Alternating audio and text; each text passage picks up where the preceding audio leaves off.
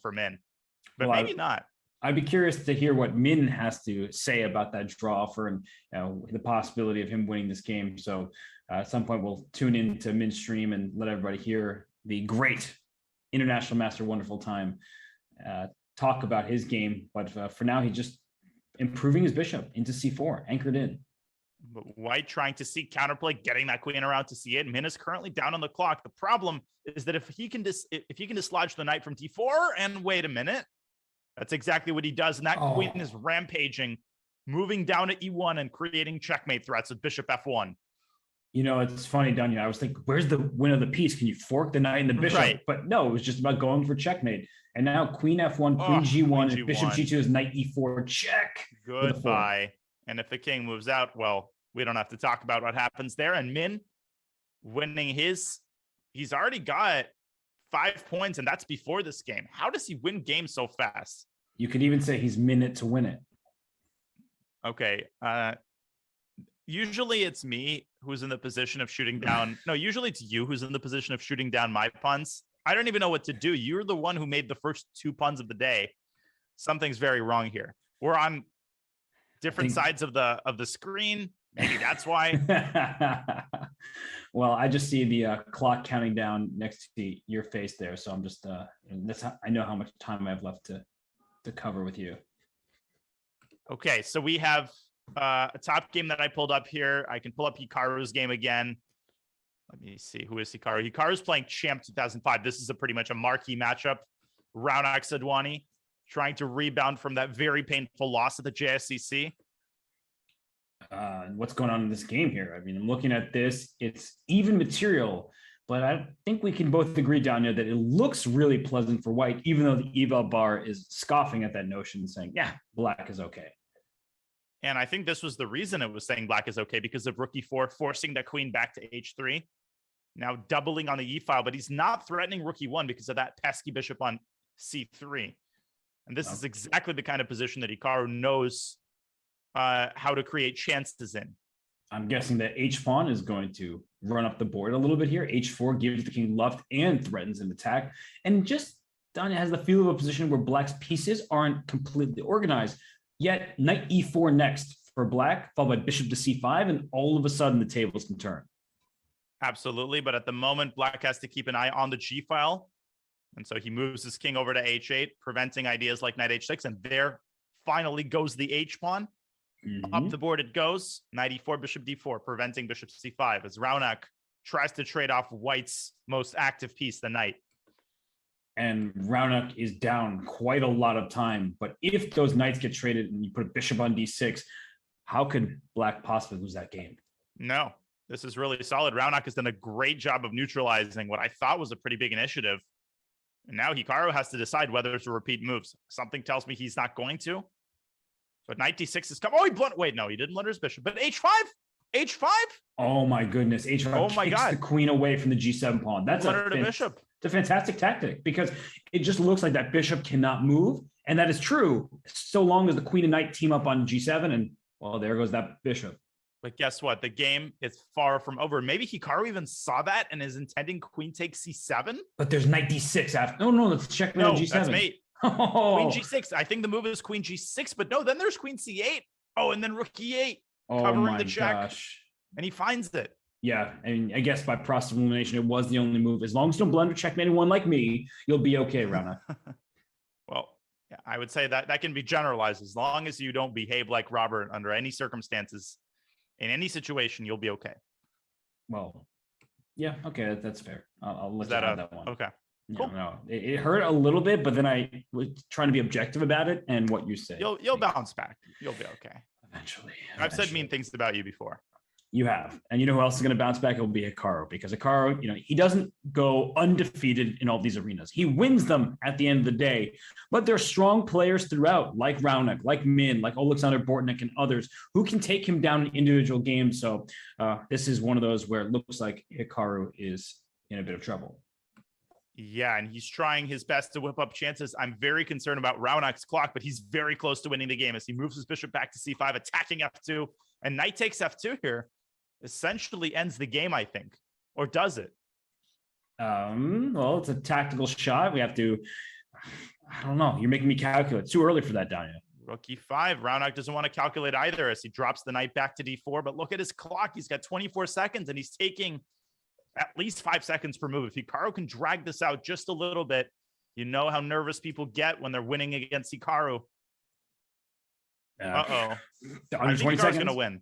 Nah, I guess so by the clock, but it's... Look at Raunak's clock. He's not moving. Yeah, he's stuck. Oh my God, he's frozen and he's going to lose. There's no way you're pulling this out with 12 seconds against Hikaru. Oh, well, he's winning c5.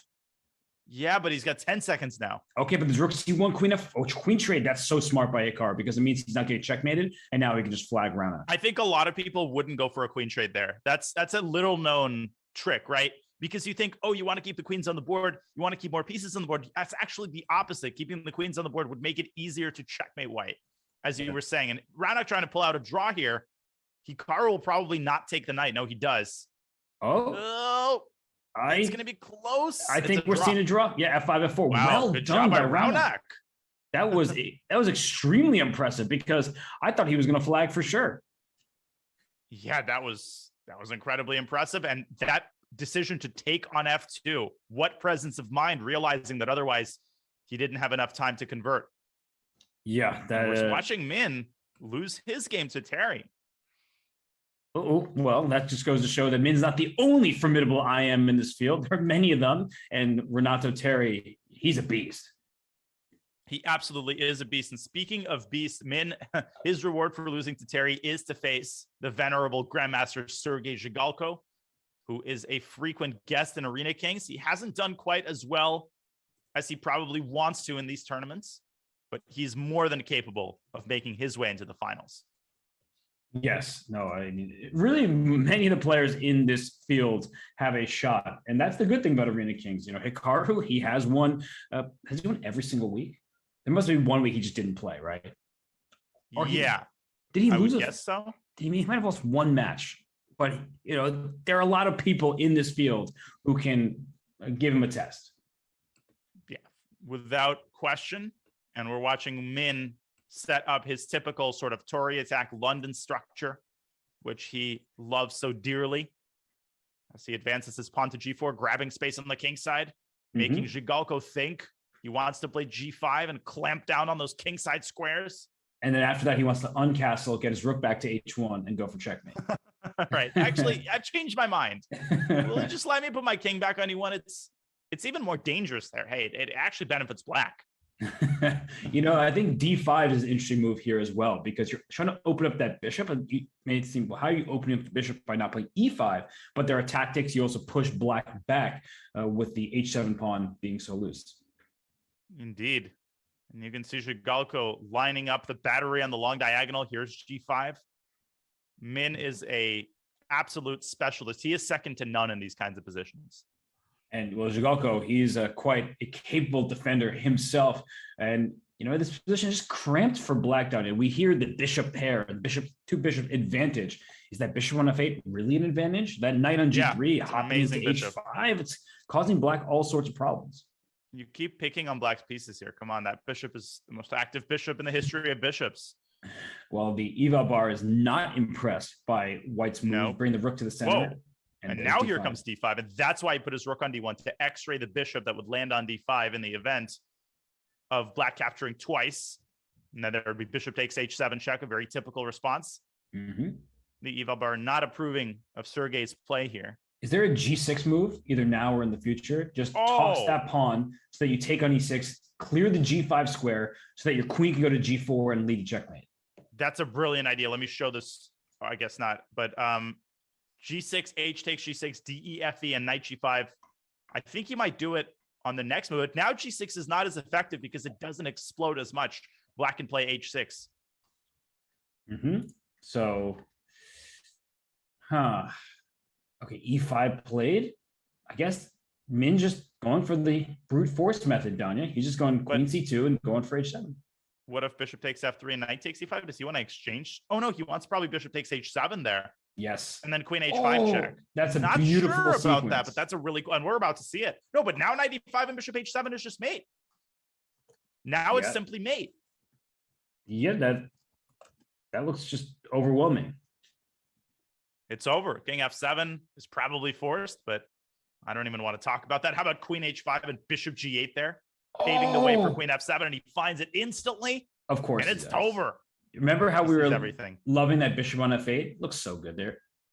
Oh, Queen e6. Oh, that is just dirty. And I'm telling you, Min is unstoppable in these kinds of Tory attack London-y positions. Don't mess with him there. That final position, I mean, that was aesthetically pleasing. Wow, that was really cool. You know what else is really cool? Grandmaster Benjamin Bach coming off a very strong performance in the title Tuesday. He wants to make his presence felt in Arena Kings as well. He's currently in third place with 9 points. Is there a bishop takes f6, knight takes f7 about to happen? Here it comes. Puzzle rush this morning. Well, I'm just looking for checkmates. It's not my game. These are not my pieces. Sacrifice them all. Here it comes, and it's bad. They're Benjamin Bach's pieces. He's sacrificing them too. Yeah, well, I mean, okay, we all make mistakes. It's all right. It just But Robert, what happens if the king takes the knight, gift me the knight, and then steps back to f8? You always ask yourself in these situations, what would Tolia do? And Tolia, I don't know which Tolia, but some Tolia would take on f7.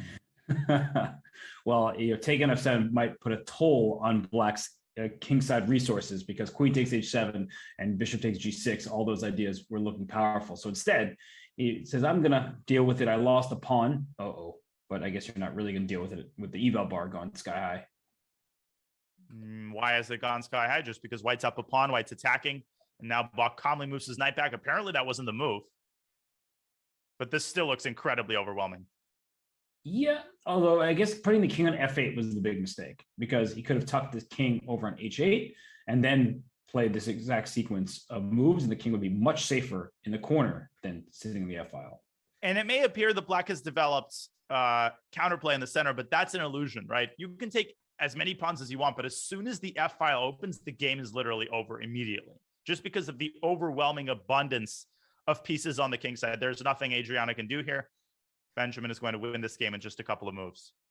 Yeah, unfortunately for Adriana, she's facing all of that firepower, and Black's pieces, they're not helping out in the defense. So that king on f8, that's why we don't like our kings in the center. That's why we're advised to castle. But unfortunately for her, she castled and then ran into it in an attack. So maybe just that principle. Yeah, that principle in and of itself is not always sufficient for king safety. F takes g6, and it's all over with queen takes h7 checkmate. Benjamin Bach with a massacre on the king side, as he solidifies his place atop the tournament early in the arena. He's currently in first place. And Robert, I think we're going to go on a very, very quick break. We're 20 minutes into the arena, and the fun is just beginning, isn't it? It certainly is. So we'll be right back with more from the Arena Kings Season 9 finale.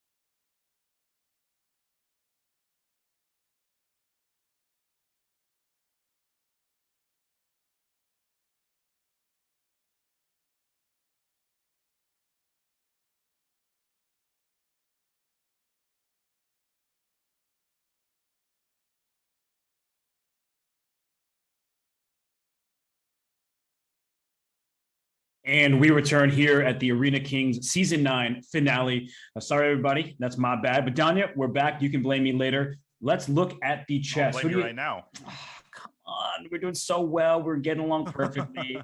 But who do we have on screen here for everybody? Who do we have on screen? We've got the early leader, Benjamin Bach, and he's about to win another game. He's been on a rampage. And here he goes, winning another one against Chess Brainiac, a fellow streamer, very strong blitz player. Doesn't matter. Hikaru is in third place currently. Oh, well, that's shocking to hear. I mean, third place, Hikaru, but that's just I know how good the competition is. I see Marco is in second place and on fire. You see that little fire logo next to let's pull up Marco's game. For sure. Absolutely, we'll pull up Marco's game as he faces Peruvian international master Gianmarco with the black pieces. Marco is a very underrated player. I remember a few weeks ago, he was playing Hikaru in one of the finals matchups, and he was giving Hikaru a run for his money. It wasn't easy. No, this is a very strong player here. And look at this position, Danya, where we see that the white king on H1, it looks open, and yet the eval is saying it's about a level game. Is that what I was saying? Sorry, I couldn't quite hear what the eval bar. I didn't have my ear to I'm the the eval bar whisperer. Well, that eval bar is going up and up right now. And I think the reason why is that while white's king initially looked unsafe, watch out for rook to c1. That's about to win a pawn. And that pawn h5 and threats of f5 to f6, there's so many possibilities in this position for white. Black is, trying to hold on here, but this is looking really bad. And now bishop g4 is the huge threat, winning the queen. Marco misses it. Bishop takes c. No, wait, does he miss it? Bishop e3 de, I guess, opens up the rook. I think white could have done better than rook f3, but I wasn't sure exactly what it was. Can you just play f7 now? I mean, that pawn can't be stopped. Oh, bishop h6. Oh, bishop h6, even better than bishop f6. Ouch. This is a demolition. Yeah. By Gianmarco, who is a very strong player in his own right. And I think Gianmarco is now happy the G file is open because now rook G1 hits that bishop on G7, and then you put your rook on G8, and that's that. Here's Johnny. So rook comes in, queen comes to f6. Oh, nice little move. Rook f6. Yeah, I was saying rook f6. Or queen e7 first. Oof. All of them. Too many options. What a boss. What a boss game by Gianmarco. Okay, just Last chance for Marco. Queen e4 is bishop f3 because I thought for a second checkmate was blundered. That otherwise would be made. If that rook was shifted to e6, for example, that would actually be made. For sure. So that's an obliteration there. And whoa, we have pawn in game. Are those allowed in Arena Kings? Apparently they are. Okay. You don't see them frequently. Just checking. This looks completely winning for white because those doubled pawns, we talk about this often, right, Danya? Why double pawns, say, in the Berlin, they may not be good in the long run. White can create a pass pawn with G3 to G4, and that also creates a second pass pawn with on the E file, whereas black does not have the same benefit. Oh, and these are what I call gap-toothed pass pawns. You can't take one because the other promotes. Hikaru wins a game again in convincing fashion. He solidifies his place atop the standings here. Benjamin Bach still on top, though, with 26 points. For the moment, he's on 7.5 out of 9. Great score in this field. And with the field shrinking, right? Only 51 players taking part. Sometimes in these arenas, you see a grandmaster take on someone 800 points below them. Not really in this field. No, these are incredibly strong pairings. And case in point, got a Kamsky with the black pieces facing off against New Bear. What's that king doing on c3? What a move. And Kamsky in convincing fashion. Yeah, something tells me when people think of Kamsky as this like positional player, that if your king is out in the open, he will go hunting. Oh, yeah. And I think this is a misconception that's applied to a lot of top players and a lot of former top players. They think, even Tigran Petrosian, he's thought of as an exclusively positional player. You can't be a positional player unless you've mastered the underlying tactics. You can't be a world champion unless you're a tactical wizard. So all of these players can calculate with the best of them. That is very true, including Bortnik and his opponent right now. These two are very, very strong. And white's position, look at this, Danya, the domination of the dark squares. Black is trying to undominate them with c6, c5. Well, that was a big mistake, but trading those knights on d7 was an error. I think that white should have went b4 first, even though if you can put that position up down, it would have given white potentially double pawns after b4. But in this position, if you take on c, the game. Whoa, the game was drawn. You don't see that too often either in a Blitz tournament. No, well, the black was unraveling, so that's good news for Bortnick as he continues to keep pace towards the top of the leaderboard. Indeed it is. And shall we pull up some of the other top games? We've got an interesting battle here. It's Baadur Jobava on the cusp of defeating tournament leader Benjamin Bach. This is crushing. He's up in exchange. He's mating him, and he's a minute up on the clock. Ouch. All Jobava. One can say. Woo. When Jobava is playing his best chess, I mean, he is really at the top of the world standings, but he has struggled in recent years. He was over 2,700. I think he has this streaky style. It makes him inconsistent, and that can cause him to lose games to players much lower rated than himself. To put it very mildly, I mean, he could go 10 out of 10, 11 out of 11 on a title Tuesday, and in the same breath, lose round 1 of an open tournament. Welcome to Baadur's world. By the way, instead of c5, knight c6, I thought was more effective, preparing d4. Somehow Baadur has let this pawn travel all the way to a3, and I've seen better bishops in my life. And I've seen better pawns than the one in a2. Isn't knight b4 just winning that pawn at any moment? I've seen better co-commentators, but we won't talk about that right now.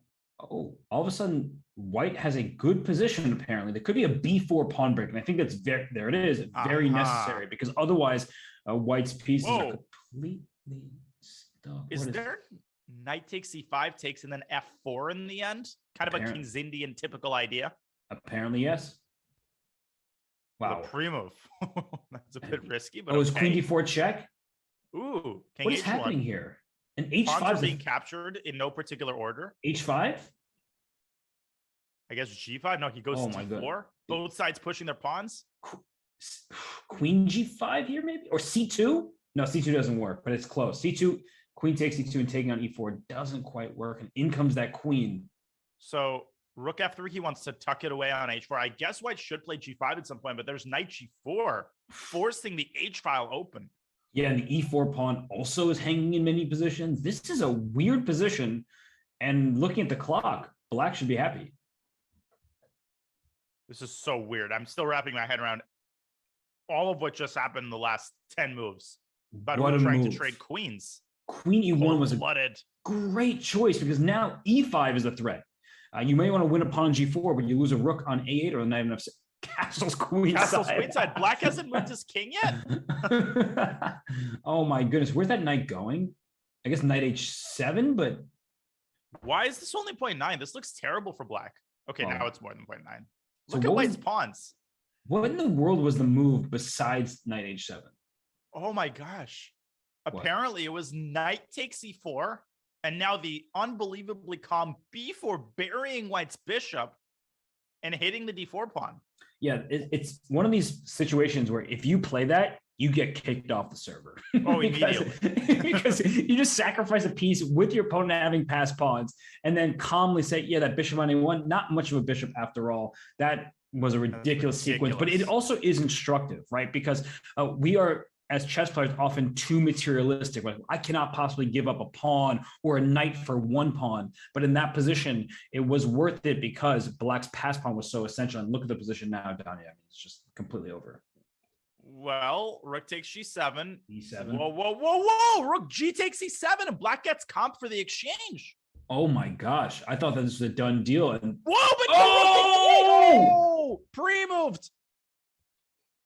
Oh my lands. He had to play rook takes, and black isn't even worse here because you cannot take e4 because of bishop c6. Instead, he allows promotion. But I understand why that happened, Donnie. If you just go back a moment, instead of rook takes e8 there, if pawn takes, he want to take with the bishop and then keep that passed pawn. It makes sense, but you don't pre-move when there's a minute plus like this on the clock. And Baadur taking with the rook. And even rook takes d7 here is good for black. Yeah. Unbelievable sequence of events, but Baadur, at the end of the day, wins the game. As we transition to Hikaru's game here. Sorry, against Baadur Satarov. Are you watching checkers on two different boards here? I mean, right. so many light square pieces for white and dark square pieces for black. who's going to break through down? Is there A5 at some point? Not yet. Let me tell you what's going to happen. Hikaru's going to maneuver for a while, and then he's going to open up the position. And because white is low on time, he's going to lose. Sounds about right. Although white has H4, so that you need to be very careful about if you're Hikaru. But white is delaying, procrastinating, and Hikaru's not procrastinating. And it's saying white is slightly better. Bishop C1. Here comes H4.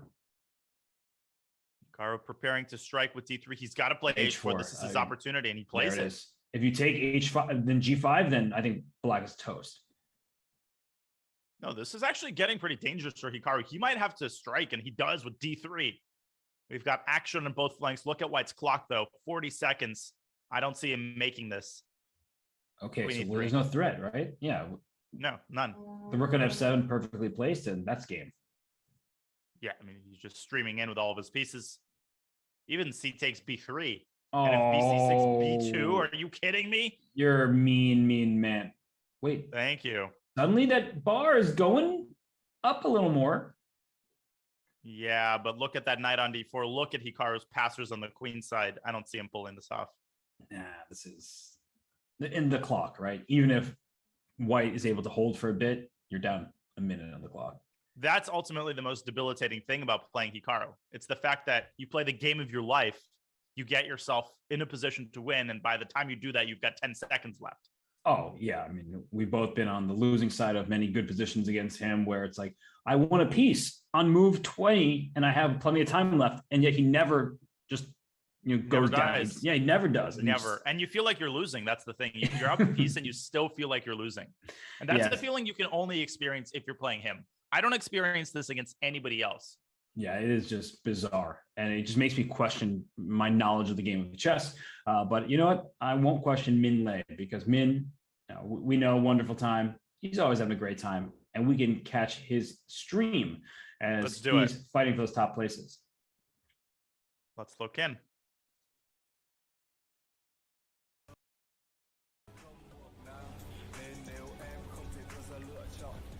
Also, okay, wait a second. I think I realized that I'm 3,000 now, guys. It's a good thing, right? No, I don't even realize that. But okay, it's a pretty good thing. Give me some extra vibes.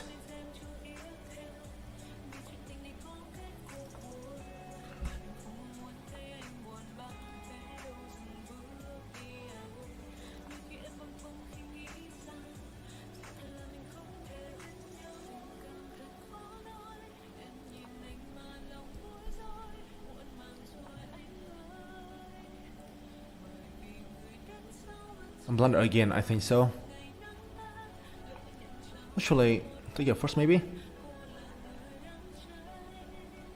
I think not blundering, lucky us. But okay, still here queen c3, so c5, knight d7.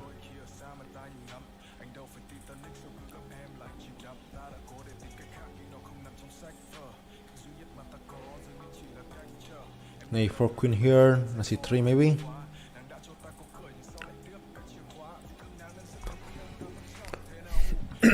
Checks actually.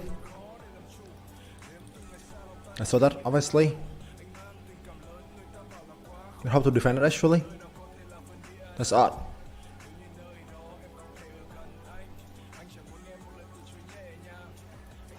Wow, this is bad, guys. Wow. I think he calculated all the things here.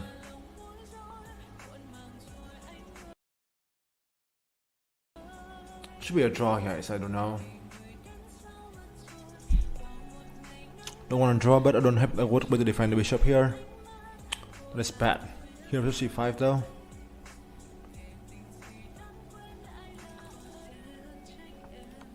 We should go for a draw though.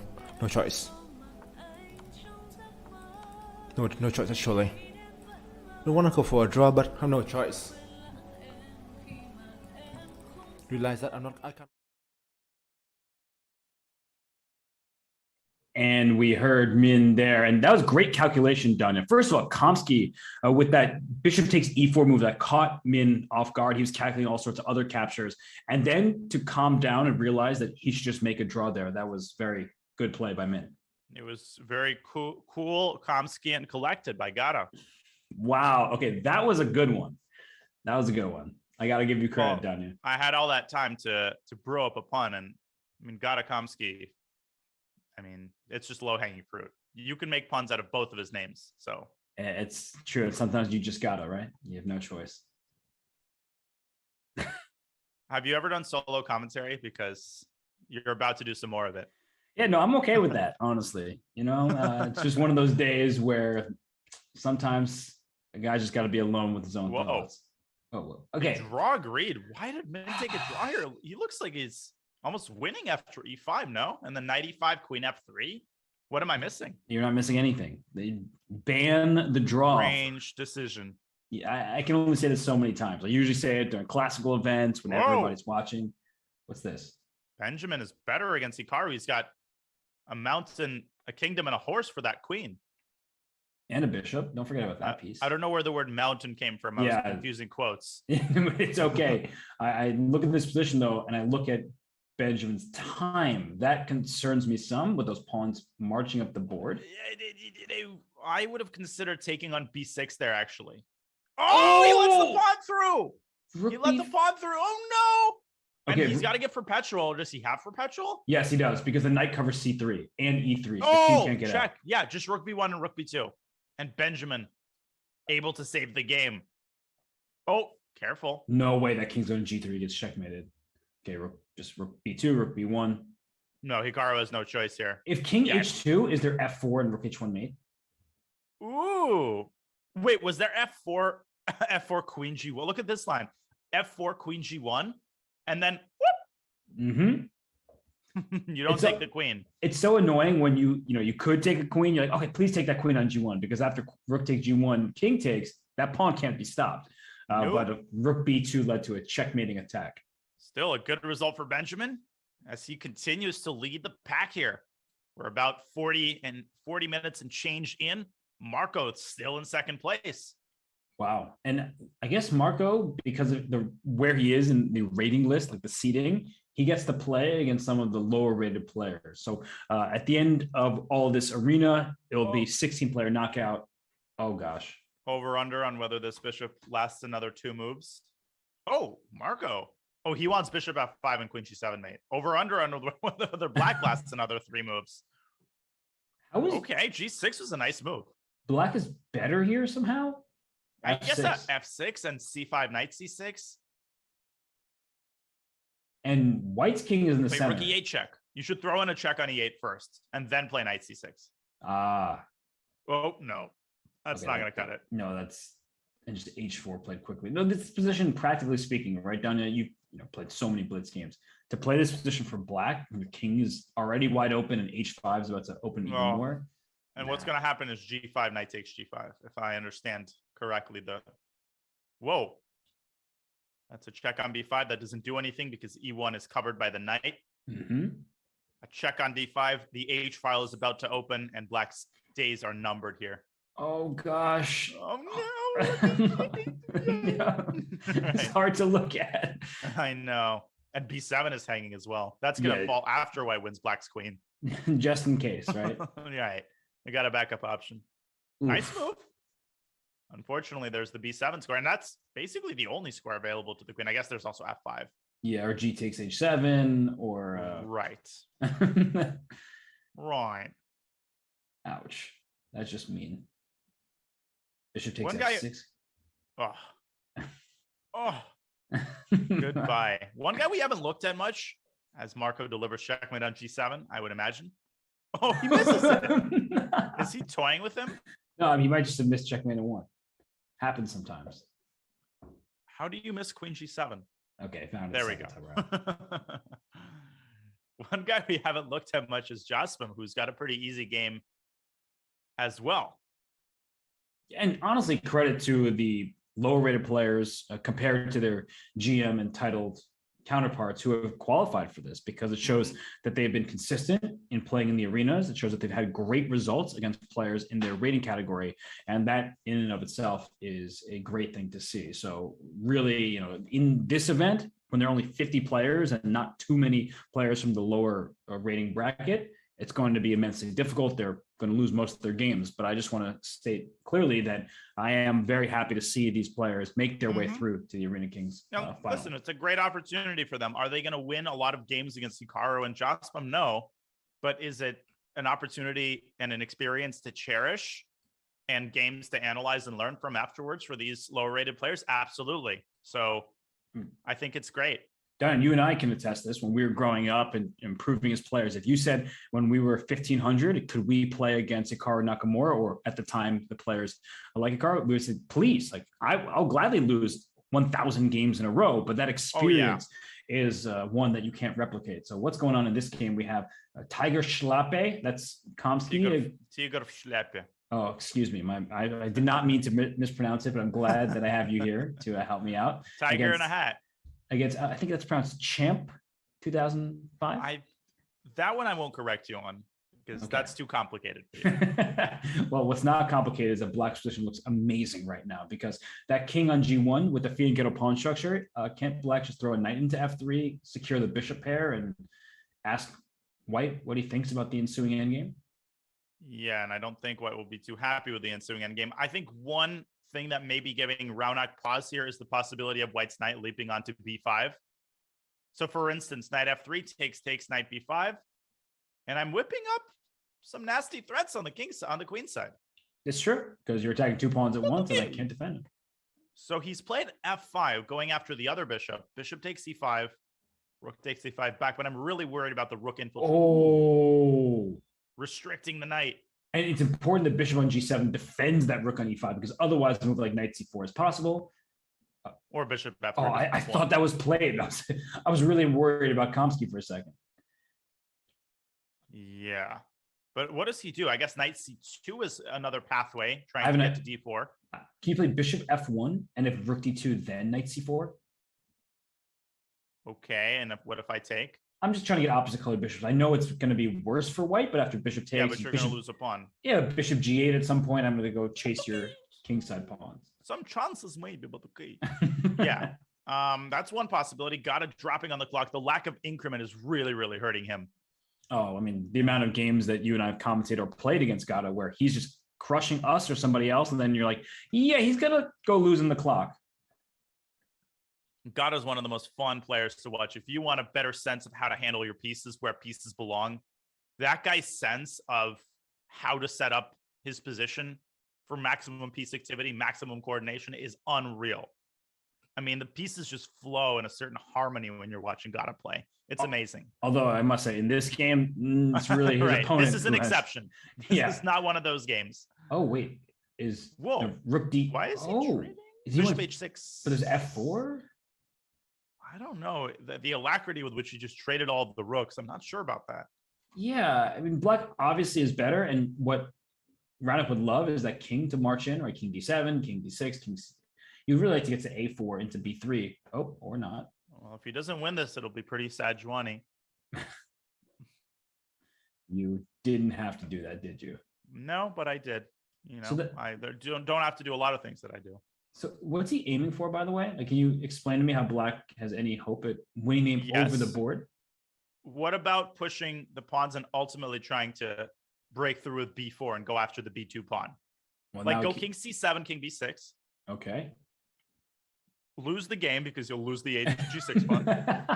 But at some point, get the breakthrough going with c5 and b4. Well, at what point does Raunak say, you know, to heck with his board, look at the clock, I'm going to flag Gata? Yeah, in about 15 seconds. Okay, but I still... It's a great start by Raunak, though. He's getting c5 in. Now he's not. Okay, but king c7, king b6. c5? Okay, now he's getting c5 in. Yes. Gata shouldn't have moved his knight away from d4 that early. Bishop e8 back. Just... But okay. b4 time. But simply king d2, and he's holding everything together.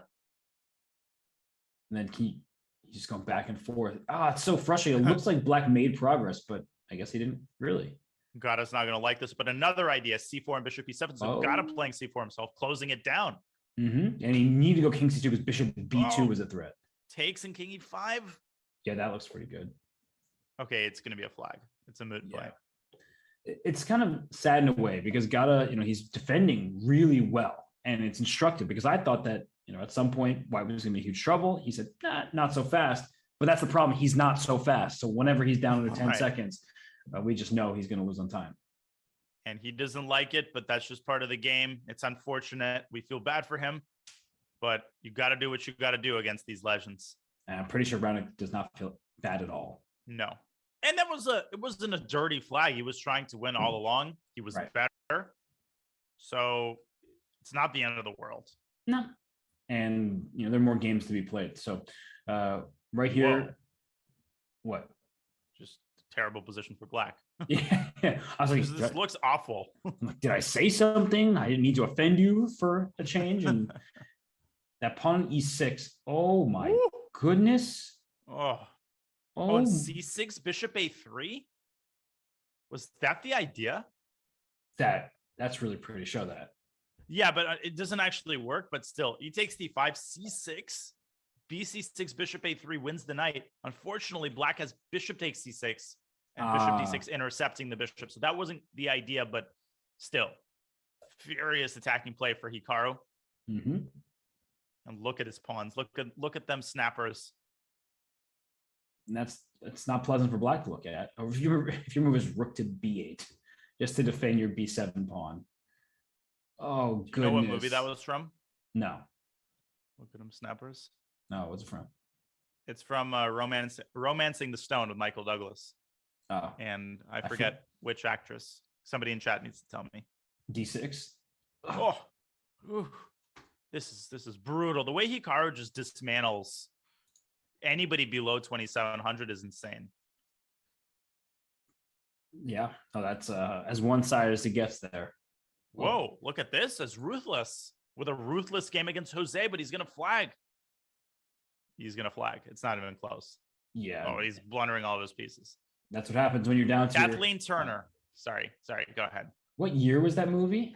I think it was the early 80s. Okay. There were two of them. It was Romancing the Stone and then the Diamond, the Jewel of the Nile. Gosh, you are hitting me with throwbacks that are, way before my time, which means that they're way before your time. So I'm proud of you, honestly. Thank you. No, I'm a big 80s movie fan. Is that true? Oh, that's B4. Semi-true. Yeah, I appreciate half truths from you. B4, intending queen takes before rook b1, winning back the b7 pawn. But does that actually work? Could that rook get trapped on b7? With like knight b6 to come? Guess what? Has c5 there chasing that knight away. Okay, so Orman could just play rook b8. Yeah, c5 is just nice. So you're opening up the board, and that light squared bishop for white is not particularly good. And the dark squares, knight takes d5 here, just start hitting the e3 pawn and the f4 pawn. Right. Although, is being gonna take with the queen on d5 then? Well, you could take with the queen. You could take with a knight, but and knight e4 doesn't seem that dangerous due to queen c6. The e3 pawn will still be hanging.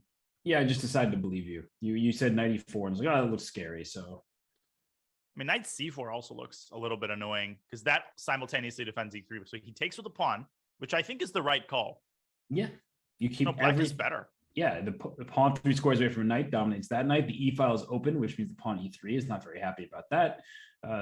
If you take on c5, knight takes c5 is a fork of the rook and the bishop. Wow, Min took that pawn very quickly. Faster than I would have taken it. I would have considered a move like rook fc8, keeping the tension for a little bit longer, but still looks pretty good. Rook fe8. Yeah, I think that Min didn't want that knight to get to e5, which is why he took on d4 so quickly. But Hikaru, he has some faint hopes of an attack with that rook lift. It protects e3 and also can go to h3 at some point. Some sacrifices on g6 could be dreamed about. Okay, not anymore. Knight c5. Here comes Min's pieces. This looks really bad for Hikaru, but I just looked at the clock and he's up 20 plus seconds. Yeah. Though Min still with half of his time remaining. Will Hikaru actually take this pawn on a7? No, I don't think so. Does the rook get trapped? I'm like, queen b6? Where's that rook going? Rook a3, queen b4. Yeah, and there's even like rook takes e3 ideas there at some point. No, that's out of the question. You got to go back to b1. And he backs it up. I guess knight e4. Looks pretty good. Okay, Takes and trades knight. first. He wants rook c3. Mm-hmm. This is still looking bad for white. Rook c3 for sure. And if the queen It's moves automatic. to, I guess queen b5 hits the rook on e8, but I was thinking knight d2 forks were in the air. Right. We'll have to remove the rook away. Knight d2 is a huge threat. And the e3 pawn is loose. How do you defend both It of is those? indeed. That's how rook f1. Simple chess. There's only one way. So queen a3, as you're pointing out, he goes knight d2 anyway. He wants that knight to c4. So he's going after the c3 pawn. Still looks very bad for white, but black dropping a little bit on the clock. There's also rook c1 for black if you move your rook off the first rank. That's why I went rook to d1. Wait a second. I'm waiting. Rook b8. 8 and then queen a7, knight e3. But that gets really messy. Yeah. That gets very Lionel. Oh gosh. Oh gosh. Queen b8.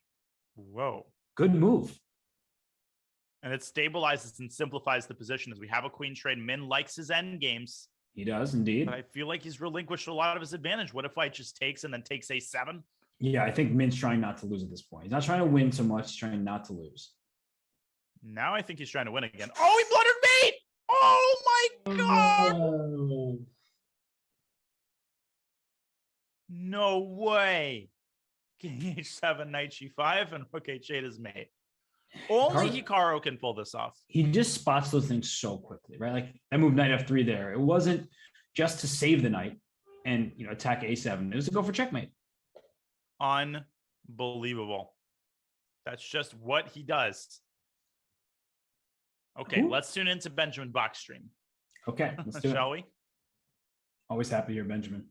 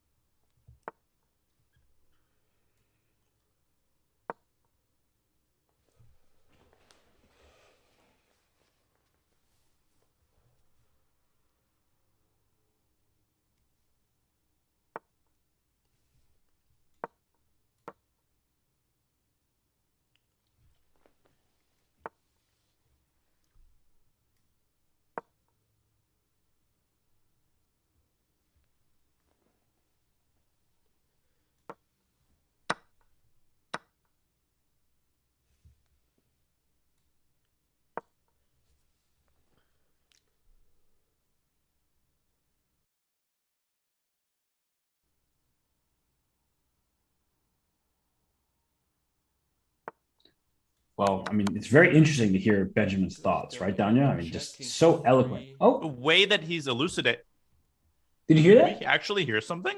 Was that a few words? Oh my goodness. He just said something. He said, check here. These are the most profound words I've ever heard spoken in the context of a chess game. I think Benjamin just wanted to make sure that everybody knew it was check, because sometimes people, they miss that sort of thing. They forget. Yeah. He's about to take on e4. Let me tell you what's going to happen. Rook d1 is going to happen. Well, Benjamin's certainly not going to tell me what's going to happen, so I'm glad I have you to tell me. All right. What was that laugh? I don't know. Oh, is there bishop takes e4? Just giving up the rook in the corner because he's got too many pieces attacking? He wanted the castle. Look at that. That's a brutal move. Look at his face. You see that? He had that like stank face. He was like, "No, this can't be good for my opponent." I like the beard though. That honestly looks really sleek.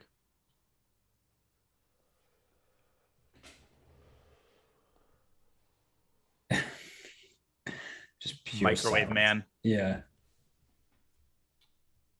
Wait, so do Oh, we he have is. bishop e4, take, and then there. Donya.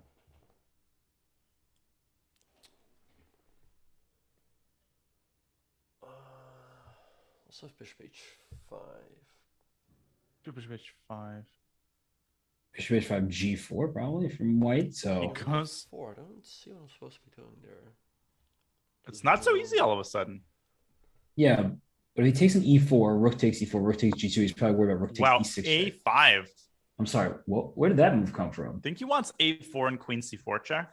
I mean, it's a good plan. That's I one guess. way of going about it.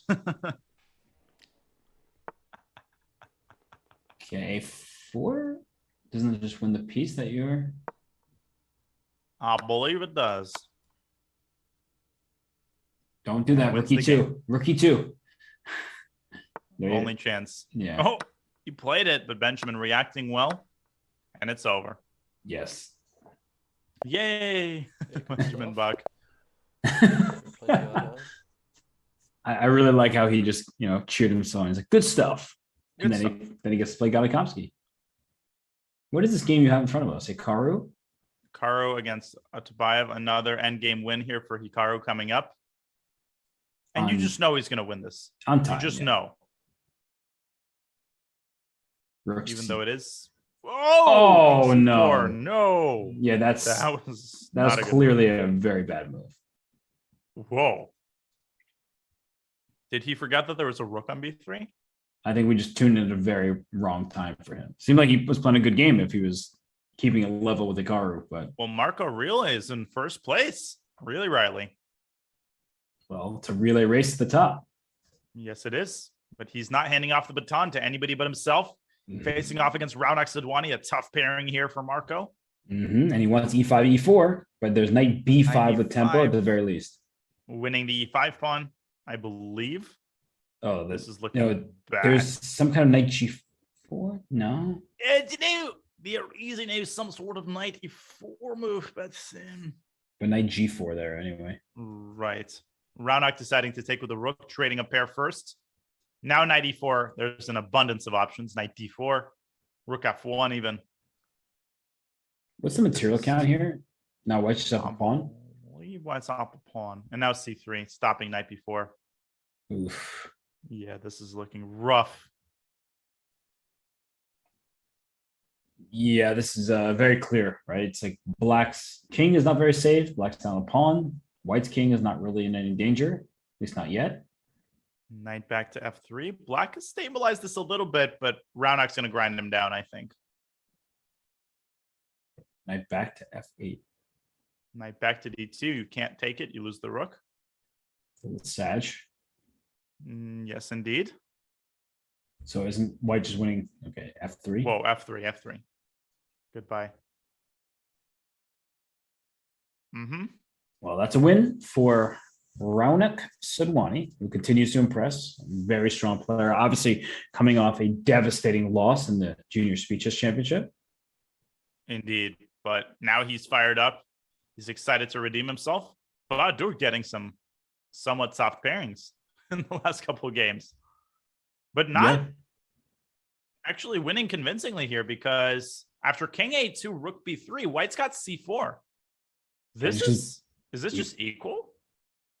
What's the material count? Right now, black is up a pawn, and there goes that extra pawn. So It's equal material. but it's so tricky, this position. Like, even if this weren't a blitz game, wow, king a2, great King choice. a2 is a nice move. Threatening king b3. White playing this very well. And bishop b3 is going to be a problem for black. And Baadur is not going to be happy if he doesn't win this game. Bishop b3. Bishop b3, and white's playing for an advantage. The biggest issue for white, I was about to say, the rook can't get in. Or rook b1, you could. Okay, he's just come He's back staying and put. forth. Yeah. Bishop b3, please. There it is. I guess Baadur wants c4. Last chance here, but just takes and takes f7. Just take f7. And he wants to go after the h pawn.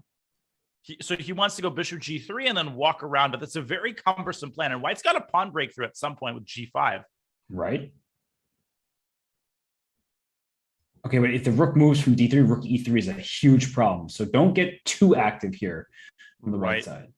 Not sure I love the move c4. It creates more No. weaknesses on the dark squares. It almost I- feels like a mating net is coming in Black's favor. Maybe it is coming. Rook b2. There is the a4 square, so there is no direct way to set up a mating net. But can white go g5? Oh, no. And here, Rook G3 Oh. was. Okay, he goes here. What does he want? Rook B2 is a draw, right? That would be a 3-time repetition. So he Yeah, goes so up. he goes rook b8. Trying to terrorize white on the dark squares. And I would go Rook A8 check, King D4. Just bring that king in some more. Mm-hmm. He keeps making progress, Okay, pushing H2. white further and further off. Why is he avoiding Rook H2? Yeah, rook h2 and bishop g3. I think he's afraid of g5. It's a pretty fair. Oh gosh, King D3 and Bishop C3 and Oh, mate. Bishop Rook D4. g1, bishop d4. Yeah. Gosh, Bishop D4. It's Oh, check. and then rook g3, bishop e3. And Oh, yeah, I thought you would just win the rook on B6 instead of go that's for a checkmate. nasty mate. That's not nice. Great game, though, by Siddharth Sharma. Yeah, no, that was close. And when you're playing someone like Baadur Jobava, Whoa. Look at this. Chess Who's- Brainiac is completely winning against Hikaru. but he's also down a minute on the clock. And I'm sure he's incredibly nervous. Yeah, because he's a kid, right? He's like 13 years old. Yeah, he totally doesn't live in Charlotte. H6, but he's completely winning as he pushes his pawns. Oh my goodness. Oh, my lands. So H6, H6, push the outside one. That one's hard to Yeah, stop. push the further one. Rook A8, that's probably good too. Yeah. If knight F5, don't go King G4. Always put G7. No, knight F5. Oh my God. Hikaru's gonna save this. And you know what's gonna happen? He's gonna go King E3 and blunder D4. Oh my gosh, you called it. Oh my God. That is unbelievable. I think it's still a draw, but James is the way he's choking this, he's gonna lose. C4, no. King C7, just B6, And B7. B6. It's a draw. B6, B6. Because knight C5, King D6, and then white So wins. at least he pulls out a draw, but he should have Yeah. won that. Okay, but 13-year-old taking a draw off of Hikaru Nakamura, that is something that you should cherish. But unfortunately, Absolutely. whoa. Is Hikaru trying to lose? Okay, he's just trying to make a draw, but Right. make his opponent earn it. And there it is. Great result for James. Yeah, I wonder if we can get James to stream up somehow if we have access to it, because it would be cool to hear him presumably celebrating that Oh, yeah. draw against. Although Hikaru. he might be upset with the fact that he didn't win. Still, a great result. Make no So- mistake. But I love that from players when they're upset at drawing somebody who's like a Right. million points high rated. They're like, nah, I should have taken them down. That shows that they're being objective, and that's what chess is all about. So I think we, hopefully, I think we got him up. Here. We do indeed. So he looks pretty happy, and we'll as we bring him on screen here, he looks happy to me. Let's see. Man, if I just play a little faster against Hikaru, I can actually beat him. That's a pretty good confidence boost. Yeah. Stay can go here. Exactly. I mean, that was There we so close. Anthony, I mean, that always happens to me. It's pretty insane. Wait, he mouse flipped F6? What did he mean to play? Oh, he mouse flipped F6? What did he mean to play? Queen F6. He's complaining about it the entire game. He wanted Queen F6. No, I see. Yeah, I'm back. Anyway.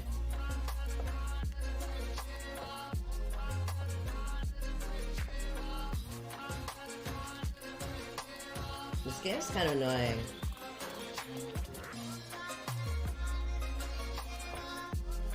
Oh, you highlighted the wrong piece?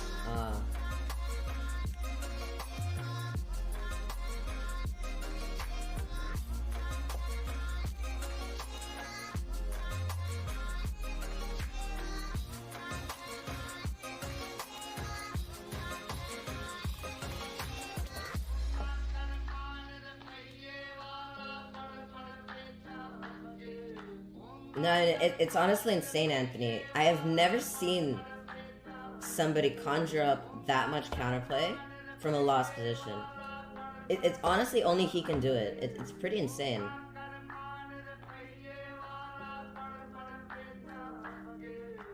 It's truly insane.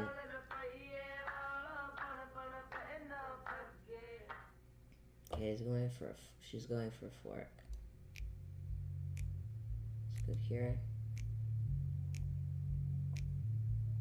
Let's go rook c2, I guess. I'm making a mistake here. Made so many mistakes this game.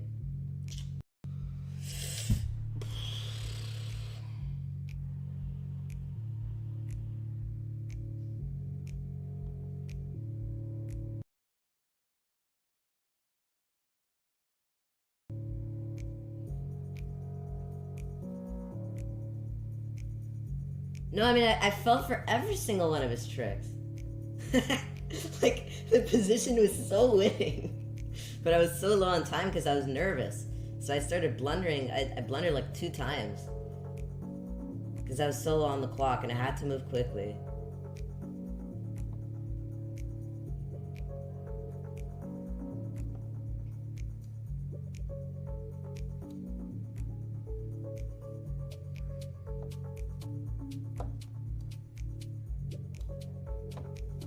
I also have to move quickly in this game, even if I blunder.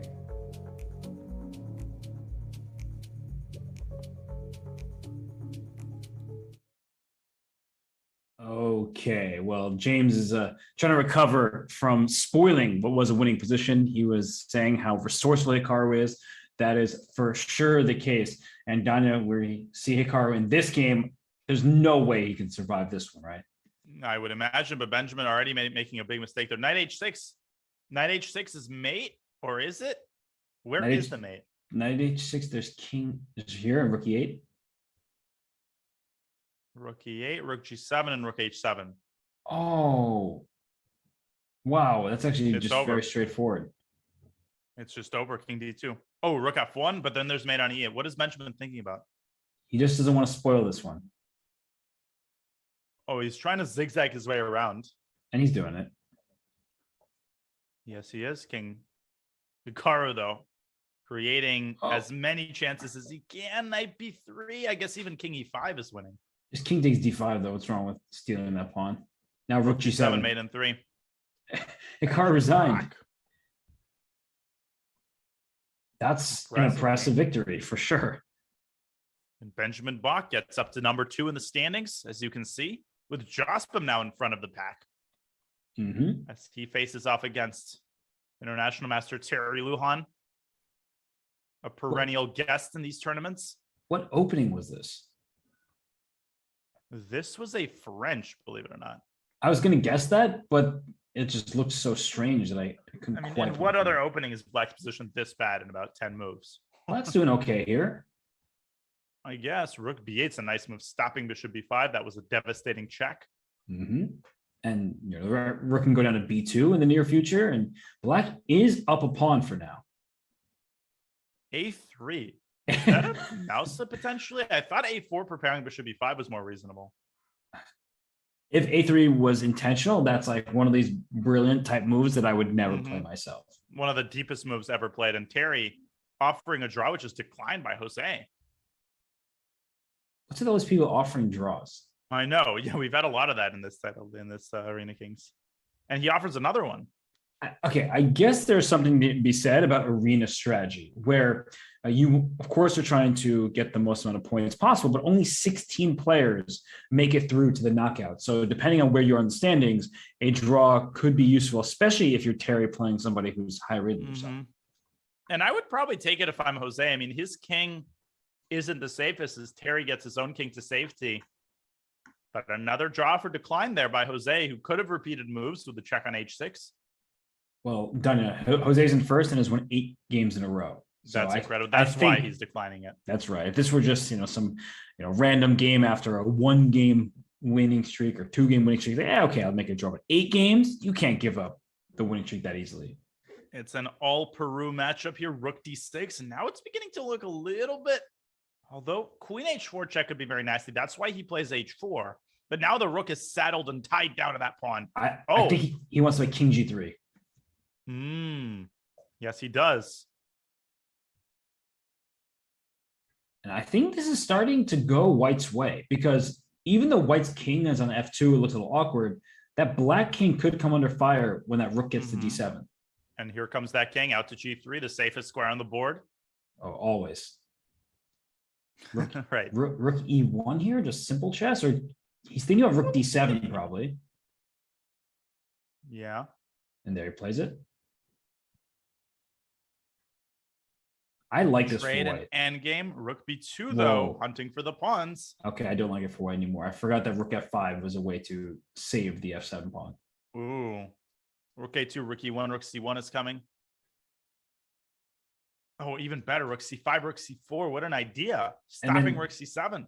After rook c4, I guess white can then try to scoop up the c pawn, but it takes a while. And it's not so easy to do. Both sides now low on time. Jose with 40 seconds. Rook e4, there's always going to be rook c2, rook f4, check, rook f5, a very important move for black. Oh, whoa. No.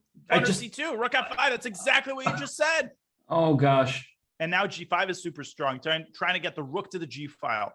Then g2 is going to fall. Jose down on the clock. Maybe Jose saw rook f5, but thought he's winning the c pawn, and that would be good enough. But he, as you said, down on time and now down a pawn. And that's a very impressive pass pawn c3. But can Terry convert it as he moves back to a2, allowing Jose to put his rook behind the pawn? And now it's still a game. There's going to be some flagging going on. Yeah, but Jose is so fast in positions like this. He's down unbelievably fast. He's down a pawn, but he might be thinking about winning this game. Yeah. Look at that. Look at those primos. But he's got to be careful. Terry is making progress. Yes, he's king king to f4. Oh, he had king f4 several he has it right now. I don't know if Terry's thinking about like actually winning this on the board. I don't think he is. Now with taking like king b3. That's counterproductive though. This makes it harder for black to create. Yeah, b4. Oh, but checking f4. Okay, we'll see Jocelyn handle this one. Oh, and Jose down to the clock. Oh, my lands. Oh my goodness. Oh, look, he's trying to pre-move. He's not sure where to go. F3, rook f3. Oh, draw. Wow, brilliant stalemate there. Claro, le hicimos gastar 6 minutos. What's he saying, Daniel? Le hicimos gastar bien 6 minutos. Igual me pudo ganar. Estuve perdido. Pero no quería aceptar las tablas. 6 minutes and a draw. Oh, maybe the game took the entire... game took 6 minutes, yeah. Okay, now I'm listening. What a save, though. Stalemate saves the day. Indeed, and Marco Aurelio is still on top. Despite every time we tune into his games, I think we bring bad luck. He's still top of 56. He wants to go under the radar, Danya. So you're the one who controls the board. He's like, leave me alone. That's exactly what he's saying. Oh, 94. Okay. Whoa. Tempo. David Sheriff in a little bit of trouble here. Yeah, the bishop always has d4 as a home for it. Queen a6 check. He's going after the a2 pawn. Did he just pre-move queen takes a2? I mean, that was a safe pre-move. It's safe in the sense you're not going to lose material, but with a king on f... takes 92. Why? Oh my gosh! No. What just happened? Lands. And that's why Marco's on top. Oh my goodness. Oh, well, I'm glad we're tuning in for this one between this is a Min matchup and Hikaru. Of the Titans. Mm-hmm. We'll always remember the Titans, Danya. Oh, this doesn't look great for Hikaru out of the opening. I don't love the way he's handling this. But he'll be better in about 2 seconds. Okay. Whoa, Min going after him, but knight takes e5 there. What's happening? Yeah, knight takes e5. Wasn't that just bump a pawn for black? Yeah, it was like a mutual blind spot there. And Hikaru is thinking, do I take on e4? Knight takes f8, knight takes g5. That looks really interesting, but there might be that might make it trapped in g5. That could be right, like queen g4 e4 there. It's a lot to calculate. Hikaru might just decide. Yeah, he just decides Bishop to e7. keep the status quo and then bishop d6. Yes, this is looking really nice for Min because he plays it with some hesitation. But Goes black's C3. pawns are all these light squares, which means that the dark squares are for the taking. This is very much in right up Min's alley, these kinds of positions where he's got positional pressure as he moves his bishop What? to d6. Queen, Queen c8. I for sure would have gone queen d8 because I don't like the look of knight coming to d6. But as you're pointing out, the c5 move is going to be annoying. I don't like the look of any of this, but apparently this is not that bad according to the eval bar. Bishop f6, what a move. I think Hikaru's going to go knight f6. No, but there's No, bishop but then e5. bishop e5. Exactly. But then queen d8. Guess. Or But it's c5 can be thrown in here. Ooh. After c5, there might have been d5. h6 is coming next when black is going to sort of toss white's pieces away, and knight e4 might run into c5 in certain cases. Right, you need the king away from g8 to do that, but yes. That's true. That's true. No, this is pleasant for white still, I think. Although black does have c5 in this position. Look at the clock. Man is up on time. He's doing exactly what he needs to do. And h6 played, so the knight hops right back. We're going to get a trade, and then we're probably going to get c5. There it is. Okay. And Somehow, Hikaru getting a very reasonable position out of this. Takes in d5.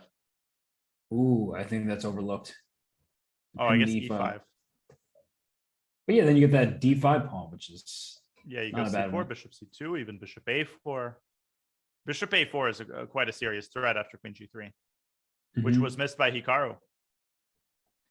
yeah, no, and I now guess he's got f4 there.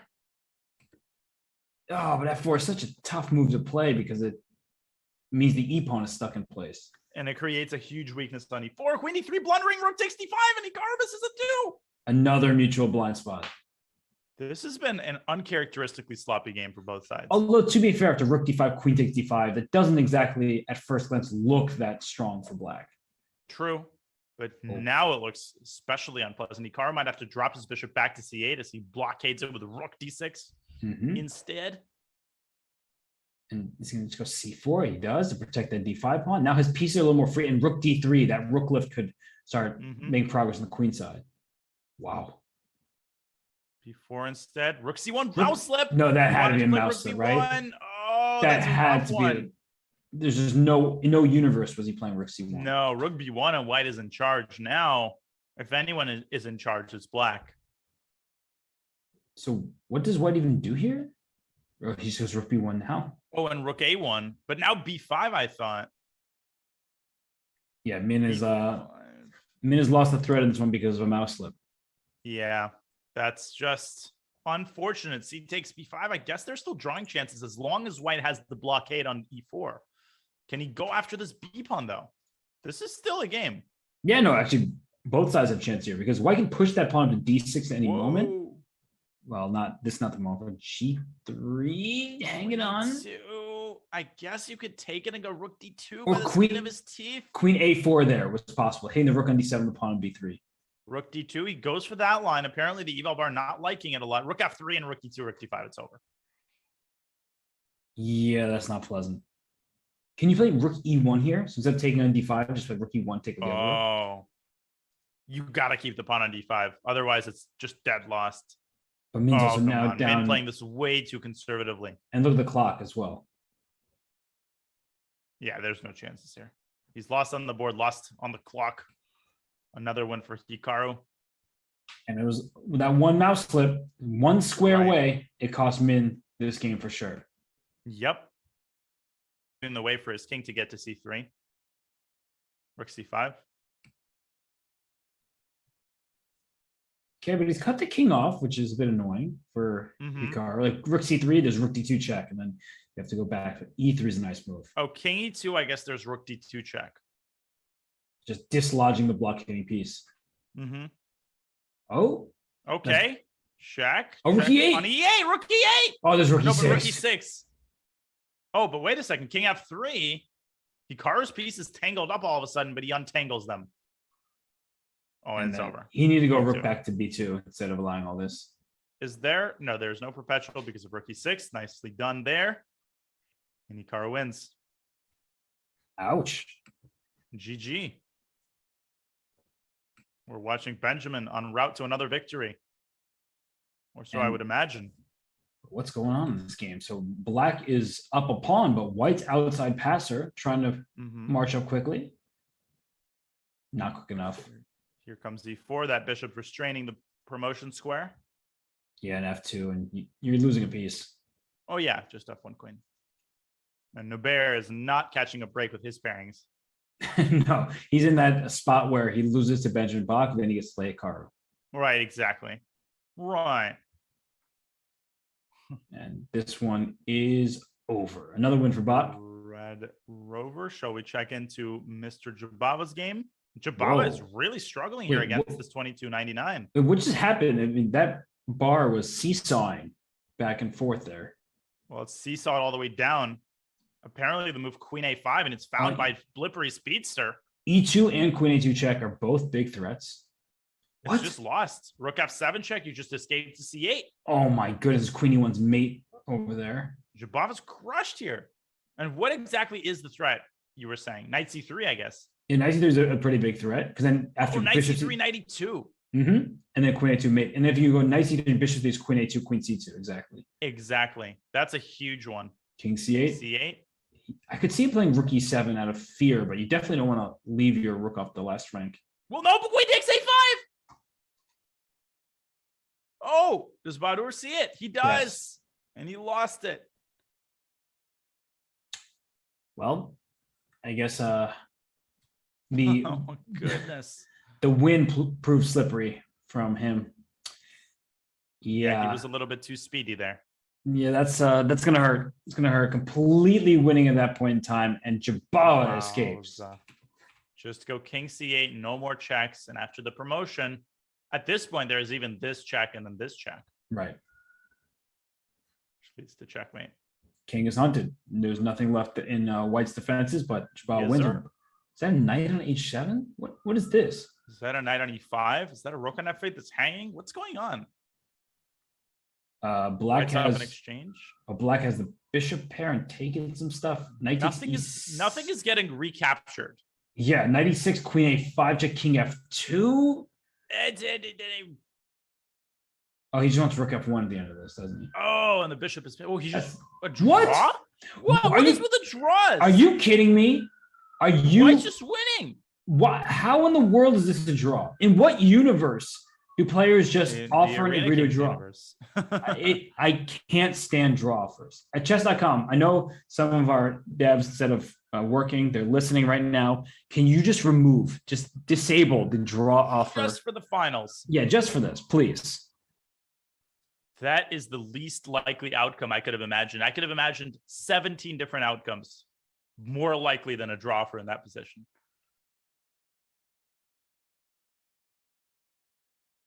I just don't even Nuts. want to talk about it.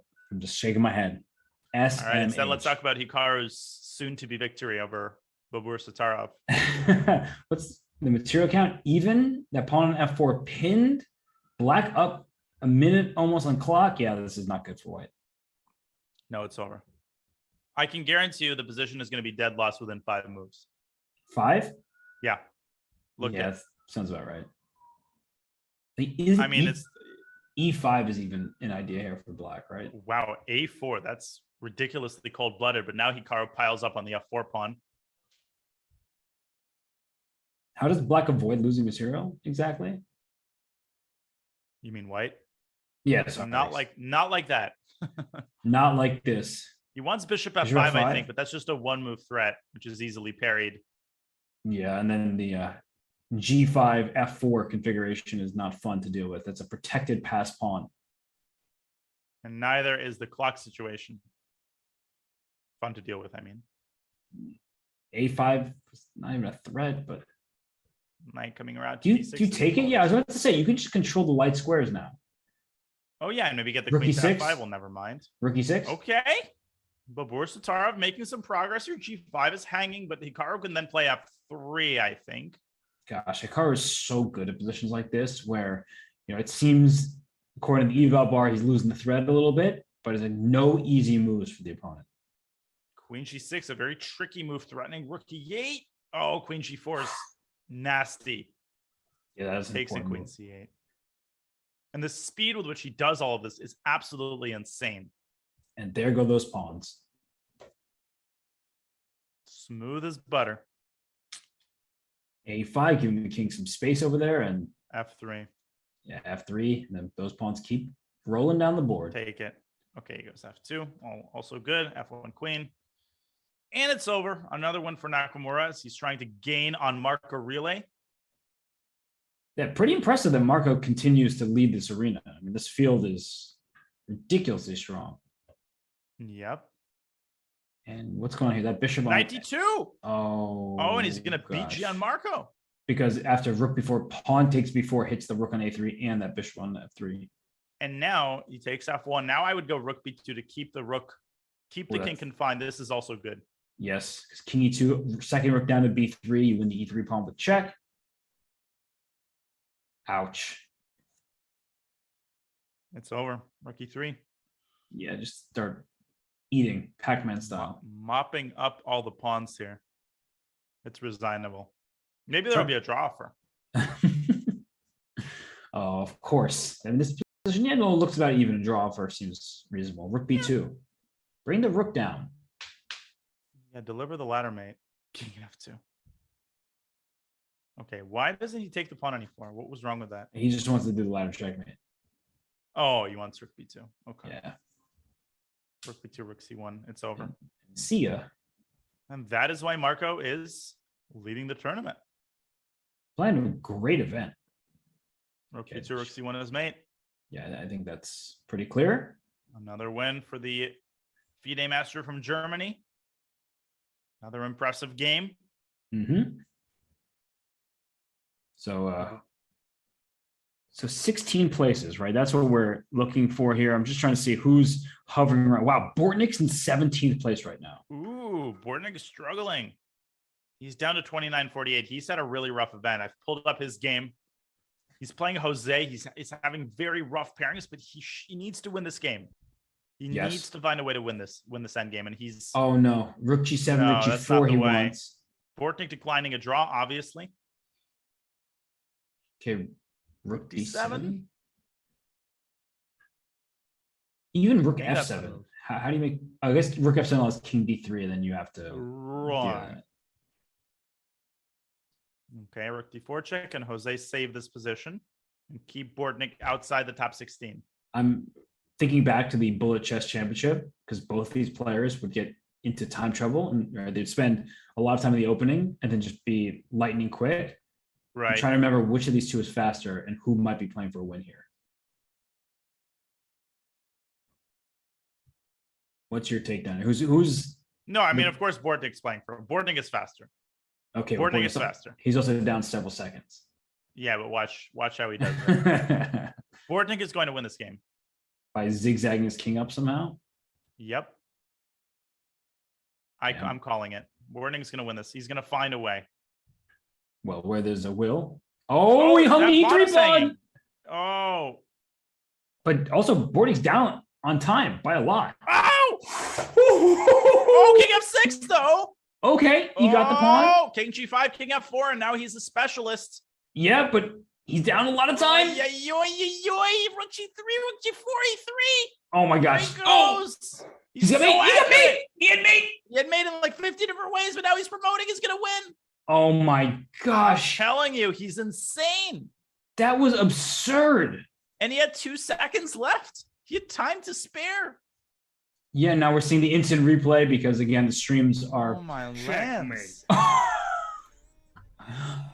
So stupid. Not a one. This important. Zhigalko.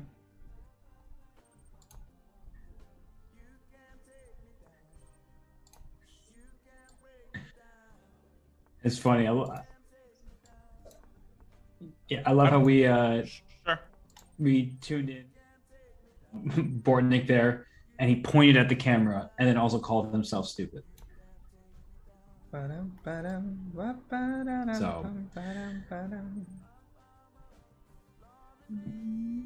This is Bortnik harmonizing right now? Yesterday I had the same position with him, and I was absolutely winning. So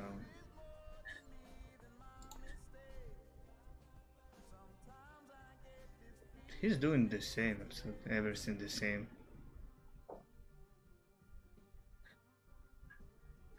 24 minutes left.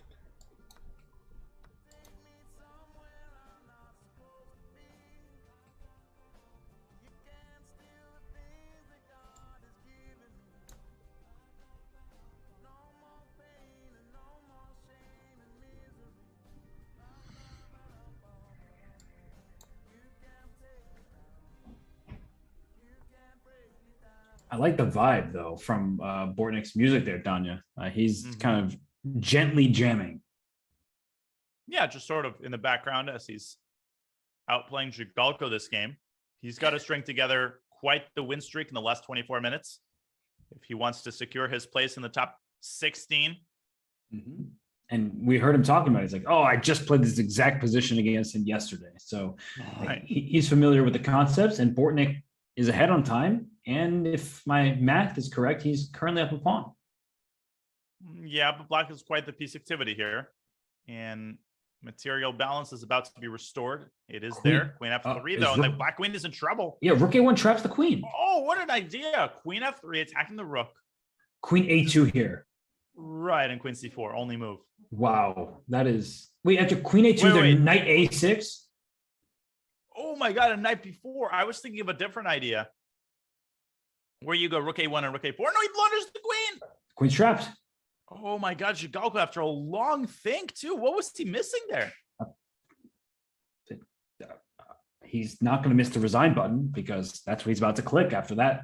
And he is going to miss the top 16 at this rate. Zhigalko is in the doldrums. He's in the 24th place. Losing games that he cannot afford to lose. Got a Kamsky in the meantime. Is charging up. Wow, Kamsky. Well, he's in 11th place right now. He's won 6 games in a row. Yes, and he's, let's see who he's playing now. He's playing somebody that he should beat. Very impressive. God, wow. I mean, just on a tear right now. And that E3 square, Danya. Yikes. He's about to slam a knight in there. And the bishop standoff is only in black's favor because if a pawn appears on E3, it attacks the white queen. Oh, that's goodness. Exactly what happens. Oh, goodness. And he takes, and he can just push his F pawn now if he wants. This is looking great for black. A5, I think, is hanging. Yeah, he just says, give me that. Oh, gosh, Danya, this is no fun. No, it's not. It's only a matter of time. Gada's going to finish this up. So what game should we go to now? Let's see. What are our matchups? We have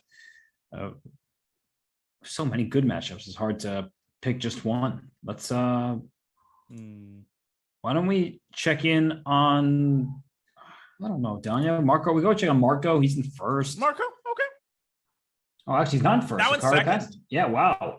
Incredible. Marco needs to step up his game. What a terrible tournament he's been having. And he's about to win. Or is he? Yes, he is. Yes.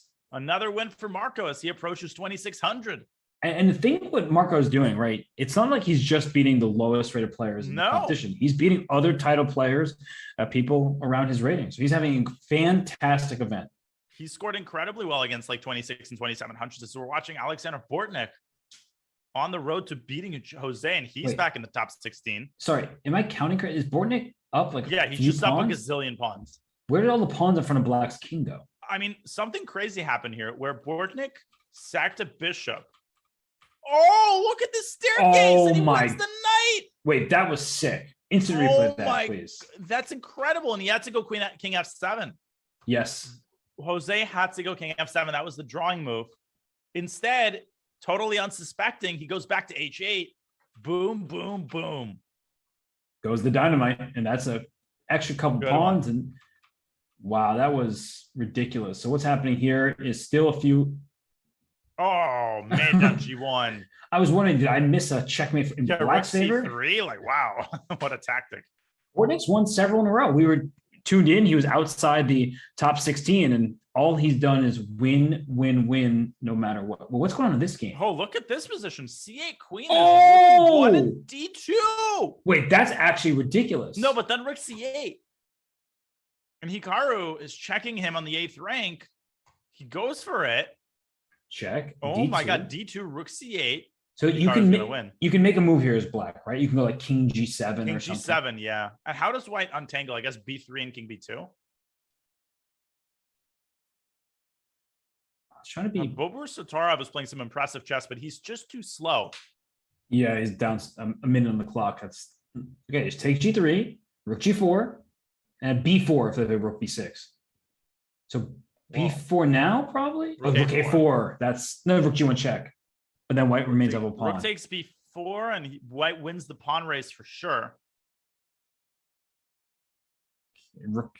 He's going for this G pawn. Rook No, B5 but this is and, over. The pawn is deep freezing. Black's pawns. G takes F6 on passant. and rook F5 even. Yeah. King G6 F7. Another win for Nakamura. And he's fighting with Marco Relay for first place. 18 minutes left in the arena. Yeah, Hikaru is finding his form here. And that's the thing about Hikaru is, and he's said this years ago, even before streaming was a thing and he became super popular, that finding good moves quickly is much better than finding the best move slowly in blitz chess. That's a very, very true statement. Yes. That's an eminently true statement. Yeah, perfection is the enemy of the good, right? So right here, what's going on? Jobava trying to win with the black pieces, up a pawn, not too many pieces remaining in general, but Jobava can flag him. Yeah, this is a pretty straightforward flag given the abundance of knights and the knight forks that come with that. Knight Although, C1, I mean. white just really needs to keep that king on G3 and hang out over there. And hang out on the queen side with his bishop. Keep it. Oh, takes a knight G5. Knight G5. Oh, he had a draw there. H4. Oh, man, he's missing so many chances. But he's trying to go knight H7 or something. Oh, And knight F7 bishop is A2. bishop A2. Oh, and he wins the pawn. Yes, I think he has this. Gianmarco is going to save this game. So G4, just pawn takes king F3 next. Easy draw. No more time advantage for Baadur. Well done by Gianmarco. King E3, F2, King E2. But great try here by, oh my gosh, what an effort. How is he keeping pieces on the board? Gianmarco down to 13 seconds. Knight What does he F8, do? knight F8, Knight F8. king F4, And knight knight- E6, king G3. Oh, It's lost. he's going to win. Yeah, it's lost. King G2 is coming. It's unstoppable. And now knight F3, Knight knight check. F3, knight bishop D3, knight D2. That is ridiculous. Oh, Knight H, okay, it still even works. better. I thought for a second he Wow. blundered, and then I was just wrong. Baadur Jobava is a magician. Just to slow down at that moment, Danya, to realize that he could still win if he doesn't lose his remaining pawns, that was masterfully done. In the meantime, Kamsky, he's riding a 7-game winning streak, and he's about to win game number 8. He's in 10th place already. This is very impressive, even though his opponents have been perhaps a little bit softer than some of the other top players. Well, where's Kamsky bringing that knight? Where is he going with I that don't knight? think I want to find out. Wherever he's bringing it somewhere nasty. Yeah, he Such could as have. B4. He could have started knight A2, knight B4. That's why when he brought his knight back to D1, I was wondering. But he just wants to. That's such a Kamsky decision. He puts his knight in D3. B2 is never an issue. Everything in his position is defended, and we have to remember he's up a pawn. So he's saying, "I will start pressing forward on my own terms. Oh, don't take that pawn H4." And you could ask, why is he not playing knight B4? And again, this whole myth that Kamsky's only a positional player. Look at what he's doing on the king side. He is massacring Black's king side.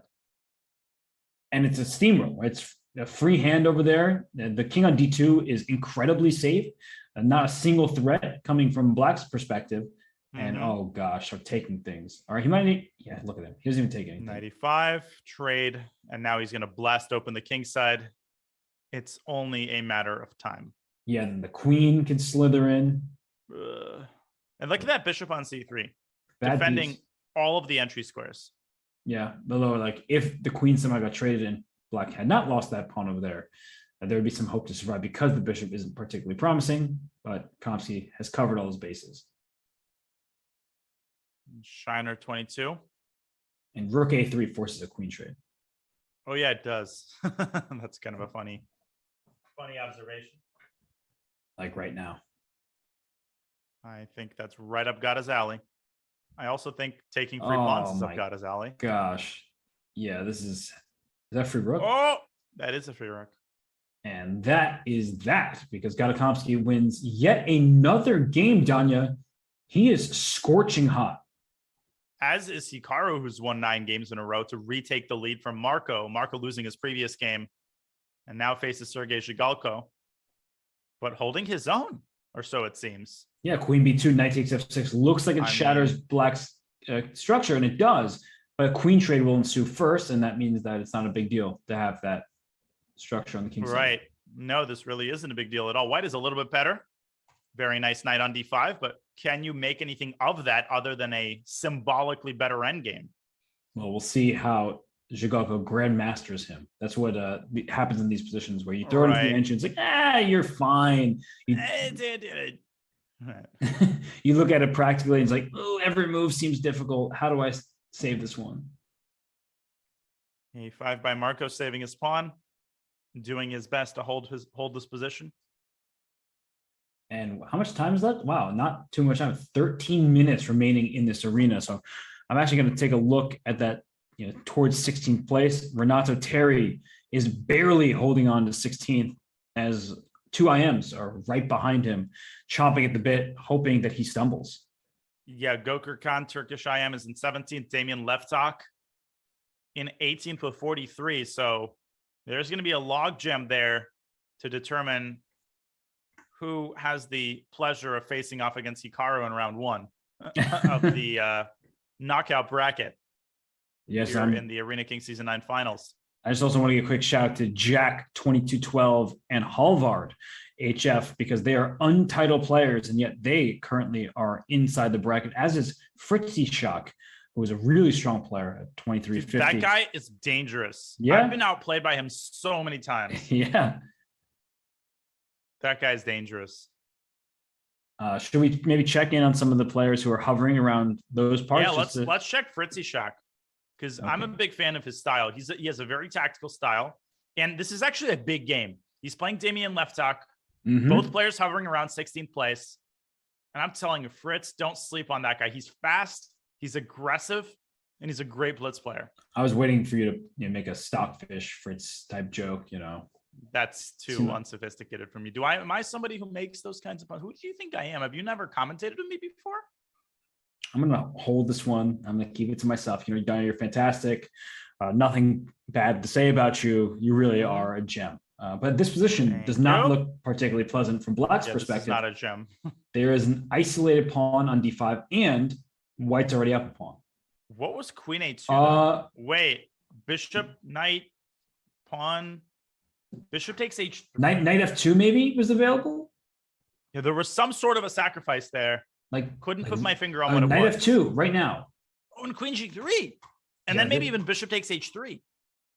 Oh, he's missing it. Yeah, you complimented Fritzy and then you stopped finding all the tactics. Right. Okay. Still's got Knight F2. You got to do it now, right? I feel like he's going to go H6.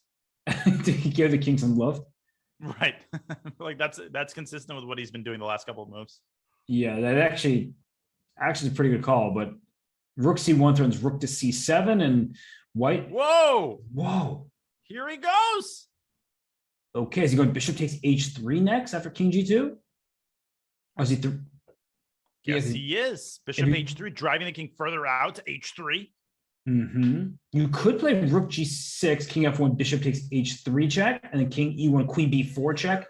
You're hitting from all avenues. Oh my God, I didn't even notice the B4 square. Yeah, I think there's Rook C3 blocking, but okay. And look at White's clock. Yeah. Oh, it's just mate. Rook H6, Queen G6, and Rook H1. Oh, goodness. Queen G6. I'm telling you, that guy's so dangerous. He's done his puzzle rush. King F3, Rook H3, and Damian Leftok resigns the game. A big win for Fritzy Shock, and now he's in 15th place. Huge win there. And you could tell he was ready to pounce at any moment. and we have him now Wichtiger Sieg, on screen for you all. weil And er ist he's ja auch ein direkter Konkurrent gewesen. Wir haben ihm die Streak zerstört. Okay, das müssen wir jetzt gewinnen und am besten noch. How's your German, er ist Daniel? auch ein direkter Konkurrent. Well, I heard gewinnend. I think I know what that means. Yeah, the rest of your German is Not so pat. oh gosh, look at this position. This position is terrible. Yeah, it's terrible, terrible. Terrible. His Twitch name is actually a pun on terrible, and he offers a draw. Now he resigns. You think he misclicked, or he was trying to Trying to beg for a little draw there. please, friend? Who else is fighting for those last few spots? So Terry's in 16th place. Eric Ronka, Finnish FM, is in 14th. Okay. I've played him actually. Played him in the 2008 World Youth Chess Championship. Oh, well, that's not a throwback or anything. Not at all. And we saw Raunak beat Hikaru from the black side, a position that looks similar to this earlier on, but now Hikaru's up a pawn. I think that game ended in a draw. Did it? The one you're referencing, the one that in which Raunak won a piece and then had to bail out because of. Oh, you are correct. You are correct. Sorry. Yes, that is indeed how it went. This also looks like it could get a little bit dangerous for Nakamura. Well, the rook on f1 had to slide over there because there were not too many safe squares on the first rank. White's up a pawn. White's going to win. Although if that knight gets to f4 for black and knight e2 check, there could be one of those nasty checkmates. Queen a5 also runs into queen d7. That's pretty easy to miss. I missed it. I wasn't even thinking about queen a5. You know who's not going to miss it? Hikaru. That's right. Is knight e1 a possibility here? Or is that too absurd? I mean, you're going after perpetual. I think it's as good of a try as anything else. He plays it. Look at you. But rook, knight takes e1, rook takes e1, queen c8 check. You place that queen on f5 with check, and then protect your f2 pawn. And then trade on e1 and go king h2 and grind black down in this pawn up queen endgame. That is definitely a possibility. And Hikaru thinking here, and there's only 7 minutes and change in this arena, so time is winding down. Yeah, and we're soon going to get to that point where one of the players or both of the players can stall out in order to render void the game, which would be good only for certain players, obviously. And let's once again see who is around 16th place. Terry is currently in 16th. He basically is in a must-win situation, but he's got a pretty easy game. Right, and he needs to win this quickly. Because Danya, in these arenas, sometimes players, when they're playing, GMs against GMs in the last couple games with a few minutes remaining, they're particularly friendly and they play those Berlin draw repetitions. Right. So this is a game Terry has to win in the next couple of minutes to give himself a chance to win one more, solidify his standing in the top 16. But Black is playing a pretty solid game. Yeah. Although, G4 bishop takes G4. Oh, that would be work on the knight. That would be a sad blunder. Oh, it's bishop b5. Oh my goodness! What? Here it comes. He wanted him to take with a rook first. It's over. That's just winning an exchange minimum. Terry needs his opponent to resign as quickly as possible, and he does. Oh, okay. So Terry gets an all-important victory there and is in 16th place and creating some separation between Slippery Speedster after. And that would be a rough. I don't know if that's how it works. Does Hikaru actually play 16th place? Because if he were to play Terry in round 1, that would be a very rough pairing. And Jocelyn's number 8, by the way. So, right. Gosh. Yeah, you can't judge anything by the standing. And Hikaru. Wait, what's going on in this game? Hikaru, his king is not getting mated, but he's down a few seconds. Queen h3. No, then knight g2. And then rook e1 check, knight takes e1. That's F6 was wrong. Why was it wrong? Was it because of queen d8 and queen d3? But where does he go from here? 27 seconds. He's got to figure it out. He goes to queen d8, queen d3, like you said, and now queen f1. Oh no, there's rook g6 after queen f1. That would have been a blunder. I guess just h5. Just send that pawn down. Oh, he wants to draw queen h1, queen f3, but now knight f1 or queen f1. Oh man, Hikaru rook f8, queen d3. Okay, don't go queen e4. Or give a queen trade. Good play by Raunak there. Raunak creating chances here. A2 is Hikaru remains on top. Queen takes H5? king e3. Oh gosh, that's done. Oh, and it's mate. Oh my gosh. And he's up so much time. He sees that stuff so quickly. Queen It's H6 honestly unbelievable. Wow, another win by Hikaru Nakamura, and he's created some separation with 10 wins in a row between himself. Or it's 11 wins, excuse me, now between himself and Marco. So Hikaru will be the top seed for sure. And Halvard with an unfortunate pairing against Jose, and he blunders a rook. Halvard in 15th place. As he blunders and moves down to 16th place. Terry is in 17th. Uh-oh. And he needs to win this one quickly, but there's 350 left in the match clock, in the tournament clock. Oh gosh, and for Halvard, I mean, you'd have to hope to play one of the lower-rated players to get a quick win, because if you're paired against a title player, it's oh my goodness, knight of 1 g2. Oh, that pawn doing it all. And importantly, Terry has played so quickly that you can't stall out this game. No, not even close. And he might even get a chance to win another one if David resigns in the next couple seconds. Oh goodness, this is a demolition. Which he won't. And now the G file is closed. In comes that knight. An extra piece for black. Pawn to e4 coming to open up that dark square bishop. Well, it's obviously winning. The question is, will Terry get a chance to squeeze out even a draw in the next game? Yeah, that's the big one. I'm going to quickly check in on Halvard just to see what's going on there. And Halvard's actually playing a 1400. So, and I think he already won. Halvard's in 14th place all of a sudden. What? How did that happen? Let me check that out on my side. I think. Yeah, did Halvard win like in 5 seconds or something? Halvard won in 11 moves. Yes. Oh my god. Oh my gosh. My godness. And that's because his opponent blundered a piece. Resigned. Yeah, blundered a piece and resigned. And it was like completely accidental. But that's the X factor. Do people resign or do they stall out the match clock? I guess again the tournament clock, whatever you want. And that's the thing is I never get upset at people for stalling because I'm like, no, I'm used to it. But I also tend to resign if I'm like actually losing because of the board, not because of the arena clock. So you're so gracious, Robert. You're such a gentleman. Sometimes you just gotta tip your cap. Terry wins. Terry does get the dub, and that puts him. Let's see. Does that put him atop the 16? No, he's still in 17. He's playing Marco Relay. That's a rough pairing. I think Marco will probably want to stall out the tournament clock. And Slippery Speedster has slipped into the top 16 as well. That came out of nowhere. So some of these players going on some late winning streaks. We'll see if they'll end up in the bracket. Wow, this is going to be a photo finish here. You can see the speed with which Terry is trying to play. He's, I think, trying to make it to move 20 in order to be able to offer a draw to squeeze out a point. But can he make it happen? Look at how quickly he's playing. He spent only 4 seconds. Trying to drive Marco's king out. Oh, knight takes d5. Uh-oh. He's going back and forth. Oh, knight takes d5 again. Oh my gosh. Oh my god, that pawn was hanging for 800 moves. But it's one of these moments where it's like, can you not understand my language? I'm trying to make a draw with you. Let's repeat moves. But I'm not sure what the regulations are. Terry offered a draw, and Marco took it. Yeah, I'm not sure if he gets a point for this. Yes, because he did. He got a point. But Halvard also got a point.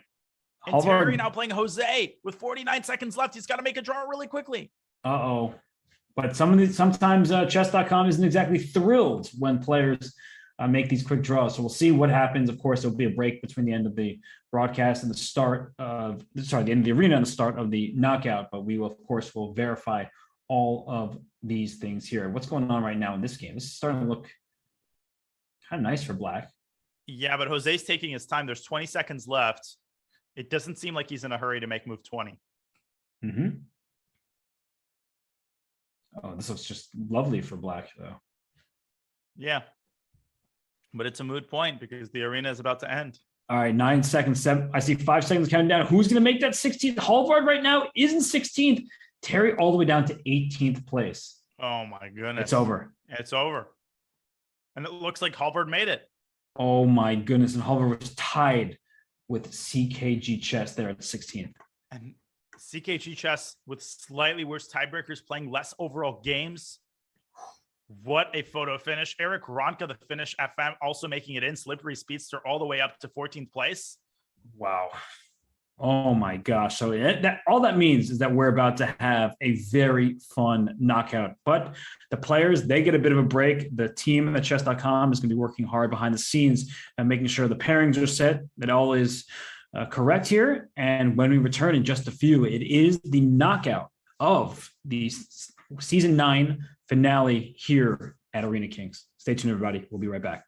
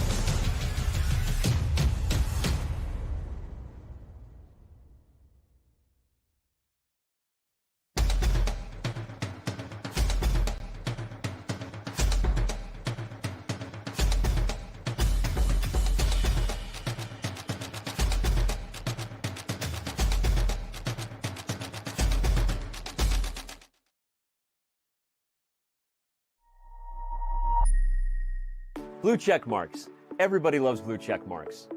Chess.com is excited to launch its own blue check mark today with our verified members program. And for the first time, for any online platform anywhere, there will be a transparent and clear process to how you become verified and get that blue check mark. Any Chess.com member can become verified by having their account linked to a real identity with a unique payment form and SMS held privately in their profile. Most importantly, applicants must pass a comprehensive fair play screening in order to get verified. All right, but besides the blue check mark, why should you become verified? First and foremost, all verified players are eligible to play in the Chess.com Global Championship. With $1 million in prizes, including regular cash prizes for non-titled members, this massive and historic event has but one cost of entry: your $15 verification fee in order to become verified. Additionally, other verified benefits will include access to regular verified-only events, listing on verified-only leaderboards, priority pairings against other verified-only members, and more.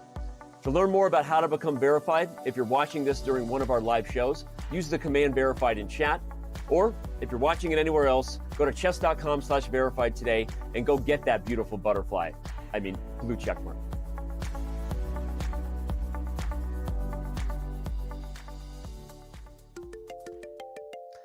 What is going on here?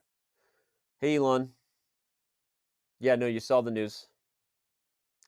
I know you like buying companies with blue check marks, but we're not for sale. Dude, do you even know how to move the pieces? All right. We're going to get back to this later. I got to record a video. Thanks, buddy. Elon.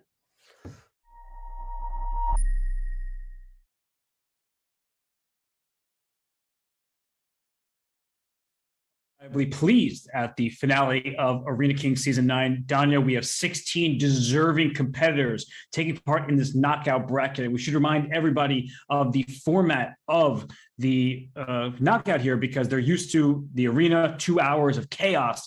Now we get a situation where the players are playing best of 3 matches until we get to the finals. Yeah, it's very simple. It's 16 players, and at first we're going to have some lopsided matchups, but that raises the possibility of upsets. The games have just begun, and if the score is tied, then we have a 1+1 bullet game to decide the winner. There can only be one, Robert. There can only be one. That is true. And as we see the games take off here, we are going to start with Danya. Who else? Hikaru Nakamura, the white side of this position, and poor Jack. Oh, God. Oh, no. Oh, me. Oh. Is it a moment for damn girl? Damn girl. Queen G3, cold-blooded, and G7 could not have been defended because the F6 square was under white's control. Hikaru making short work of poor Jack. Okay, well, I misspoke. It seems that we are getting best of 5 all the way through today. So, it's best of 5 all the way through. Best of 5 all the way through. So 3 points required to make it past an opponent. Damn girl. And Hikaru got the first one. And what's going on in this game? It looks like Jospin, who should be the favorite, is dealing with all he can handle. Let me move D5, please. Go Queen takes B7, right? Yeah, I blundered upon. Whoops. No, he did not, because of Rook FB8 trapping the queen. Jose trying to get his knight to E5. Ohanyan is very, very strong. I played this guy in Bullet. Very, very strong blitz and bullet player. Not an easy pairing. Not an easy first round pairing for Jose. Let's see what's going on here. Bishop D6. Watch out for some bishop takes H2 check ideas, but the rook's disconnected from one another. That sometimes is missed by players. That's why the bishop goes out to E3. And Danya, the C7 pawn, well defended by that bishop on D6. I like Black's position. Black is certainly better here, but okay, I mean, okay, Rook takes C4, maybe on the C6, very solid position. No, Black is doing great here. The problem, I mean, Jose is pretty solid. He doesn't have any obvious targets. The D4 pawn is isolated, but it is being defended by the bishop. So Ohanyan is going to have to finesse this for quite a few moves in order to make inroads into Jose's position. It's true. And if we look at the pawn islands, white has 3, the 2 on the queen side, the isolated pawn in the center, and then the 3 on the king side, whereas black only has 2 pawn islands, the connected A through D pawns, and then the king side G and H pawn. So that leaves black to be preferred. The bishop on E3 is a defensive piece, defending that pawn on D4, whereas black's bishop on D6 staring across the board, both towards the king side on H2 and all the way to the queen side. So I do like black's position. Seems much easier to play, Danya. We'll see if he can convert this. And now he's doubling on the E-file. Jose probably thinking to move the bishop back, and he does. Every trade probably relieves the burden for white, but even the endgame is a little bit better for black just because of the superior pawn structure and the increased pawn islands that white has. That's correct. I mean, this is like straight out of Shereshevsky's endgame strategy, where it looks semi-innocuous, and then throwing H3 in there. Have I told you the Shereshevsky story? No, you haven't. So to introduce this to Chad, Mikhail Shereshevsky is an international master, one of the eminent Soviet chess coaches. He wrote several well-received books, including Endgame Strategy that Robert just referenced. Now, when my first coach was recommending that book to me, I mean, he was talking to my dad, I kept hearing Shereshevsky, and I was like, oh, it's actually Samuel Reshevsky. It's just that in Russian, there's no S. So he was just, for some reason, saying the first letter of his first name and then his last name. I didn't know that Shereshevsky is actually a full last name. I thought it was referring to Samuel Reshevsky. Got it. Well, of course, there is an S in Russian, so that's pretty funny. You're thinking of the other illustrious chess players, but not the correct one in this instance. But Donna, right here, how does black break through? Because black is down 8 seconds now under that, but black's down a little bit of time here despite the advantage over the board. G4 by white. The other thing Ohanian has to be careful about, that pawn on H3 is both a blessing and a curse. It's a weakness, but it also creates tactical potential. Jose is playing for a win, declining the repetition there. And he's going to win this game. I'm calling it. White's going to win. F4 and queen takes H3. That looks like a bit of a problem. Queen B4. But okay, but queen B4, queen E1. Queen E1.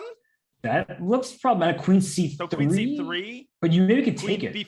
B5 check and queen E2. Oh, that could be mate. Wait, that would arrive out of nowhere. So what now for black? Just a random move, a pawn push somewhere? Queen A4 attacking A2. Oh gosh. Whose king is less safe? Exactly what I was thinking. And now Jose creating tactical potential. Queen D3, queen F5 in case of queen takes G6. Uh-oh. Oh, king goes back. That looks pretty wise. G3 creating the F2 square. Ohanian can now take on G6, but he's running low on time. I don't like this for black anymore. No, I mean, we already have seen how quick Josman is. So yeah, this is bad news. Although, wait a minute. Black has a pawn majority, but Jose with 2 passers. Ohanian, he's pushing his majority very quickly. And it's a draw now, but can Jose flag him? Yeah, just play king C2 or something. Just like make it random. Robert, Ohanian is one of the fastest players on the site. I know that sounds weird. He's unbelievably fast. He takes D4 was winning. Oh my gosh.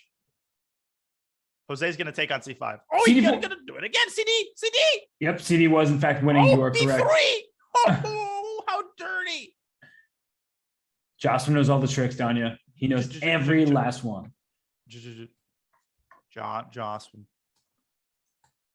Wow. What a ridiculous win by Jose. It wasn't smooth, but he got it done. I flipped on Marco Real's game as well. Okay. Or I will flip it on after I find it. Okay, in the meantime, I pulled up Kamsky's game. He drew his first game. And Gata, we saw him go on that winning streak during the arena. And now he is the favorite, at least on paper. But we also know that when Gata gets in time trouble, it, generally speaking, does not go well for him. Yeah, but we got to go to this game. Jobava? What's going on here? Isn't black's structure about to be shattered? Yeah. And every single one of my pieces has a clear job. Awa. Yeah, I knew you were going with that. You knew where that was. You could read that miles and miles away. And what a tough pairing for Marco after an amazing arena to face Jabal in the first match. Oof. Yeah, life's tough. C'est la vie. We in here. Oh gosh, that's not a move. G4 is looking totally fine here. Bishop H4 check. Could be a bit of a nuisance. If like King G2 is like Bishop E4 check, some sort of tactics available in that position. Yeah, you got to be very careful. There's a lot of tension on the D file. Bishop B4, perhaps, trying to eliminate the knight. Bishop C4 by Marco. Actually, I think Black's position is kind of okay.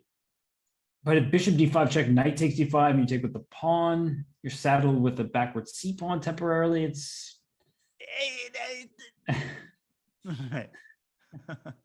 now what? Hikaru, in the meantime, by the way, about to win his third game. Didn't take him very long. Yeah, and for everybody who wants to watch Hikaru, don't worry. We sort of assumed, because he was so much higher rated than his opponent, that he would make it through, and we'll have a chance to watch some Hikaru Nakamura's chess. And Baadur, I think, is going to finish this one off. He's going to grind Black down in the same game as he creates a 2-on-1 pawn majority on the king side. And for Jobava, he can just press this forever, and he's up half a minute on the clock. I was developing another pun while you're talking, so keep talking. Those double isolated C pawns not really helping the cause. The King F4, Bishop C1 check. Watch out for that. What sound did the chess playing sheep make? Something with, I mean, Jobava. Baadur. Oh, okay. I was going the other way. No, I mean, I already made a pun out of his last name. Now it's time to tackle the first name. Well, you did a great job, Danya. I'm so proud of you. I did a great Jobava. Yeah, okay, let's switch back to okay, I will stop there. Yeah, you were in. And now we're going to look at the games. Okay. Sharashevsky. Queen takes E4 was a threat, but now I was thinking about that. Mm-hmm. But then there is Rook takes E4. So what does White do here? It's kind of look like the pieces are too scattered for this to be acceptable for White. Yeah, and you can't play knight f6 check because after the trade, the bishop comes out to c5. In fact, if the black bishop comes out to c5 at all, queen e4. Nice. Oh, my lands, and now he's back in it. Great find there by Fritzy. Unfortunately, he's not going to survive the endgame. You mean that Min lays really quick and up 30 seconds and incredibly unbelievably good at endgames? Yeah, you finished my sentence. That's what we do. We finish each other's sentences. Indeed. Oh, and Gata, by the way. Gata, he's about to get flagged. Oh, no. Poor Gata. And he's also down a pawn. Yeah. Although, would this be winning if not for the time? Probably not. No. Probably a draw. It's a weird fortress. It's not even close. 25 seconds to 0 and Gata down a point. Gata needs to win. Damn, girl. Earlier in these games. It sounds obvious. Oh, please win quickly. But for Gata, that is especially true. And another close game in a Hanyan second game against Jose. This one, I think, will go Jose's way, though. Yeah, that bishop on d4 is unbelievable. Black's already up a pawn, and really Black up 2 pawns on the king side, whereas White's up that 1 pawn, darting towards the other side of the board, but it's not getting any further than a6. Bishop f7. Oh, wait a minute. Rook takes g3. Bishop takes g6. Yeah, rook takes g3, defending the pawn. That was a mistake. Now White is helping himself to all of Black's kingside pawns. Rook c6. He's down on the clock, though. 30 seconds down. Is Hanyan. Yeah, but... And up a pawn now. And just, Thanksgiving came early. It just gobbled up everything. Indeed it did. F2. Jose with 1 Bishop remaining E2. pawn, but it's a dangerous one. And now White's suddenly up a pawn, and that H pawn can be dangerous. That gets up the board to H6, and Bishop D3 check happens. Dude, can I tell you something insane? Jobava lost that game to Marco. What do you mean Jobava lost that game? Jobava blundered a bishop in that game. Oh my goodness. He played f6 in this position. Never play f6. He was warned. Right. He can only blame Doesn't himself. matter where, with either color. Yeah. In any position. Don't do it. And now he's got to win. But let's switch back to the and Min is in a time scramble. Look at this. Uh-oh. Oh, rook f3. Nicely found. Oh, rook a3, rook a1. Oh my goodness. Well, he wasn't going to be a minnow. He's the shark in this one. Oh my, get this out of the house. And Hanyan, he's going to win this one against Jose, I think. Hanyan's going to win? No shot. He's going to lose on time. No, he's not. Yes, Trust he is. me, this guy, no, he's not. He's not losing on time. He's probably going to draw. He's losing this game. It's No, he's not. Jocelyn. No, he's not. Oh, It's going to be a draw. I guarantee you it's going to be a draw. oh my goodness! Someone just put a. Yep. Just take the rook. Jesus. Oh, rook a3.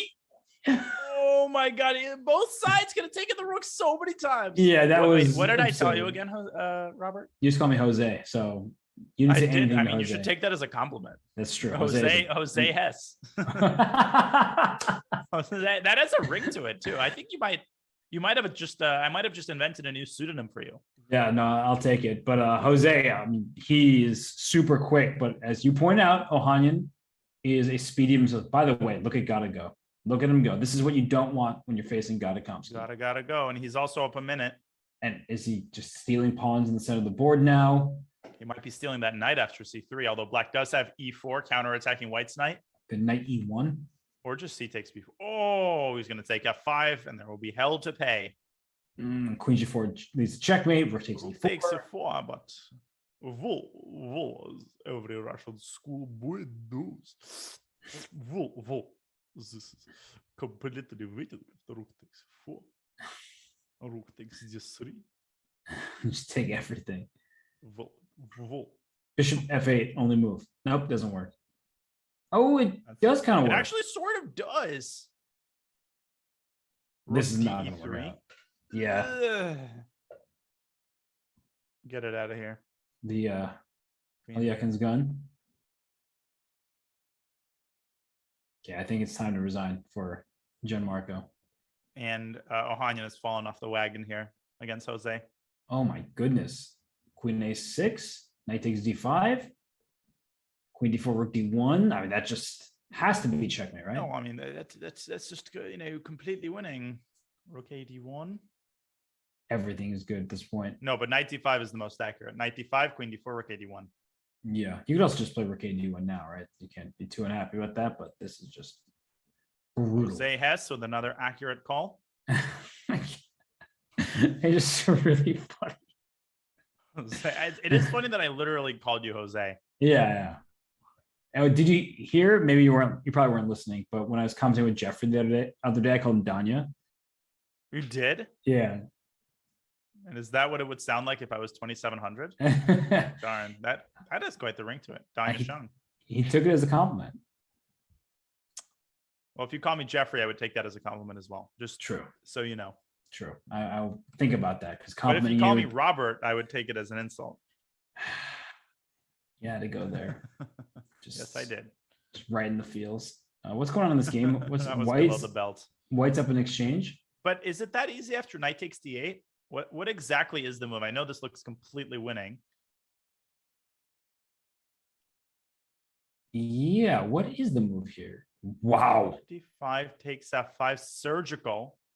And the king will go to g8, and there's no check on the diagonal, but queen takes a4 or rook takes Or c4. rook takes e4, white is a gazillion pawns. Yes. This is an easy win. Oh my gosh. Just take all of them. White's gonna have 4 pawns and a rook for 2 minor pieces. That's ridiculous. And a mating attack on to boot. Yes, indeed.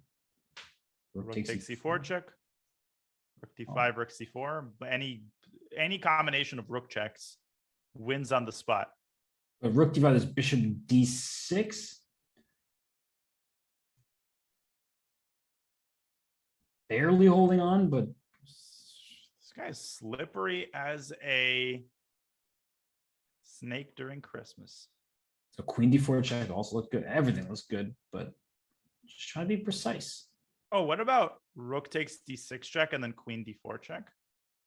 Oh, can you take on g7 with check and win that rook over there? That's the idea. That's the Yeah. idea. That's not very kind. And after queen c7, he wants rook takes d6 check there, followed by a deflection combination. So what about king c8 now? Zanu, what is the move here? Yeah, rook f3, rook c3 maybe. Yeah, then it looks really bad for black. But bishop c5. Black's kind of staying alive here. Somehow Ohanian dragging this one out. Yeah, but he spent a lot of time playing king c8. It's one of these positions you're probably going to lose, but you only have a chance if you play quickly. Positions. Positions? Positions, So like magicians, positions, queen A4.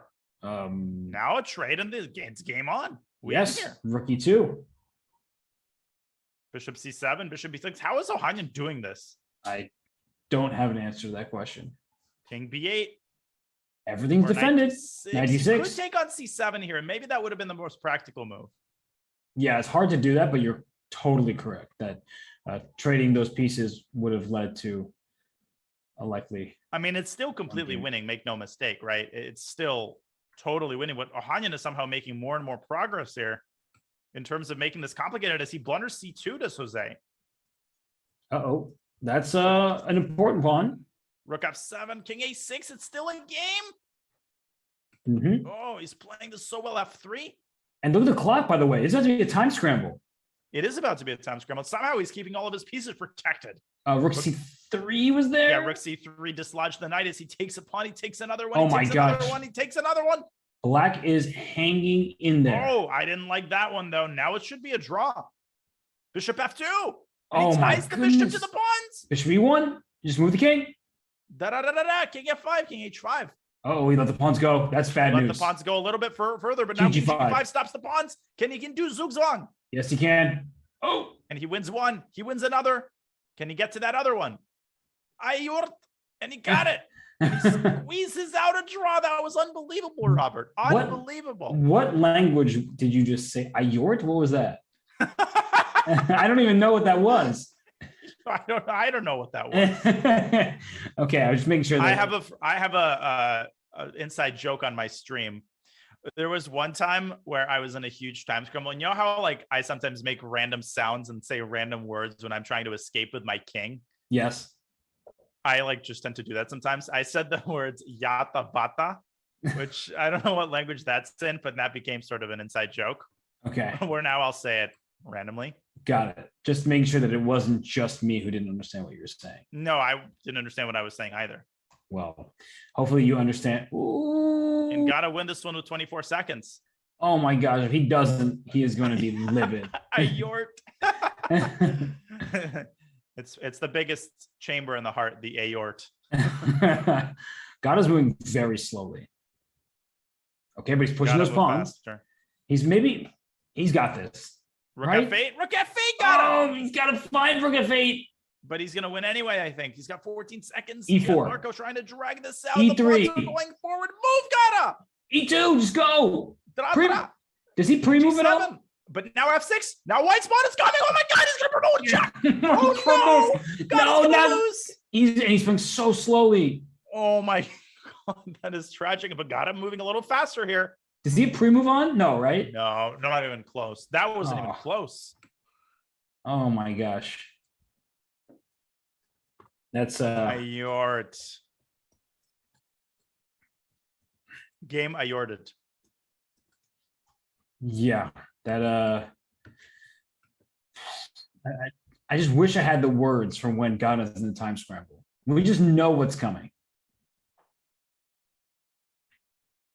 So wow, I don't know what to say. I think we have only one match remaining. Wait, no, Gata. What's the score in Gata's match? No, he's 2.5, 1.5. Gata with his back against the wall here. Yeah, so Gata is the stronger player. He just cannot move quickly in time scrambles, right? So I think this one is going to tie breaks. Yeah, it's likely to go to tie breaks. Gata So Gata wins, it goes to tie breaks, right? That's right. And that will entail a bullet game with an increment to Gata's pleasure. That's the wrong word. It's funny because there's a bishop on A2. This looks very strange, but it's such a Gata position. So please take me on A2. I don't want to take you on E6 because when you take back with the F7 pawn E6, you cover squares like D5. So I remember this particular variation of the Najdorf. It was played in the New York Open in 1986 in Max Dlugi. I was having lunch with a name like the most nondescript 80s grandmaster you can think of. Oh my gosh. Blanking. No, I don't got one for you. I leave that up to you. But I also leave the amazing positional chess up to Kamsky. C3. I mean, look at how he's gotten his knight to D5, established it. Black with a nice idea here, but that bishop's going to come to E3, or the pawn's going to come to A5 and prevent the knight from getting to B6. Right. And the knight at c6 was dominated by that pawn on c3, which is why he quickly removed the knight from the c6 square. But now even bishop d5 becomes an option. You just want to keep filling the square with pieces, but not pawns. Not with a pawn. I think a lot of people actually misunderstand that. So knight e1 to c2 to, b4 at some point, or no longer e3, but that can be an option. But you don't want to play knight d2. That's the one thing you want to avoid, because that allows black to take on d5, and then you actually have to recapture with the pawn. Exactly. So that's why bishop e7 clears the square for the knight come to f6. And all of a play by sudden, Gianmarco. Yeah, it feels like white's been kicked a bit.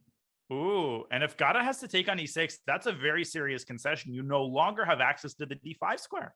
Right, but he's going for the long-term edge of your e6 pawn is a potential target. As you're pointing out, the b6 square is available for white's pieces, and rook a4. Yeah.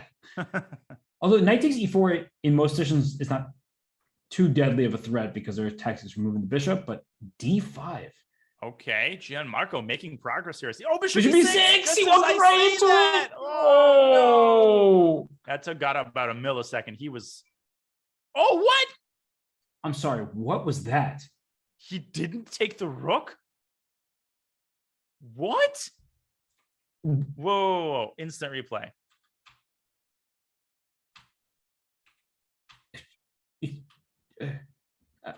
I mean, he's still better. He's still up a pawn. But not that much, because h2 is going to fall. Okay, is queen sitting on f? Does he have bishop d4 come? Is he just playing? Wait. I still haven't gotten over that. Can you believe Gata didn't take that rook? Sometimes people invert their move orders, right? They're like, oh, I'm going to take on d8, then move my rook to e1, and they just move the rook first. But it's at this point, with his back against the wall and needing win, it's inexcusable. And no, he's no longer better. Just because that rook, if it gets to h5, actually causes major problems to white's king. And that's why got to retreat the bishop. And then rook e5. It's trouble for white. Oh, that's really unpleasant. Bishop g3 is unpleasant as well. If I would prefer anybody, I would prefer black. For sure. Back to e5, and a repetition wins the match for black. Yeah, he can't afford it. Oh, he allowed that rook e5 sequence, but he might get the pawn. Oh! This is looking more and more dangerous. So there's a check on h2, but that's the only check, right?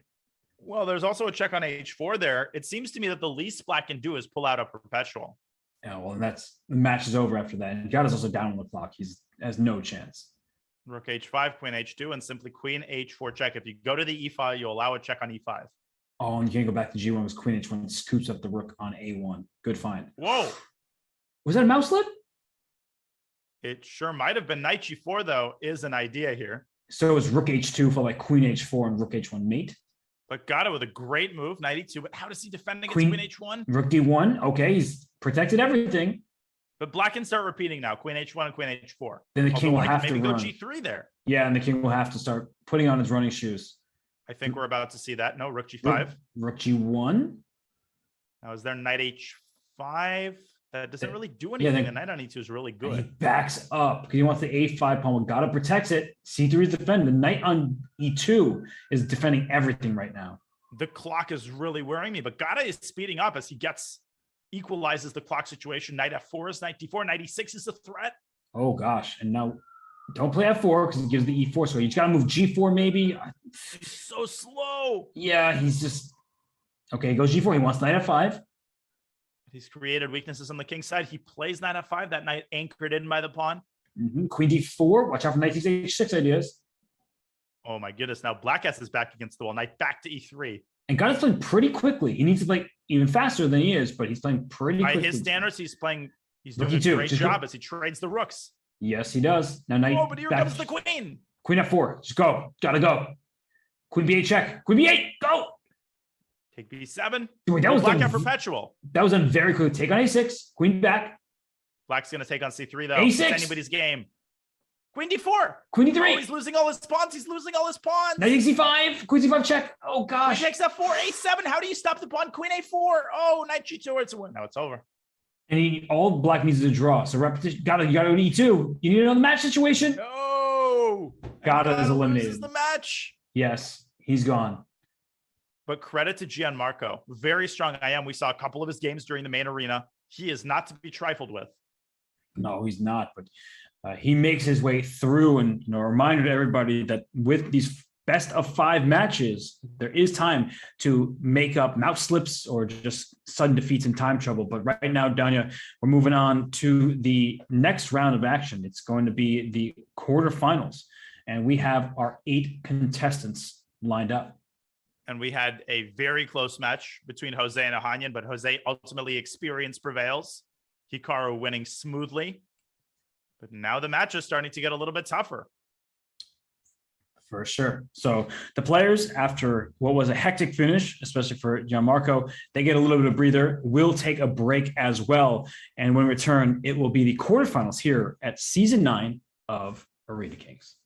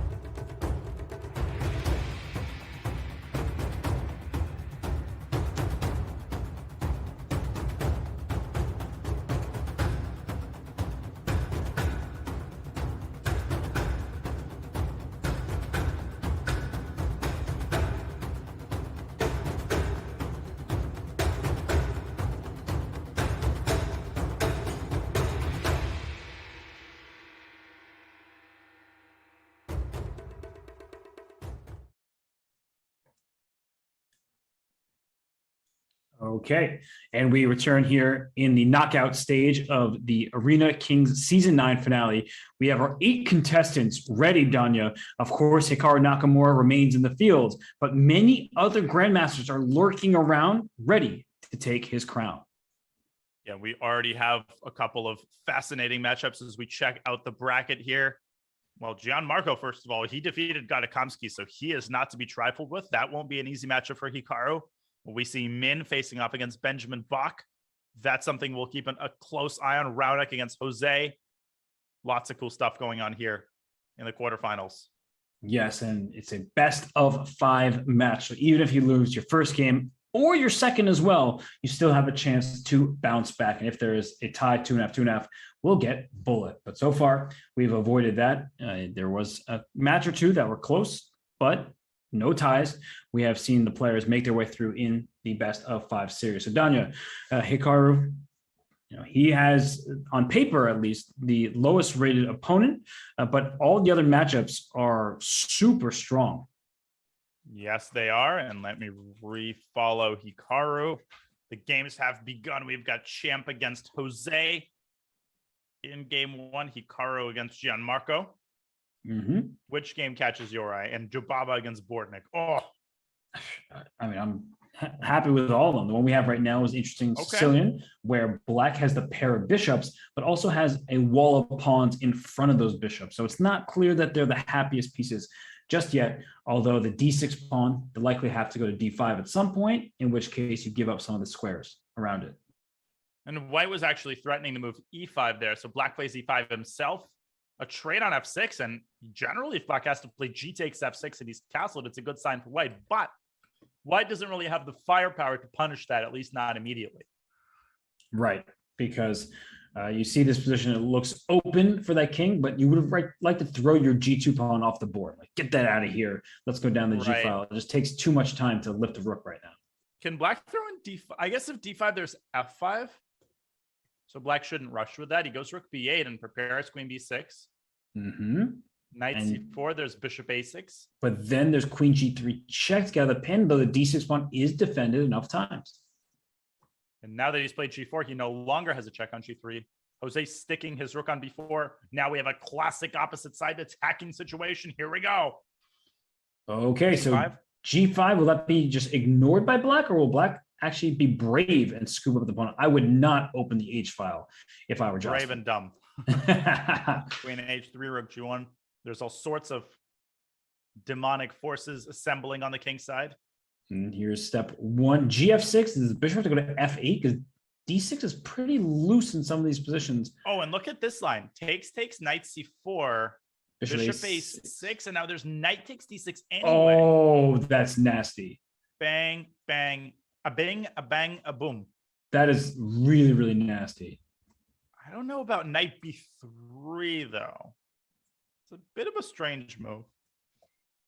So he just wants to take on f6, and yeah, the bishop is probably just going back to f8 and saying, as long as I keep d6 defended, I'm doing okay, but I would be scared of the g file. But the g1 square down here, that's the big key right now. You can't play g1, rook g1, you lose a rook. You do lose the rook, and white can't really reinforce that square easily, believe it or not. I suppose he could play knight e2, but that walks right into bishop a6. So black actually might be striking first.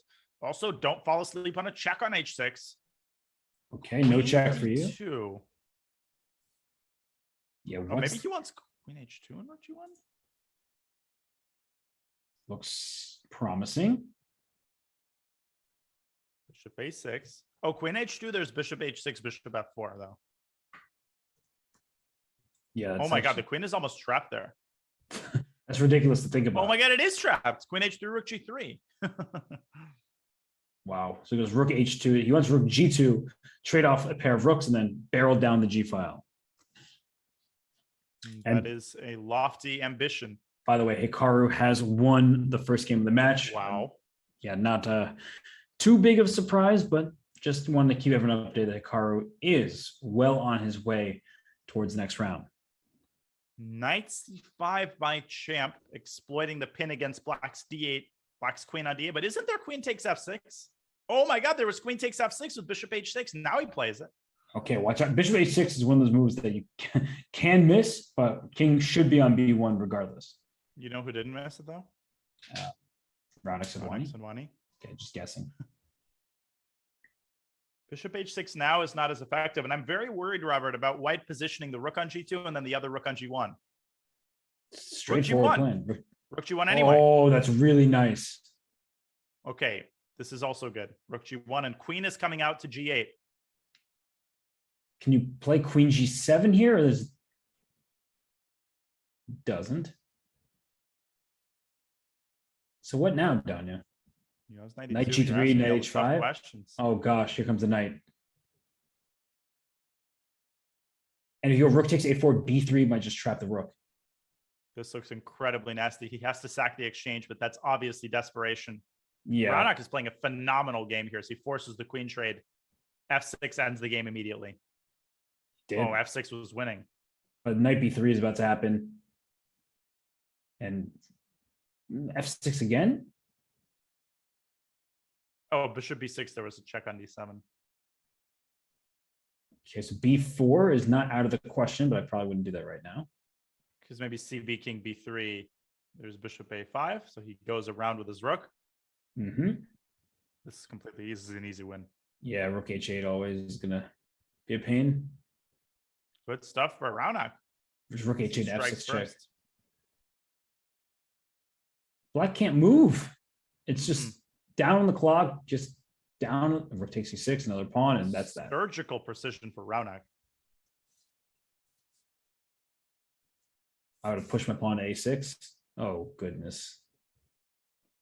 Yeah, we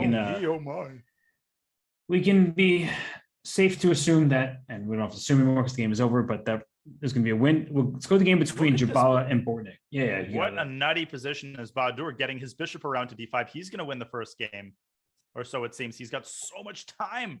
He's got so much time and so many pawns. This is unreal. King E6 and yikes. Yeah. And he takes C6 and it's made on the next move and he beats Bortnik. Mm-hmm. And the one matchup that we have not looked at yet is Min's match against Benjamin Bach. Min striking first to the black pieces, but he's got a very dubious position in game 2. Yeah, you mean you don't like the knight on A3 just sitting there to defend the C2 square? Oh, knight D3 check and bishop before there's bishop B5 check at the end. But there must be another knight move. Oh, he blundered the piece. He blundered. Oh, look at Min. He's doing the same expression that I was. What expression is that? I wasn't looking at you. Just like, I can't believe it. Now I want to listen into Benjamin Bach. Benjamin Bortnik. Well, can't believe it. Just I'm pretty sure Min is just saying how lucky he is. He always says that, even when he plays a brilliant game. He's not just queen B5 check. Isn't there bishop? Oh my god! I almost suggested queen B5 check, bishop B4 check. Yes, no, that would be a great move. Unfortunately, it's not legal. Grandmaster, still learning the rules of chess after all these years. I mean, so many moves win. Even rook B1, queen trade on A3, and then knight G6. Whoa, I don't know about that though. Was that necessary? Oh, queen A3 and king F7 and bishop E7. What was that?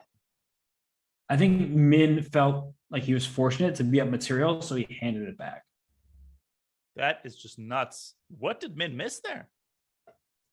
That was, you see him? He slapped himself in the head. He's like, what are you doing? Crazy. And now it's balanced again. Very surprising blunder there. Queen B5 check seems more than obvious. And now, is Black even up a pawn right now? 1, 2, 3, 4, 5. 1, 2, 3, 4, 5. Yeah, Black is up a pawn, but White's got the definite initiative nonetheless. But that initiative could fizzle out. And that's why rook C7 was played rather than queen takes B7. As soon as you take on B7, the rook comes to B8. Black is just getting the pieces in. No, this progress. Is obviously better than Bach could have imagined in his wildest dreams after he blundered the piece. Right. But now White's sort of infiltrating a bit here. The problem for White is that knight on H4 is not a good piece. And Min is doing the hair twirling like I've never seen before. Like a fiend. Yeah. As he covers the B8 square. Wait, rook D7? What about queen D3? Hitting H7. Good eye. And I think he's going to win despite the counter blunder. I mean, this is just sloppy play from Bach. And he's so strong, but he just, he is not having a good game. No, too many blunders. You can't blunder this many times against Min. Min gave him chances. It doesn't matter. Hikaru, by the way, about to flag Gianmarco in their second game. Oh gosh, it's gonna be a an attack from 8 different directions. Knight g6, queen h5, knight g6. It's just no moves. No. And there's mate in many different ways. Queen h5 probably. Ooh, get out of my house. And knight g6 is coming. We in here. Rook b8 and it's all over. Min, he's up 2-0 right now. So he's looking to take down Benjamin Bach. And what's happening in the other matches down here? I see another crazy position between Jobava and Bortnik. I'm thinking the same thing. It looks like it's a dynamically balanced position. White has a lot of material for the queen. Black has 2 pawns. And White's pieces are kind of dangling precariously. Although knight d3 is good. It is the same position, though. Okay, I don't like giving up the last pawn, but I was thinking that White, practically speaking, has great winning chances. Oh, yeah. Because you have all these pieces aiming against your opponent, but losing that last pawn is really important because now it's much easier to play fast in these positions. Sorry, go ahead. No, that's true. And I was gonna say that now if like a rook and knight get traded for a queen, no longer can White win because you don't have a pawn left on the board. But now Black's king is almost stuck in a mating net. King b2. Right. Jobava. Wow, king d2. And knight c4. There's king e2, and then you're escaping. And he's getting Bortnik to think, which is quite the accomplishment. Don't play queen c5. Oh gosh, that would be a tragic blunder. It's so easy to blunder a fork in these positions. Bishop d3, yeah. Queen h. No, then he blunders b7. He's trying to keep his 2 pawns. Rook b4 now. Okay, it was rook b5. It's hard to even predict moves. King back to d2. Jobava knight c4 so well. Ooh. He has knight c4 here. Yeah, he does. Rook e2. Bishop b4. He takes it. And it's again why I wish that White had 1 pawn remaining. Jobava playing so fast. But he's not going to make it. I think Jobava's eventually going to drop something. Although he's doing a fantastic job right now of holding everything together. But Bortnik. Oh, you can't take it. Yeah, that was clever. Bishop discoveries exist. Bortnik trying his best to finagle a win out of this. He's still down 10 seconds. Wow, he brought his king. He's going to bishop e2 check. Oh, king f4. Don't go rook king f3. f4 knight d3. Queen e3. Oh my gosh, where's that black king? He's attacking the rook. Oh my God, how is that a move? How is that? How is there no discovery? Look at what Jobava's doing. Yeah, well, he smartly put his queen on a dark square now, but how did that just happen? Now Bortnik is starting to pre-move, and Jobava's checking it from all sides. Yep. He blundered his queen. Yeah, I'm not even gonna make mention of This queen is blunders. Easy and things like win that. for Bortnik. He's too fast. Oh, rook g2. Yeah, Jobava moving. Give checks. Rook f2. Good pre-move. He's so darn fast. It's unreal how fast he is. And Jobava, he was up on the clock, and yet he's the one who loses on time. Should we go to Raunak and Jospin? They're tied 1-1. Let's do it. A lot of close matches here in the quarterfinals. Mm-hmm. Let's check out their second game, their third game, I guess. You're a Kings Indian fan, but I'm going to guess even you are not a fan of this position for Black. No, it almost seems like White's made 5 extra moves on the queen side. Maybe you could consider playing a5 to disrupt the coordination, the coordination between White's pawns on the queen side, but instead he goes after the king side. I mean, it's actually not that bad. I mean, if White could get a knight to e6, the game would be over. For sure. He can't. But can't White just do the normally knight d2? There it goes. And eventually pawn f3 if necessary. But okay, now that the trades happen, I feel like Black has no attack to speak of. And there goes Jocelyn's knight to d4, though. Yeah, somehow it's actually not as bad as it may appear visually, just because that knight is very good and Black is quite solid. I mean, there are no easy targets here. It's true. Wait, knight c2 fork? Yeah, that is a fork, isn't it? I mean, I guess even after the exchange sack, White would have been more or less okay. Right. Now knight f4. Ooh, things are getting a little bit hairy for White on the king side. Yeah, suddenly I don't really like White's position. Those knights just jumped in and queen h4 next. You have to be very careful from the White side. Raunak bringing his rook up, but that doesn't stop queen h4. In fact, it creates a potential target on D1, especially if White's knight moves away from C3. And that's why the queen went up to D7, as you're saying. Queen G4 at some moment threatens mate on G2, threatens the rook on D1, and there are also knight E2 checks in the air. This looks really tough for what it flipped so quickly. Completely. A4, very unconcerned move by Raunak, but he just doesn't see what to do. I would go Queen G4 here. I wouldn't be able to resist. And Rook D8 by Jospin. I get it. You know, maybe at some way he even has D takes C5 to win the D5 pawn, but I'm not looking towards the center. I'm looking at the king side. By the way, can we switch to Benjamin Box game? They're entering a time scramble phase where Benjamin in a must-win scenario and he's about to win. Or is he? C7. F3. Yeah, and he's going to take the bishop. Rook C7 was such a nice move because if you took the bishop immediately, your bishop on E1 was captured. Now, Benjamin's up a piece. Benjamin wins in a must-win situation. It's 2-1. I guess it's more like must not lose. Yeah, and Benjamin looked very calm there. He hardly reacted. That's just Benjamin. Hikaru has already won 3-0. Unsurprisingly, the earliest match to finish. Right. He did have quite a rating advantage in his matchup, and we'll see going forward if he can beat the grandmasters that will be in his path. Look at those knights and F4 and H4. There has to be a capture on G2. Go back to H4. There has to be something. He's playing really quickly, and he didn't really go for it. He went Queen D7 to E7. But look at the clock also. It's taking Raunak so long to... knight takes G2. Knight G2. And knight H4. It's easy. Whoa, he missed it. Man. He goes for this instead, which... No, come on, Jose. No, that can't be right. The knight on E4 is just an outpost, can never be kicked. I don't like this one bit. No, now white is totally fine. Knight back to G3, offering the queen trade. Declined. Yeah, of course it's declined. Of course he sees it. Queen E6 and then knight E4. Just like bring my pieces forward. And then you can even trade queens. And white is much, much better there. Yeah, but the clock situation concerns me on Raunak's behalf. Rook C8, Rook C4 is coming. Things starting to spin out of control here a little bit for white. His knight went in the wrong direction, and Rook takes A4, Rook C8 check, the Rook C7 check.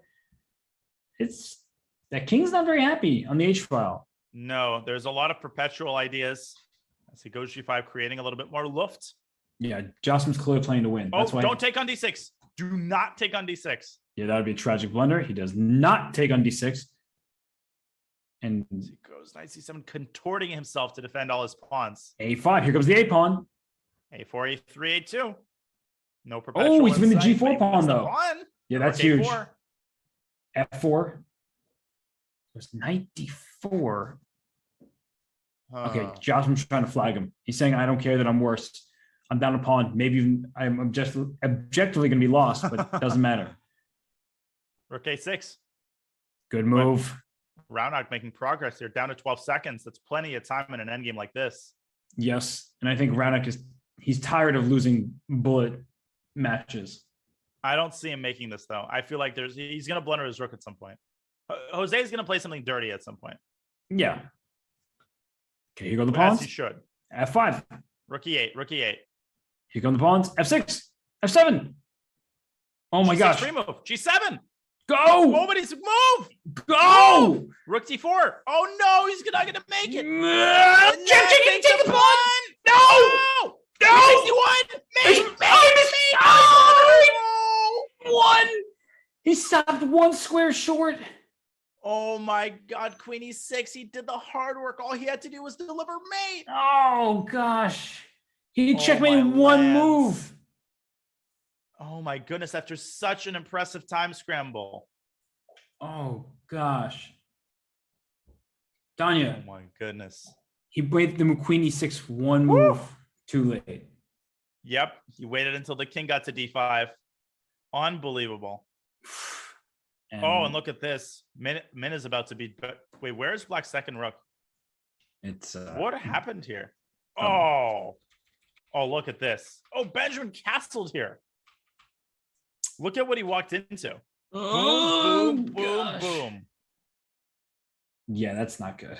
Not Benjamin's best match. Min advances to the semifinals. Mm-hmm. Bortnik, in the meantime, winning the third game against Jobava, and Takes two on the of them. cusp of winning the match. Yeah, although if Jabal can hold a draw, he'll get one more opportunity with the white pieces. But right now, things are looking a bit questionable for Black. White is up in exchange. Black has a pawn for that exchange. And White's king is less safe, I would say. Yeah, I don't really see him pulling out a draw here. He's just down a full exchange. Although he does have a pawn, and he does have the e4 square for his knight. That's a massive outpost. Yeah, just throw the knight on e4 and good things will happen. This actually looks pretty pleasant for Black. I'm looking at the clock situation down here with about 2 minutes per side. I think that Black can have some chances to make some progress. Start pushing pawns on the king side. No, I agree. Yeah, bring the bishop out. I forgot to count the pawns, and I also just underestimated at first the importance of this outpost for the knight. I actually might prefer Black. Yeah, the engine slightly prefers white, but the rook needs an open line. So b4 here will probably be met by c4. Yeah, no, c4 for sure. Now c3 is a weak diner. This is really bad for white always. What? C takes b4, opening up the c file for the rook. Yeah, that was surprising, but I guess he sees a way to Yeah, he directly wants put to pressure. sort of right. He's attacking a3. Bortnik could lose this in one move. I mean, this is so easy to blunder in. Well, how does Black make progress here? Ooh. Oh, he wants bishop d2 and knight takes f2 is a big threat too. Yeah, and bishop e3. Wait, so what? It should be like king h1 or something, slide to the corner. Looks suspicious. Bishop d2, queen g1. My goodness, that's close. Ugh, looks hideous, but it might just work. I'm not a fan of this position anymore. Oh, knight He f2. walked right into it. What? Queen d4? Is that king surviving? I guess it is. It goes king g2. He now has 2 pawns for the exchange. Queen e4, another threat. Yes. And then push that d pawn. Guess queen d1, maybe queen e4, queen f3. There's no way Bortnik survives this, right? He's down. Look how much time he's down. He's got 45 seconds, and He can he's worse. consolidate just a little bit. I think he'll have a shot. He is the king of getting down to like 15 seconds and then making 50 zillion more moves. And 50 zillion more accurate moves, too. Yeah. No, there's no way he survives. He's down a full minute on the clock. No. Yeah, no. This is lost d3. Although d3 rook e1, and he wants some sort of a mating construction, the rook e1, rook e8, and queen h3. That's his last hope. And he's not getting checkmate, that's for sure. Can't Black just sit on this position, put the queen on c2 and Yeah, I think you should put a queen on c2. This is completely winning. I would just go like g5 and g6. Yep. bishop can now go to f4 if needed at any moment. Mm-hmm. Exactly. And now you don't have to worry about any perpetual because king has g7 square. Right.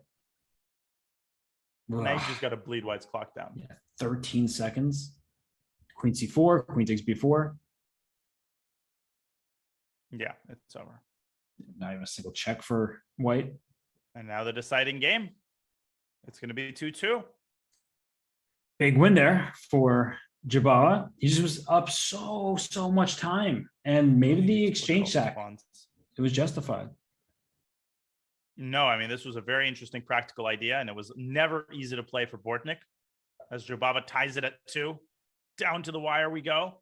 An Alekhine by Bortnik, which is his vintage weapon. Yes, and I'm just quickly check the other game. It's 1F in the match between Raunak Sidwani and Jospam. And it's a knight and pawn. It's a knight and 2 pawns in that game. This looks like a draw, but I guess G4. Yeah, G4. Oh. For some reason, he doesn't play it, which gives... Oh, knight F6! Oh, gosh. Or is this still a draw? Oh, gosh. Is this a draw? King not now. No, king E5 and a king D4. Oh, it's over. You know D4. what? Yeah, because the problem is if Black played king F5 there, this is that we can show after the game. G4. Exactly. Now H4 and this is done. Okay, so it's over. So basically, this is a very important trick to know. Sorry, let me pull up the game. So yeah, in this position, if black had gone king f5, sorry, king e5, king f3, if I had gone king f5 here, g4 check, sacking the pawn temporarily and reaching a theoretically drawn endgame. And that's why the move king e3 was the deciding mistake. So at this point, king f3 was important because if king e5, now you go king e3 and you maintain opposition. So it was a really, really big mistake there to allow the black to initiate the opposition and then get that king to d4 and win the game. Jose with a heartbreaking loss, and now he's on the cusp of losing this quarterfinals match to Raunak, who only needs a draw and goes for a very solid line, the 4-knight Scotch. This is going to be very hard to win for Jose. Wait, is David Paravian playing? No. Okay, right, I was thinking exactly the same thing. These positions are kind of miserable for black for the most part because you're hoping to neutralize white's superior pawn structure, and that knight can hop around. Although after bishop g4, black's already threatening to win a pawn with bishop takes e2 and rook takes e4. Wouldn't you just love to play f3 here? How much money would you pay to play the move f3? At least $1. Right, probably even 2. Yeah. Wait, is white worse all of a sudden? White's worse. Damn, girl. Because if you play rook e1, it's bishop b4. Oh, but what if you just play h3 calmly? And after bishop e2, rook e4, you go bishop f3. So Jose doesn't even think about it. He moves back. Yeah, because but now... Oh, this is just bad for black. But this was a move played because of the match, not because of the game. Bishop b4 was interesting there. Donnie, I have to point out, though, look at how quick Joshua is in this game. Yeah, he's amassed quite the time advantage. He has some levers in the center. Rook takes g3 was a threat. He wants to play h5. But h5, there might be h4. h5, h4. There's rook takes g3 as well. Knight f5. d5 is possible here. Goes king f8. Still d5 an option, as you mentioned. h4 for black, just trying to clamp down on the king side and then get that second rook over to g8. Yeah, that would involve moving the king to e7, where it would be x-rayed by the rook. Now it's too late. He goes d5, opening up the center. The best thing benefit. The best thing Raunak has done is play quickly in these last bunch of moves. Mm-hmm. And now he's starting to take his time as soon as I said that. Well, it's unclear what to do. I mean, Jose can go c6. He can go rook g5. He can improve his position pretty easily. I think black is doing a great job of producing winning chances. Okay, so bishop has c6 for sure. Back to d3. I just think he doesn't know what to do. Rook e5. Yeah, just put pressure on that knight on e3. I like it. And you want to play f5 at some point, probably for black. Like f5, f4, f3. Just throw that pawn down the board. Maybe right now. F5. F5. Get it down. He goes bishop back to c5, allowing the rook to move back to e1. He's playing f5. Yeah, he just wanted to repeat once. And if g3, there's h4. Oh, there's also even f4. F4, exactly. So knight d1 here. I mean, this looks really sad. Bortnik, by the way, is on the cusp of winning his other game against his must-win game against Jobava. They're going to enter a bullet tiebreaker. No. Bortnik's going to win the match. Oh, it's 2-2. Yeah. Oh, sorry. Yeah, Bortnik is completely winning against Jobava. Oof, that one is over. So Baadur, he's going to see the door. And yeah, I was literally opening my mouth to say Bortnik is about to show him the door. Yeah. Well, look at that sequence on this game here. All of a sudden, how did... Well, look at the other game. Sorry, they actually look very similar for a few moves because... Yeah, I see what you're saying. Black all of a sudden is up in exchange. Up in exchange with a passer on d5. This is completely winning. And Jose is on the cusp of winning a must-win with the black pieces. Wow, and we're going to get tie breaks. Yes, sir, we are. d4. There's no way he doesn't win this game. Nope. Just take it. No, rook b2. Wait a minute. Oh no. That was not the way. We might have spoken too soon. No, look, d3 king e1. But look at the clock. But okay, white takes here, goes back, and then king e2. Then the black king just goes up right now. King g2, king f3. Oh, rook a3 is great. King out. King f3.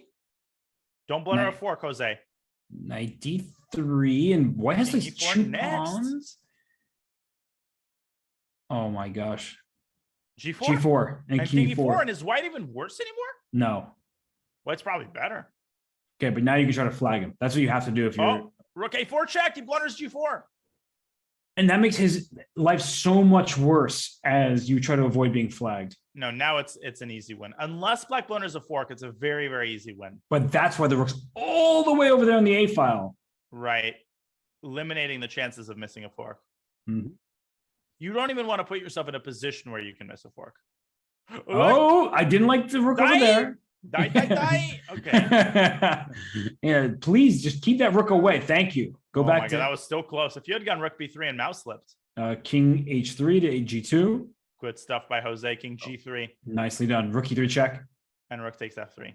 Exactly. Goodbye. And we've got ourselves a bullet tiebreaker, ladies and gentlemen. And the way that Jose even accomplished this was really marvelous earlier when he pushed that F pawn, and then he found a game-winning tactic by distracting white's pieces from the rook on E2. Okay. And Raunak is going to be kicking himself. He got a lot of chances in that game. But now he's got to push it behind him and focus on this 1+1 game that's about to begin. Well, I mean, Raunak knows something about relinquishing a lead, unfortunately, and he has really sour memories of recent events, and he needs to gather himself. It is a bullet game. And if you're Raunak, you're particularly upset about who your opponent is, because Joswin, we saw what he can do in the Bullet Chess Championship. Can you make that sound again? Another time. Okay.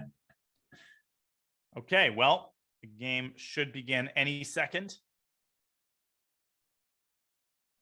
Okay, so we're just waiting on this game. I think they're setting the players up, and colors are determined. Joswin gets white is 1 minute plus 1 second increment, and here we go. Berlin and anti-Berlin by Jose. They had this in one of their blitz games, this D5 line. Hikaru plays this a lot with both colors as well. Yes, Levon Aronian played it a bunch of times in the FIDE Grand Prix against Andrei Sapenko. So we see here bishop back to D6, a passive piece, but defending the pawn E5. And black does look passive and yet is very solid.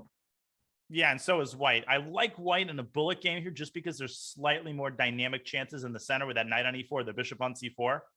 But it's absolutely anybody's game. And bishop E6 disarming and trading off white's strongest piece was really good. And I'm already looking at trying to get a knight to the F4 square because there's a knight on D2, but I know that knight's about to hop to C4. So knight D5, knight C4. C4, maybe F5. No, he goes queen F3 for stopping F5. And that knight on D5 is a little bit loose, so watch out for tactical tricks. And if knight F4, then he's going to play knight C4. Raunak insisting on preparing F5. Jose insisting on preventing it. Uh-huh. And the other knight maybe comes to E4. So 94. Rook, can you move that rook? I was say to G6 because rook F8 to go F5. But now he takes and goes 97. No, he goes for G6, opening up an attack on the knight by the queen. I like how Champ is handling this. Knight takes G7. There's king takes G7. I want to get knight F6 check to work. Oh, wait, there was knight H6 check then. Wait, where? Instead of knight H4 right there. Oh. He probably had knight F6. Yeah, but black gets 2 pieces for the rook and maybe get 2 pawns for it. Very unclear. That's a very drastic move, but I really like it in a bullet game. G4, preventing F5, clamping down on the king side. Uh-oh. And now he's starting to wind his tentacles around black's king side. And I'm looking for a sacrifice here. There has to be some kind of knight takes G7 at the right moment. Right. And he goes queen E3. Oh, trying to prepare these sacks. Knight back to E7. Trying to get rid of that pesky knight on F5. Now knight D5 to F4. Is it about time? Yeah, but queen F3, and I can always take that knight. Yeah, and you're going to win a pawn because you're going to remove the bishop on D. What? Oh, he just leaps his knight on F5. You can't really... Can you take it and go rook F6? Then I can queen G2. And, queen G2's got. And then queen takes G8 was mate. Oh my gosh, we can show it after the game, but there was a 6 sacrifice. Oh my God, I think I know what you're talking about. Yeah. Oh my. One is he continues to prepare for G takes F5, which is impossible. Impossible. Yeah, it's still impossible. Now G5 closing that side of the board. And knight C5. Knight C5. Gosh, knight C5 available. There's queen C6. Yeah. My God, D4 though. Nice. Ooh, nice. Hangs the queen. F5. F5. And actually, that knight can come into F4, and then you can play F5 as well. F5 I right thought now. White should go knight G3. Knight F4. Move the knight. Okay. Bishop E3. Oh, Bishop A5 even better. You couldn't take on B3 because knight C5. He wins a pawn, drops the bishop back to B4, but now Raunak finally breaking through with F5. Oh, he didn't have to take on F5. He could have went knight G3. The pawn F5 was pinned to that rook on F7. And now he can't do that anymore. Rook F4. We have an endgame. Okay. King G2 was a great move, by the way. No rook H4 check. Not sure who's better. It's got to be White, right? Yeah, White's up a pawn. Because he stole the A5 pawn earlier. Rook back to F5. How does White make that progress? A5 at some point, just start pushing the A5. And B4. Yeah, and B4 coming next. Goodness. Oh, gosh, what a move, knight B5. No, but knight takes D4. Knight. Oh, I thought it was knight D6 check. I was going to hang a piece. Knight C7 maybe was interesting. Whoa, I didn't expect the capture. Now he's opening up a Swiss cheese situation. Oh, no. The A rook comes to F6 soon. Black might be better. Might take over the initiative. Yeah, black might be better here. Oh, my gosh. Rook King F4. C6, King B5. And rook H4 coming. Uh-oh. C6 is an idea at some point for White. Potentially, but then there's rook takes C6 as he defends the second B5? rank. B5. Here come White's pawns. Oh my gosh. There they go. taking over again. Take on G4. Just trade. But he plays B7, King D2. And the A6, Black has no A7. follow-up. A6 is coming. It's winning for White. It's done. And Raunak with just a series of hard... Oh, rook G2 is an idea. Rook takes F3 would be a huge blunder from White's perspective, but this is just over. Unbelievable. And Raunak, how tragic have his last week been? I don't think he ever wants to think about this week, the first week of May, and the last week of April ever again. Oh, my lands. Jospin with nerves of steel. It wasn't smooth, but he got the job done as he makes his way into the semifinals. And Robert, this is what we came here to watch. We've got 2 matches left. It certainly is. And we just have 4 players remaining. And Jocelyn, he gets to shake off those jitters. That was a nerve-wracking finale as he storms back to win and make his way through the semis. We're going to take a quick break. The players will get... Oh, I lied. We are not taking a break. Wow. We're going straight through. Wow. Damn, girl. The players are ready. They do not get any rest. It is best of 5, just to remind everybody that this one went to 6. It was tied 2.5. But the next one goes to, again, best of 5, and we're making our way to the final. Okay. I like it. Now, it's gotten hot in this room. I'm just turning the air conditioning on. Give me. Oh. All right. So we have the semifinal. Hikaru, of course, in very convincing fashion, has swept the field thus far, going 3-0 twice, but now he's going to meet with Min. That is an iconic Arena Kings matchup, Robert, isn't it? Oh, yeah. We have become well acquainted with that one. And Min, he takes a slice out of Hikaru's rating every single time they play. But Hikaru, even when he loses one game, it seems like he's losing his footing. He manages to find a way through. Robert, before the game starts, I'm just going to pop on the air conditioning. I'll leave you to drive for 5 seconds. Okay. Do you think you can manage? I can manage. Have you ever done solo commentary? I can also manage if you need me to. So I've upset Danya so much that he had to leave, and I can still hear you yelling at me from afar. Danya, I don't want to hear it from you. Okay, just turn on your AC, cool down. You're being a little too fiery today. But either way, we do have our final 4 players, and as you see on screen here, we have Josh from, hey, it's me twice.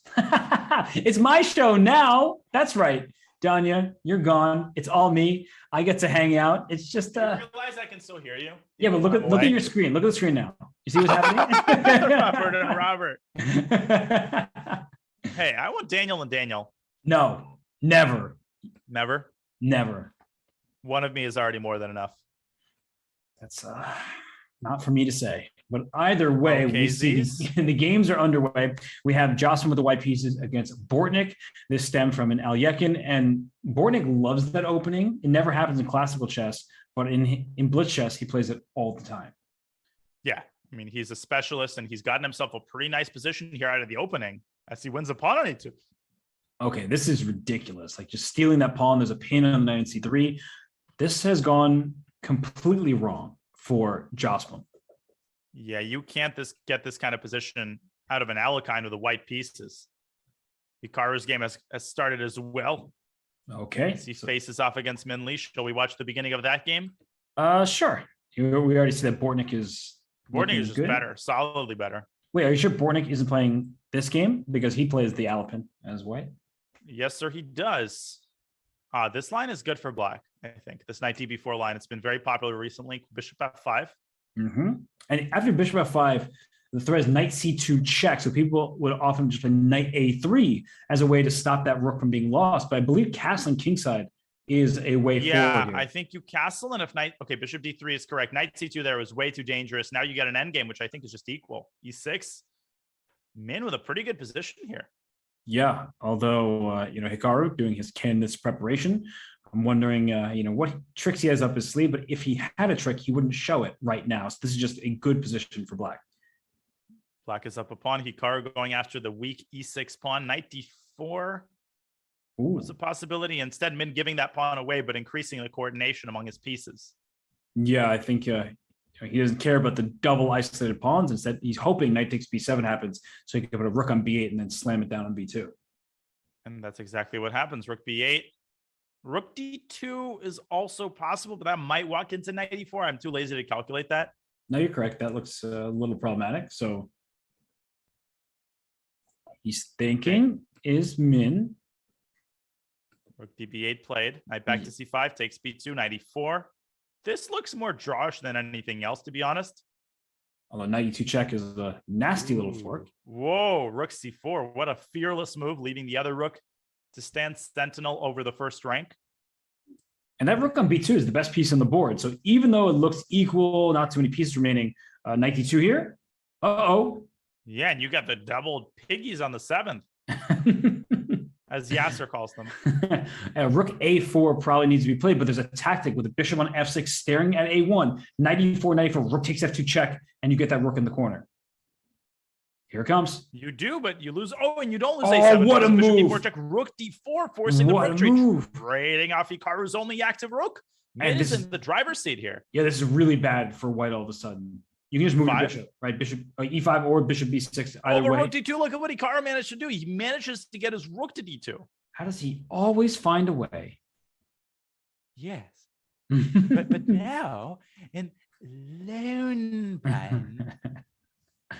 Wait a second. Look at Black's king and look at how active it is. Yeah, so king C5. He wants king B4, king 8. How do you stop this? Lone Pine. Oh my gosh. He's Hikaru, though, advancing with F4, and he wants knight F3.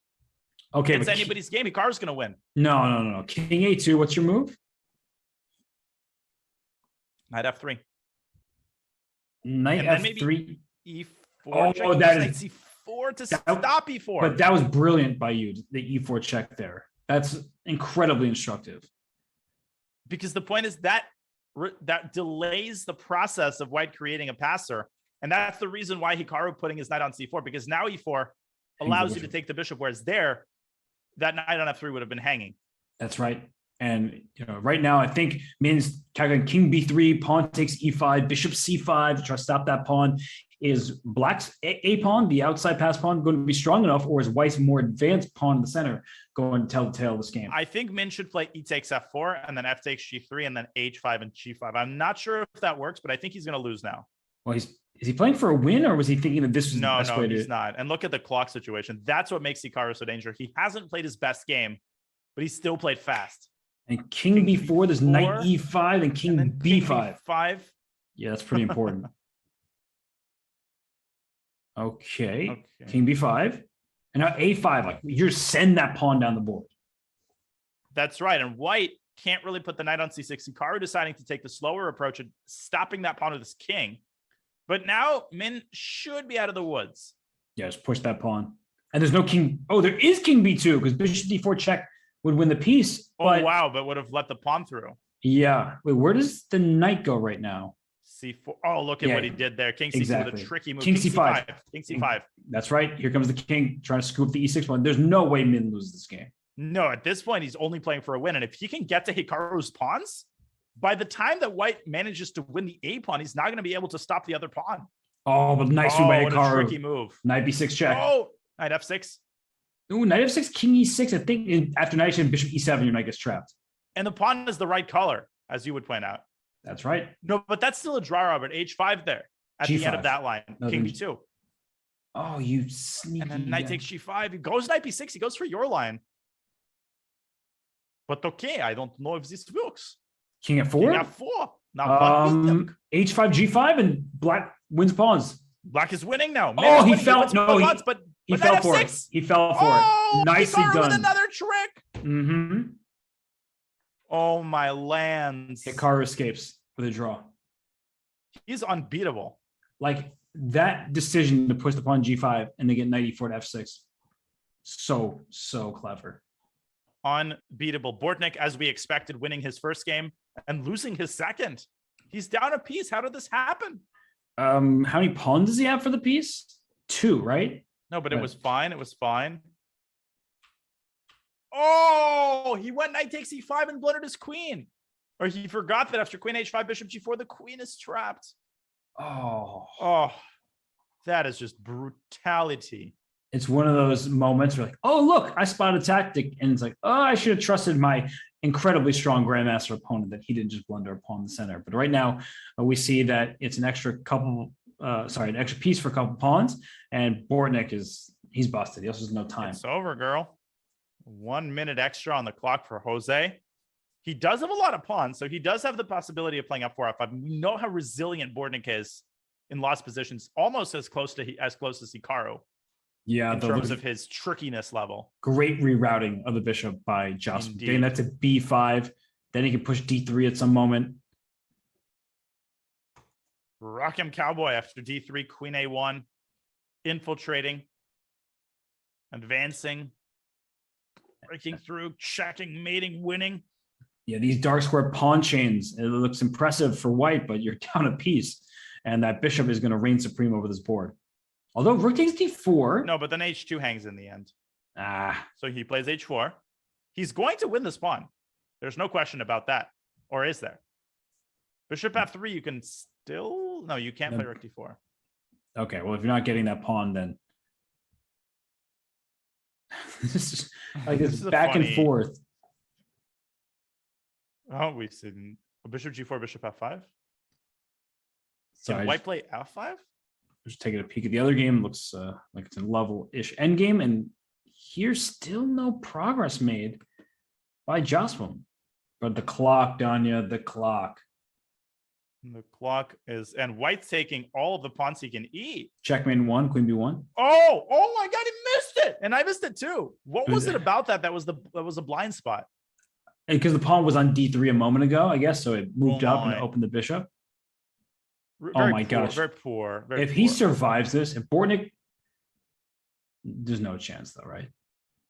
No, especially now with Oh all my the threats gosh. the black has. He's doing it, and c6 is coming. Yeah, what the heck? C6. What the heck?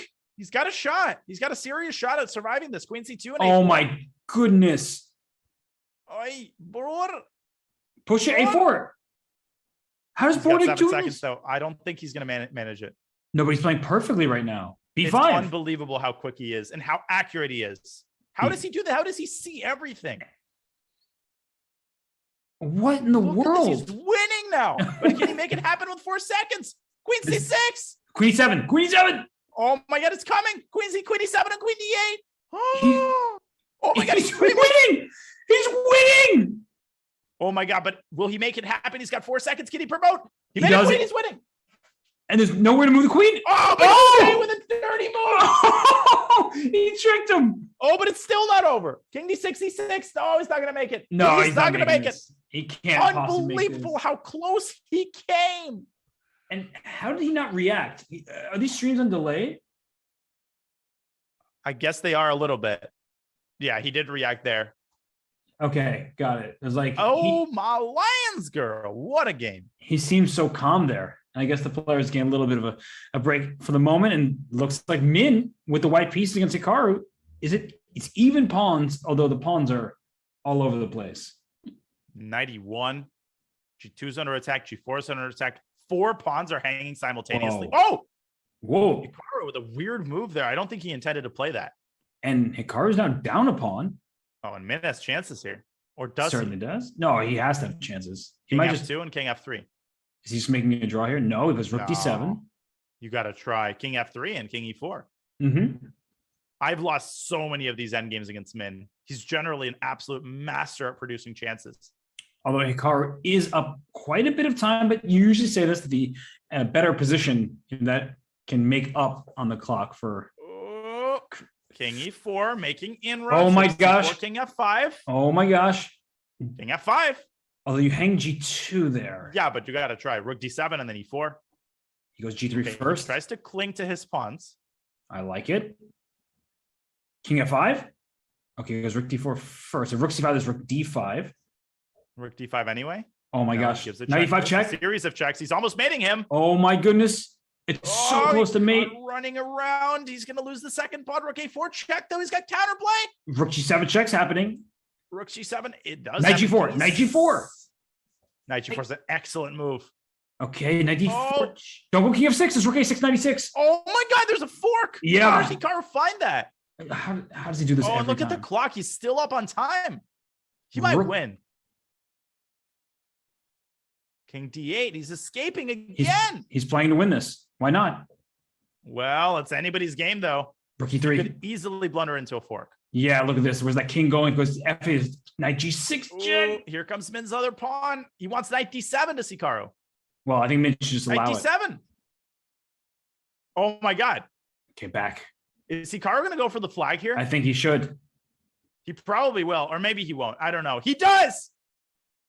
Rook back. Oh, that's smart by Min, though. That was really smart. Oh, he's going for the flag. Hikaru trying to flag him, but No, Min's going to move. no. Hikaru offered a draw, and Min didn't see it. Oh, but now Hikaru very graciously repeating moves.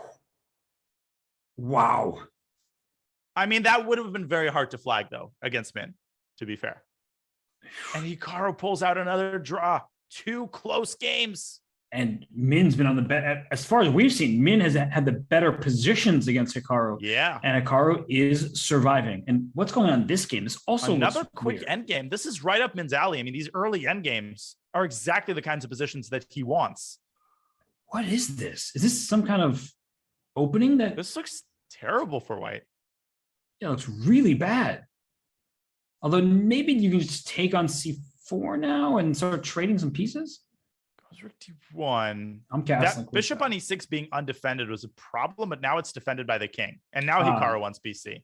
Yeah, because you were thinking BC and bishop B3 ideas with the bishop undefended. Yes, sir. Can you take H7? No way. I'm pretty sure you can. And I think Hikaru will. And after F5 G4, Okay, he doesn't do it. I don't think Min should be playing with fire, though. how about F5 King F6? And Okay, this is also good. yeah, this is just better for black. So I was just checking in on the other game just to see what's going on there as well. It's How's that one going? Jocelyn with the white pieces. It's a slight edge. Yeah, I see what you're saying. Which game should we focus on for now? Maybe the Jocelyn one's a little bit further It's a along little there. bit more advanced, yeah. Yeah, the pawn on B5 looks great though. Get that knight into C6. Stick your teeth in that square. The score is 1-1 in both matches. Bishop D6 and the knight before knight C6. This looks No, this amazing is for Jocelyn. nasty for black. Like we like. One of the things though is even after bishop F8 instead of F6, you're not really threatening to take on D6. Like that trade just helps white get an advanced pass pawn. Rook C6. Oh, Look at rook that move. C6. Beautiful. That is a sexy move, if I may say so. And then now white can play knight F4. And if you trade pieces, I'll bring my next rook to C1 and you're dominated. This is complete and utter domination as he goes knight F4. But wait a second. Can Bortic just take on D4? Oh, And- knight takes E6. Oh, then bishop takes E5. No, but knight takes G6. And then knight E7. Yeah. I don't know why I whispered that. I don't know either, but it was kind of soothing in the way ASMR. You should really just put, you're gonna make chat go crazy. Well, you know how much attention I pay to chat. So A rook, lot, yes. the rook took on F4. I thought he was gonna take with the pawn and then just put his rook on the C file, but he says it will come back. I can just go rook A4. F1 now. There's a peculiar satisfaction to playing moves like 35A4, where you're just like not allowing your opponent to get rid of a single one of your pawns. And he's a minute up on the clock. This is total domination for Jose. And there's gonna be a checkmate, right? Rook F2, rook F6. It's not, I guess Oh, not. It's not mate, but Where's the mate? Bortnik is starting his slippery nonsense again. Yeah. Somebody else was named Slippery Speedster, but that could be Bortnik's alias. Rook F2. You got to play Rook F2. What you don't, the last thing you want to do is let this get into a time scramble if you're Jose. That's the last thing you want to do. And that's exactly what he is doing. Bishop E7. He wants Bishop G5 checkmating ideas. Rook at Knight H7. Somehow that knight is guarding all of the critical Wow. squares on Rook G6. Oh my gosh. Oh, I blundered the Oh, Rook. I blundered the Rook. I almost just fell out of my chair. I actually just almost. Oh my gosh. Oh Can he my get God. stalemate? No, he resigns. Oh, and you see Bortnik's reaction a little bit. Let's go back to the Hikaru game against Min.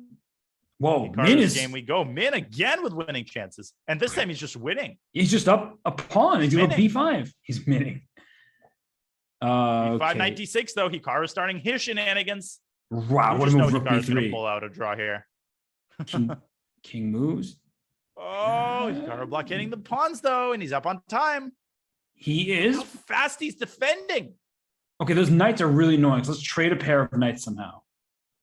That's what Min wants to do. Maybe knight back to D7. You're right. Free up that Knight B pawn. D3 check. Oh, he's going to win another one. 91. Oh, he gets the pawn. Oh, but knight BD5. Oh, then King E5. Then King E. Okay, so now knight moves back. Oh, knight C5. He's going to win that one, but allow knight D3. Knight D3. The F pawn's gone. But where's the win? I don't know. Where's the Min? King F4, King G3. Bring that king in. And he's doing it. King G3. Hikaru bringing his knight back into the defense. Whoa! Knight G2, threatening knight G3. How do you stop it? Oh, and then F2, F1. That's how you stop it. Okay, King E3. King E3, knight C4, King E2. Oh, but King E3, there's knight F1. Oh, I love H5. He's going to protect his knight with a pawn. Such a classy move. Knight E2. And King's coming to King G3. Oh, play H4. Play H4. H4. No, but if Hikaru eliminates that pawn, it's going to be a draw. What pawn? The pawn on H5 and the pawn on F3. Yeah, but you're not getting those. F2? Knight G3, I think. No, but Knight G3 might be a repetition because you go back to D2. Oh my God, this might still be a repetition. King G3 is going to win the pawn on H3. Oh my gosh. But Hikaru has like knight E5. Or like, no, there's knight on D3. Knight D6, King takes H3. Just take that pawn. Yeah. Wait, was it knight? Knight E2 check was there? Knight takes H3 and knight takes F3. Oh my gosh, knight F2. No, F2. Yes. F2. F2? Oh, Hikaru's going to pull out a draw, isn't he? There's 94 right now. King E2, and it's a draw. How?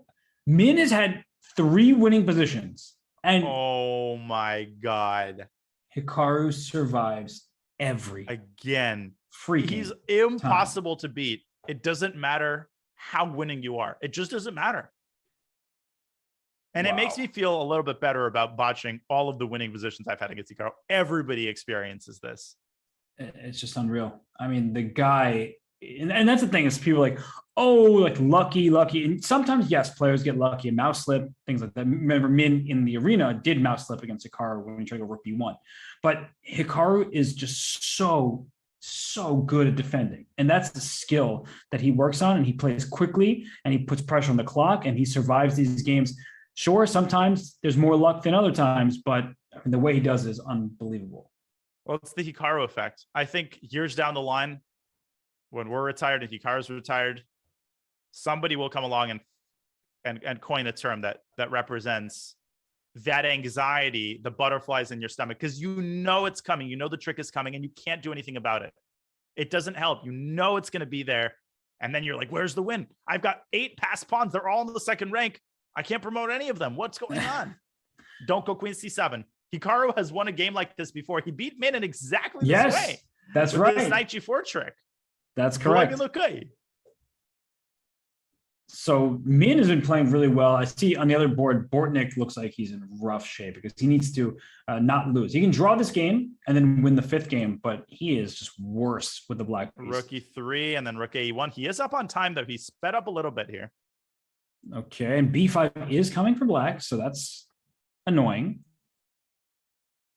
Yeah, B5 is black's really only source of counterplay on the queen side. How do you stop it? You know what's the dirtiest thing ever? Watch this. So let's say you play rook E3 and black plays B5, and you play C takes B5. Oh, oh my God, that would be right up my alley. Right? Yeah, I'm learning from you, Danya. I would destroy every mouse in my possession if I fell into that. But like that's the type of thing. This is not bullet right now, but people usually pre-move things like a6, b5 because No, they're that's like, a completely legitimate trick. well, it probably doesn't feel great in either direction. Oh, weird. It's insane. What's the move here? The b3 pawn is. Ooh, C5 queen is coming. And there's a queen trade on b3, a6 falls, then d6 will be loose after that. Prevents the c5 move. Okay, now queen. Still want to. Still same problem. Yeah, though I had bishop b5 at the end of these. I don't like f4 by Jose. I feel like he's just created tons of weaknesses on his king side. Yeah, and actually now black is just doing extremely well. So queen c5 check. Rook, okay, rook e3 was the threat, if not for queen f2. Okay. What's happening now? Rook e2, queen takes c5, dc.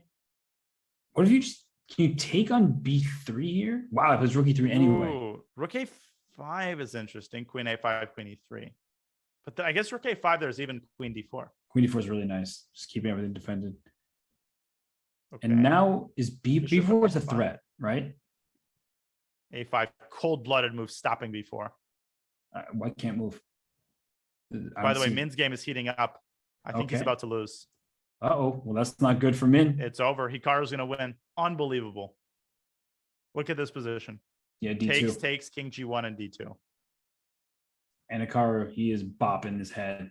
And you just cannot miss this many opportunities and hope to win a match against him.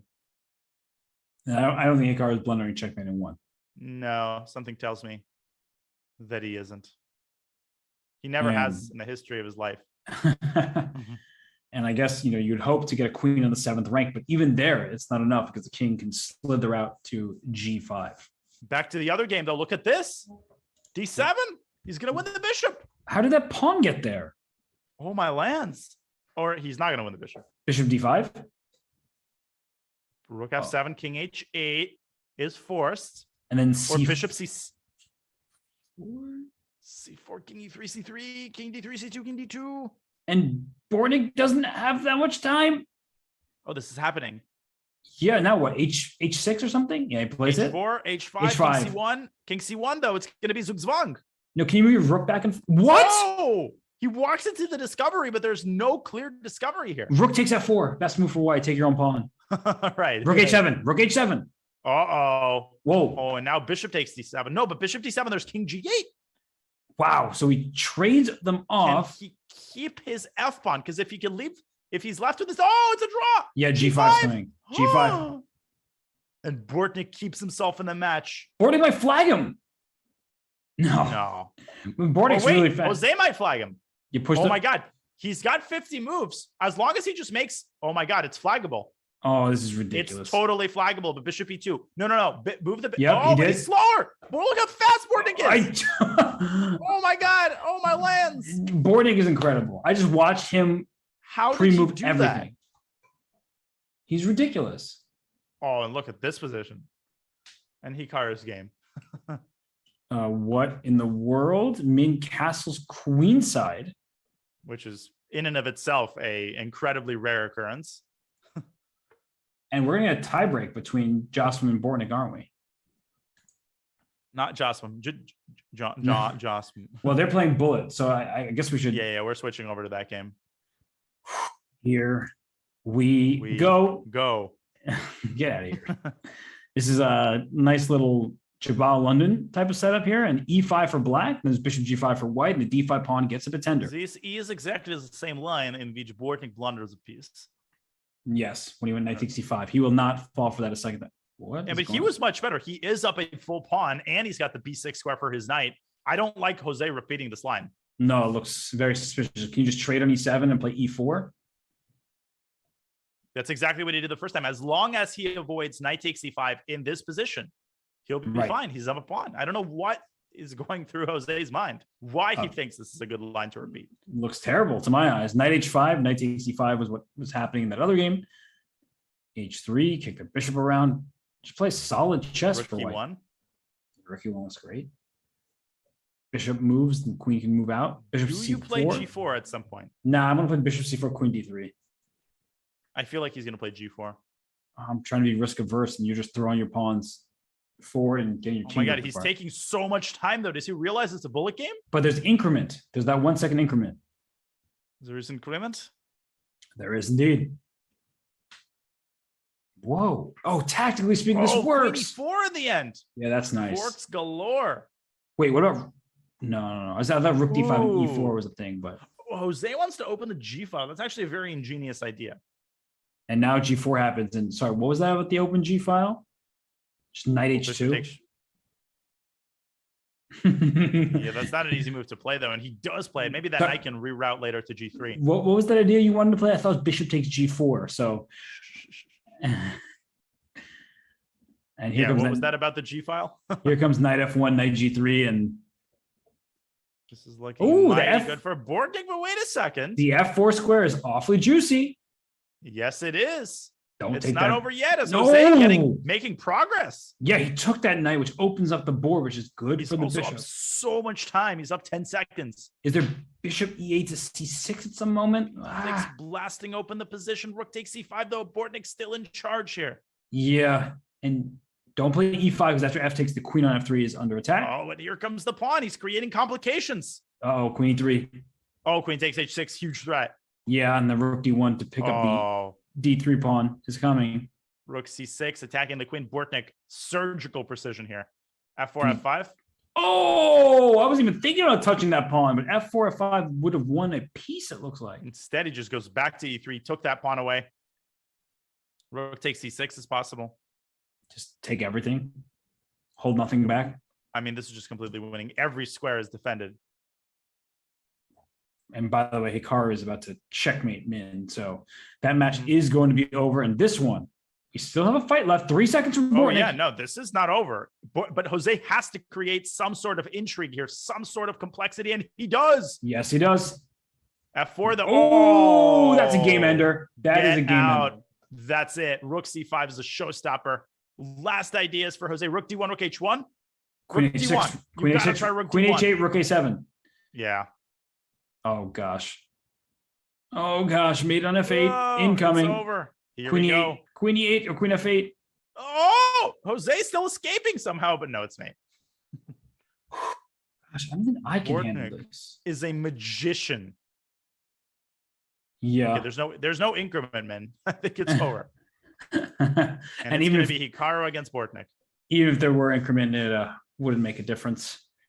The game is Woo! over, and Hikaru Nakamura somehow scores 3.5, 1.5 against Min Lee, but the start of that match could have been 2-0 in Min's favor. And Min, Oh, absolutely. he claps, he gives Hikaru his praise, and Min always so wholesome.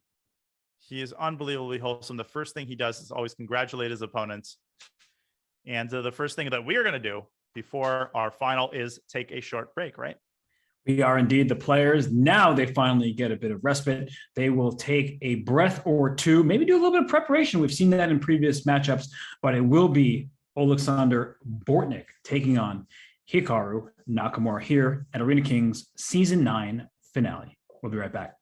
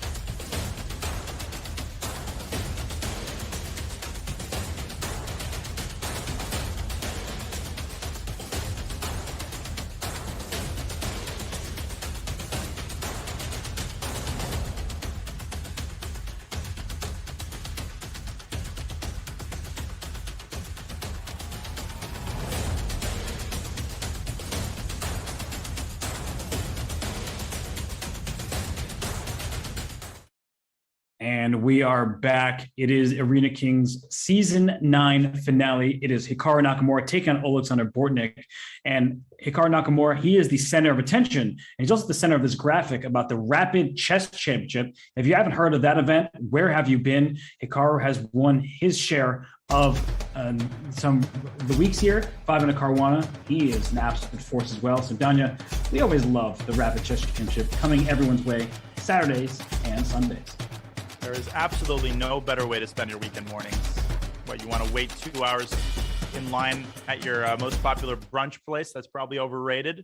Or would you rather stay in bed, make yourself a little breakfast in bed, and put the RCC up on the TV, watch some of the best chess that's played in the 10-minute time control? I don't think it's even a choice. Yeah, no, I would like to go out to brunch, but instead I usually commentate with you or someone else. So, Right. Neither here nor there, because this is Arena Kings. It is Blitz. It is a best of 5 series. We have Hikaru Nakamura, the top dog, taking on Alexander Bortnik, who got through Jocelyn. That was a really close matchup. And we have to wait no longer because, Danya, the games are underway. Hikaru gets the white pieces in the first game. I'm guessing, I thought we were going to see a B3 setup, but we are not, in fact. Hikaru actually playing some mainline stuff. A King's Indian Fianchetto, which I've really never seen Hikaru play a Fianchetto. And I don't think I've seen Bortnik play a King's Indian. So this is unusual for both players, but both of them seem to know what they're doing. I also don't think I've ever seen Bortnik play this quickly out of the opening, right? He always is down like 30 seconds and we're like, oh, he's getting time trouble. And you're like, Robert, no, he is so fast and always precise in the scrambles. And he plays a Benko Gambit style idea here, sacrificing the pawn on B5, creating counterplay on the queen side. Hikaru with the 2 bishops, but a very awkward situation in the center is Bortnik trying to strike before Hikaru can consolidate. Did Bortnik just prep this all out? Like, jeez. Yeah, I've never seen him play this quickly. Yeah, knight D7 to C5, or just take on A4 right away. Probably should be all right as well, but he's completely developed here, and A4 is falling. There is one thing I'm worried about, which is that Hikaru could get his rook to B7. Now he's threatening bishop H3. That pawn on E7 could be a potential problem. So rook E8 probably necessary. It was rook A8, but bishop H3, as you're pointing out, that looks a little bit annoying. It has been played. I think Bortnik might have missed that. Yeah, he definitely did. How dangerous is it? Can I play rook A3 here? Because if you play bishop C1, I have rook back to A7 to defend my knight. And if I go bishop D4? I was hoping I had some tactics, but I was leaving it up to you. I mean, you could go back to D8 with your rook. I know it's not going to win you any beauty prizes, but maybe that's what needs to be done. He goes for your line, rook A3. And bishop D4. Is there some kind of like knight C5 move there? Nah, you just take on C5 and... Knight G2. I didn't even see that move. Okay, so rook D8. You made the point that you can just safely put your rook defending the knight, then defend E7 next, and finally be able to move your knight away from D7. Although that rook on F1 might land on C7 if you're not careful. Right? Rook F1 to C1, right. Rook up the board, and all of this is taking a lot of time from Bortnik. Hikaru playing quickly and confidently. Sasha deciding to give up the pawn on E7, going instead for piece activity. Rook C7 cutting off the C4 score from the knight. I feel like Hikaru is slowly but surely gaining the upper hand. Yeah, I mean, the activity for black does look nice here. And Bortnik, he's thinking, how do I increase things? Whoa, G5 is definitely a good move right now. 5 F4, knight G4. I'm trying to puzzle out the complications. Can you play knight G4 right now, by the way? Knight F to G4? Oh my goodness. And then the bishop is trapped for HGHG. Yeah. But look at the clock, Robert. No. He's now down a full minute on the clock. You just can't afford that against Nakamura. Yeah, I think Min had the right strategy. Get quiet types of positions and play quickly. Getting tactical positions and playing slowly, that's not the way to go. It ain't going to cut it. Rook A4 trying his best here. The eval bar is still approving of black's play. Yeah, knight C4 becomes an option all of a sudden. This is a very sharp position. Hikaru now settling into a think. It's hard for white to even make a move. Somehow everything is sort of tangled up. He was bishop C8. Ooh, he wants to double in the third rank. And if F3 falls, the whole position starts to collapse. This is not over. Or rook a2 and doubling on the second. I mean, both of these are ideas here. Black is so active here. What move does white make? I guess we're about to find out. Hikaru all of a sudden in a bit of a tough spot. Maybe rook fc1 blunders the pawn on f3. F4 loosens the pawn on e4. Yeah, f4 knight to g4, and that doesn't look great. Okay, here comes the rook down. Immediately doubling on the third rank. So knight c4, the bishop now can move, but then f3 is hanging. But bishop c1 would attack the rook, force it off the third rank. Maybe now knight c4. Knight c4 looks very good. He goes for it, but the clock is still worrying me. Although the time advantage has shrunk to 30 seconds now. Bishop's on rook a1. Bishop f4. Then he takes f3. Hikaru defending his bishop, keeping his material advantage. Knight d3. Knight d3 is made bishop d2. Oh, bishop d2. Oh my goodness. This is so complicated. Yeah, this is clock. It's headache inducing. There's so many tactics here. Hikaru down to 48 seconds himself. Oh. Bortnik's rook's doubling on the second round. Isn't it crazy he was doubled on the third and now he's doubled on the second? Yeah. Rook takes h2. He steals a pawn. Wait a minute. Rook g2 and knight f3. Knight f3. F3. He finds it. And knight e4. And knight g3 is made. Knight e4. He missed it. Knight e4 immediately winning on the spot. He missed it. Oh my gosh. Now Hikaru's going to win. Hikaru's going to win. He had knight takes e4 winning on the spot. Wow. Unbelievable. He pulls out another lost position. Yeah, just today is he's counting his lucky stars for sure. Oh my goodness. And e4, it's not totally over. Knight takes d6. Oh, but knight e8. Oh, and Hikaru gets him. G5. G5 and king g6. King f5. G4. Wow. Bortnik is so fast. Yeah, but he just doesn't have enough time. Oh. Go back to that moment if you can, Danya, if you can bring up the... That was nuts. I can definitely bring it up. Bortnik rushing just a little bit in this moment. Knight takes e4, resigns. Because if you take it, what a beautiful mate. Yeah, that knight, 2 knights checkmate with the knight on g2 not helping white's cause is a gorgeous finishing touch. And the point is that the rook on a1 is now hanging. You don't have that check on a8, which was a key intermezzo move. An unbelievable recovery there for Hikaru. Yes. We have a Jobava London in the second game. All right. And we see a trade. And this type of position, you know, it's slightly better for white. No question like it. about it. Knight e5 maybe next. The bishop on e4 is a menace. Hikaru not really playing all that ambitiously with black. He's just getting a lot of these end games and winning most of them. Yep. And g5 maybe. G5. Okay, e5, bishop e3. These are always pleasant for white, though. The control on the queen side. For sure. Bishop e6, though, repositioning the bishop on a better square, attacking c4. Ooh, bishop d5. Nice move. f7. Bishop e6, stopping rook d8. So bishop d8 is a really nice move by Hikaru, because after bishop moves, bishop c7. Oh, he's offering a trade. Well, obviously, he doesn't mind a repetition and a draw with the black pieces. Bortnik has to try to do something here. But what? How afraid of bishop takes c5 are you? Pretty afraid. Yeah, I just wondered if the b file being open was helpful or not, but I guess Bortnik retreats. Bortnik's going for it. But how? Where? No, I don't like this decision. I'm going to go on record and say I don't love this decision. Not to repeat. Okay, rook d1.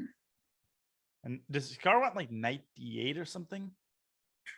That's a5. A5. Uh-oh.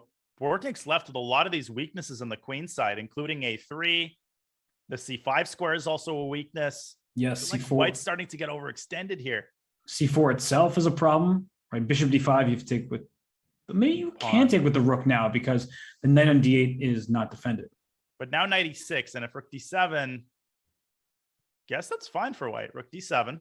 Yeah, rook d7 is a nice move. And then maybe just rook. I'm not entirely sure what black does here. Rook c4, rook b7. There's a pin on the 7th rank. Otherwise, bishop takes a3 would be a follow-up. And if you move your king, the problem is that the other rook can't really infiltrate d7 as long as the back rank remains weak. Okay, we're going down this line. Mm-hmm. And king e8 indeed has been played. G3 was on knight H4. That doesn't look right. No, he wants Rook D7. I think that's why he created Luft.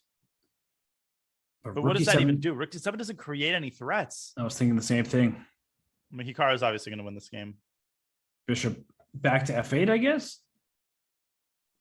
Rook Oh, actually, A7. G7 is not even under attack. I mean, what am I hallucinated.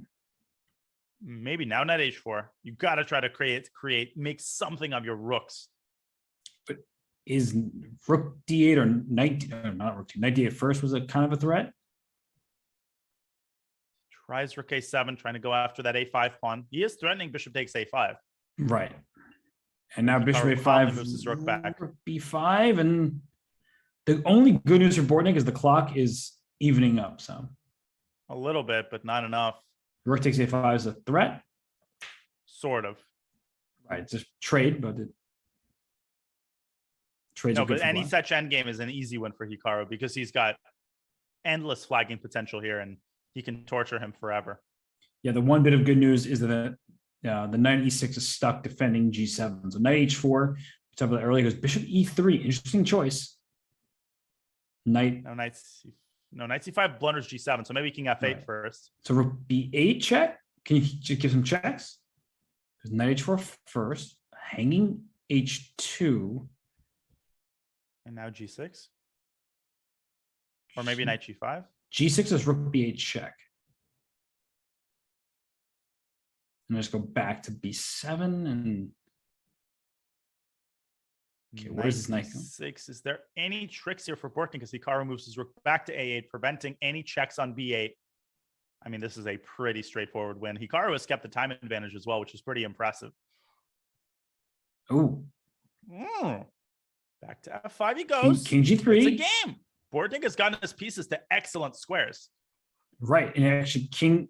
I Rook don't E7. think- Oh, great move. Oh, Rook B6 though. No Oh more my God, progress. King H5 and he's pinned. King H4. Don't blunder mate in one. Wow. And no, there was Rook H1, Knight H4, G6. Oh, that's filthy. Oh, What? Knight G7. King G6 and F5. He missed F5.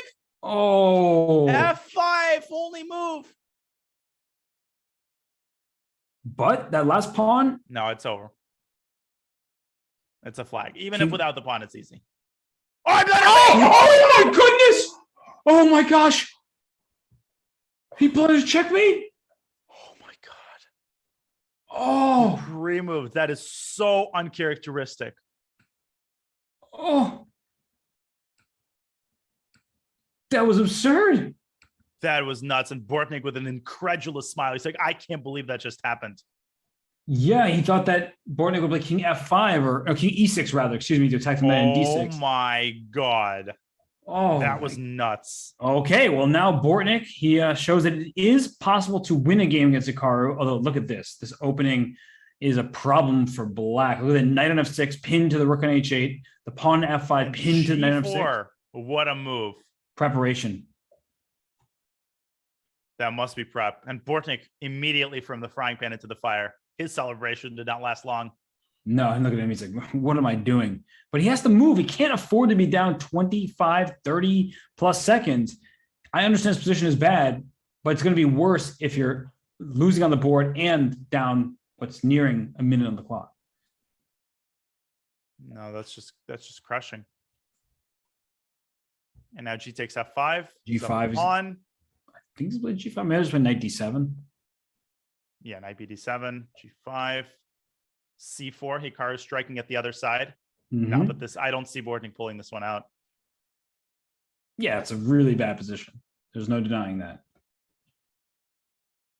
Hikaru trying to figure out where the queen's going to go. What's he going to do here, Danya?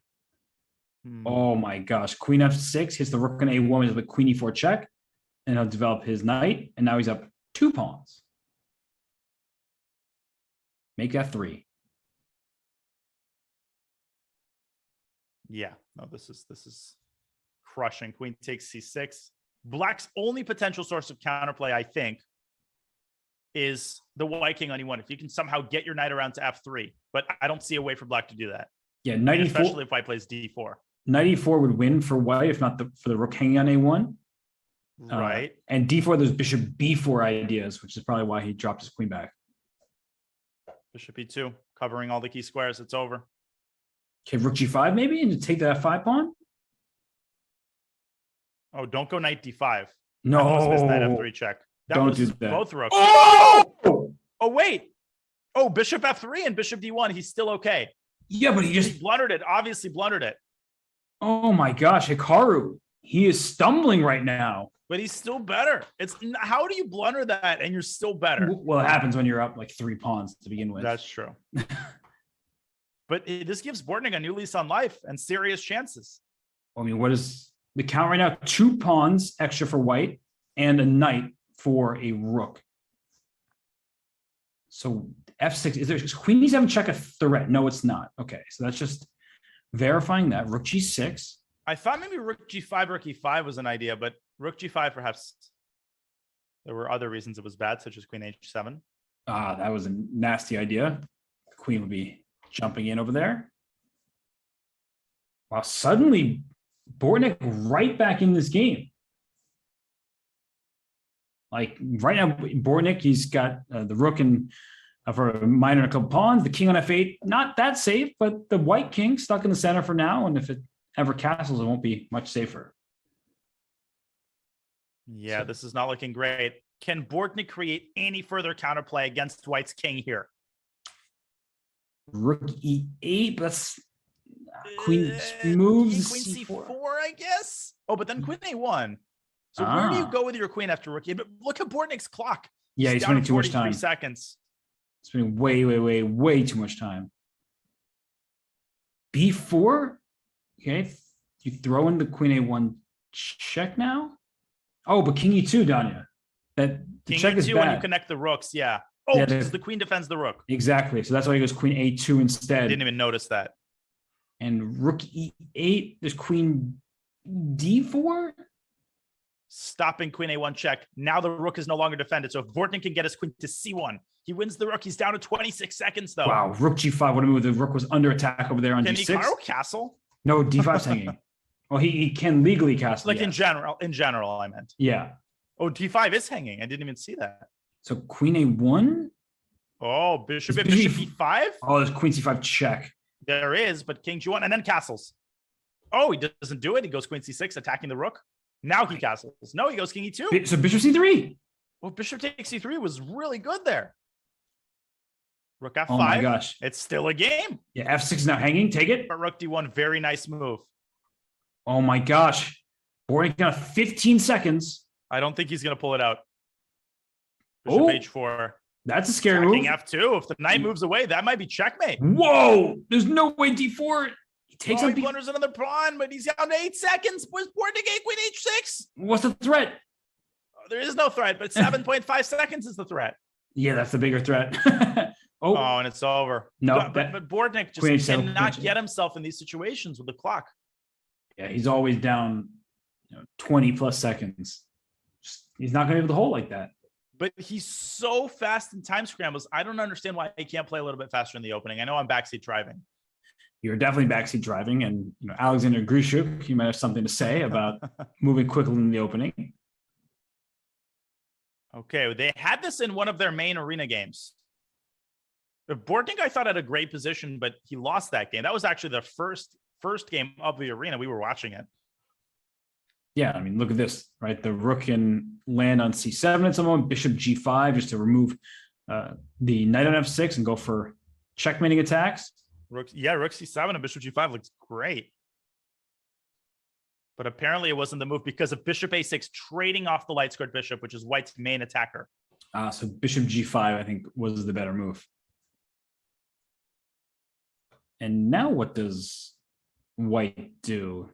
Knight c4? Awkward, but Maybe necessary. yeah, because if you trade bishops on a6, I think you're just in a bad position. And now he's on 30 seconds. He's in a already half down minute. 30 seconds. He's taking like minute-long things. And that's what really drives him into the hole. Hikaru's good. If Hikaru wins this game, he wins the match. He wins season 9 of Arena Kings. Bortnik continues to think he's down to 1 minute and 55 seconds. And now I'm curious what position is on the display board behind Bortnik. Right. He's down a minute, a full 60 seconds on the clock in the opening. How does he expect to pull this out? And now he plays bishop g5, but it's a move too late. Bishop takes d3 and knight d5 looks solid for black. Up a pawn. Compensation beginning to dwindle. So is his clock. I think it's basically lost. It's just not moving. I mean, it's like he's frozen. It's almost like he's doing it on purpose. Queen f3? Queen f3, knight d5 anyway, then take on f7. Okay, I can buy that. There's no way that works, though. Now he's got way too little time. He plays it. Oh. And Hikaru immediately responding with queen d6. But what is this? Bishop g7. Wait, what? Wait, is white better now? Queen, oh my gosh, queen g3, knight g6. Oh my goodness. Oh my gosh. If he takes on f6, queen g3, and then knight g6 with a discovery against black's queen. What incredible calculation. After knight d7, there's bishop takes g7 because of queen g3. Oh my God. Is there also knight takes d7 and queen g3, queen g5? How do you stop queen h6 there? Oh, that might also work. I was just looking at the same tactic we've been talking about. Bishop g7 is very hurtful. Hikaru definitely overlooked that discovery. And bishop g7. Yeah, you're right. That's the move. He finds it. Oh my goodness. Winning. How does, okay, we were talking about how does Hikaru do it. How does Bortnik spend all of his time and he comes up with queen f3 and Hikaru played too quickly there? Yeah, he smelled blood. He thought it was over. It's not. And it might be, but white's the one winning here. Yes. Queen g3 is coming next. Is there any defense here for black? I say Rook no. F8 and the knight f8 apparently is the move. Whoa, so you put your knight on g6. Okay, but you got to go, Bortnik. You have queen to play g3 is obvious. What else do you even do? Oh my God, he's freezing for so long. He's looking for checkmate. It doesn't exist. Play queen g3. Oh my God, he's killing himself with this time consumption. What is he doing? He's down to 50 seconds. He's not moving. He is not moving. And then he plays knight f8. Hikaru finds it instantly. Okay, so bishop f6, knight g6, queen g5. Or h4, h5 is another idea. Oh, h4, h5 looks really good. He's still not moving. There he goes, h4. He finds it. It's a great move. And he's playing an amazing game. What does black even do about this? h5 is a dev, queen c2, h5, queen f5. Yeah. It's not so weird. I don't know what I'm saying. h5, queen f5, hg, queen f6. GF, king h8. He's surviving this down in 30 seconds. He's gotta go. Gotta move. No, but he's just killing. This is going to be the story of the match. He's down. He's not moving still. Yeah, no, he's knight g4. Knight d7, knight d7. Oh, knight queen d7 is h5, nasty. bishop e5, and knight f6. He goes knight g4. That's strong. Okay, knight trying f6. to get his knight around to f6. He's down to 19 seconds. But king f8. Oh, it's queen a3 check. Oh, queen a3. Oh my God, you missed it. Okay, so queen has to go to 8. Oh, knight gh7. Can he make a draw here with 16 points? Oh my gosh, he survives the match if he makes a draw. He does, and he gives himself another chance, but he's spending 3 seconds per queen move. a3. He's got 10 seconds. Queen a3. It's obvious. Oh, and he blunders rook c7. Whoa, I thought it was over. What do you think, it was mating him here? No, but there's got to be something for Hikaru. Just rook c2. Queen f4 also. Oh, nice. That is a nasty move. And that is Arena Kings Season 9. And Hikaru Nakamura, it was never really in doubt. Today wasn't the smoothest victory in his collection. He himself, I'm sure, will be critical of some of the mistakes that he made, but it doesn't matter. That's how much better he is than the next guy over. Hikaru in bad form is still total domination. It's true. He loses his 3,200 rating. He's only a miserable 3,198. I mean, gosh, how could that guy win Arena Kings? But no, I don't know, honestly, with such a rating. All jokes aside, I mean, just what an absolute beastly performance from Hikaru Nakamura. And this was not him at his best. And it goes to show how good he is that even when he's not at his best, he still is taking down Min and Bortnik in the final 2 matchups. He's really freaking good. And honestly, it's not just what happens on the board. It's also what happens on the clock. That was the story in his match against Min. And it was maybe the biggest story in his match against Bortnik, a very inspired series of games by Sasha Bortnik. He should hold his head up high, but Hikaru was just too much to handle today, as per usual. He was, and I mean, we can remind everybody of the bracket of what just happened, but it was Hikaru starting as the top seed. He won the arena, and he did not stop his winning there. He takes down a significantly low-rated opponent, but you have to give Jack a shout out for putting up a fight. Then he sweeps Gianmarco. Then he takes down Min 3.5, 1.5. But in those first 3 games, Danya, Min was the one that was in charge. And then finally, a 3-1 finish over Bortnik. So when all is said and done, Hikaru Nakamura in their hand, but ultimately unable to stop the final boss, Hikaru Nakamura, from winning once again.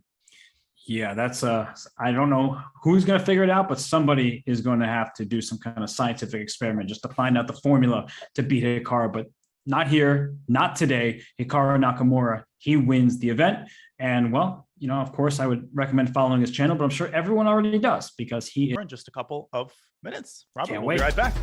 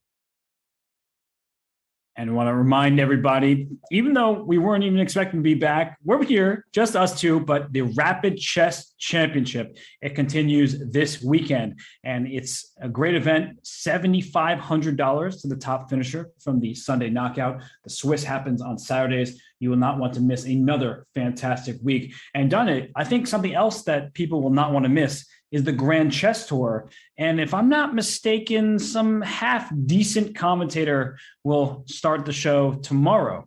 Am I correct about that? Well, you're right about there being a commentator. I don't really agree with the label of half-decent, but I will be there bright and early. It's an 8 a.m. Eastern start time, 5 a.m. Pacific at the Grand Chess Tour. So I'll be there bright and early covering that tournament with Grandmaster Irina Krush tomorrow. So I'm looking forward very much to the Grand Chess Tour.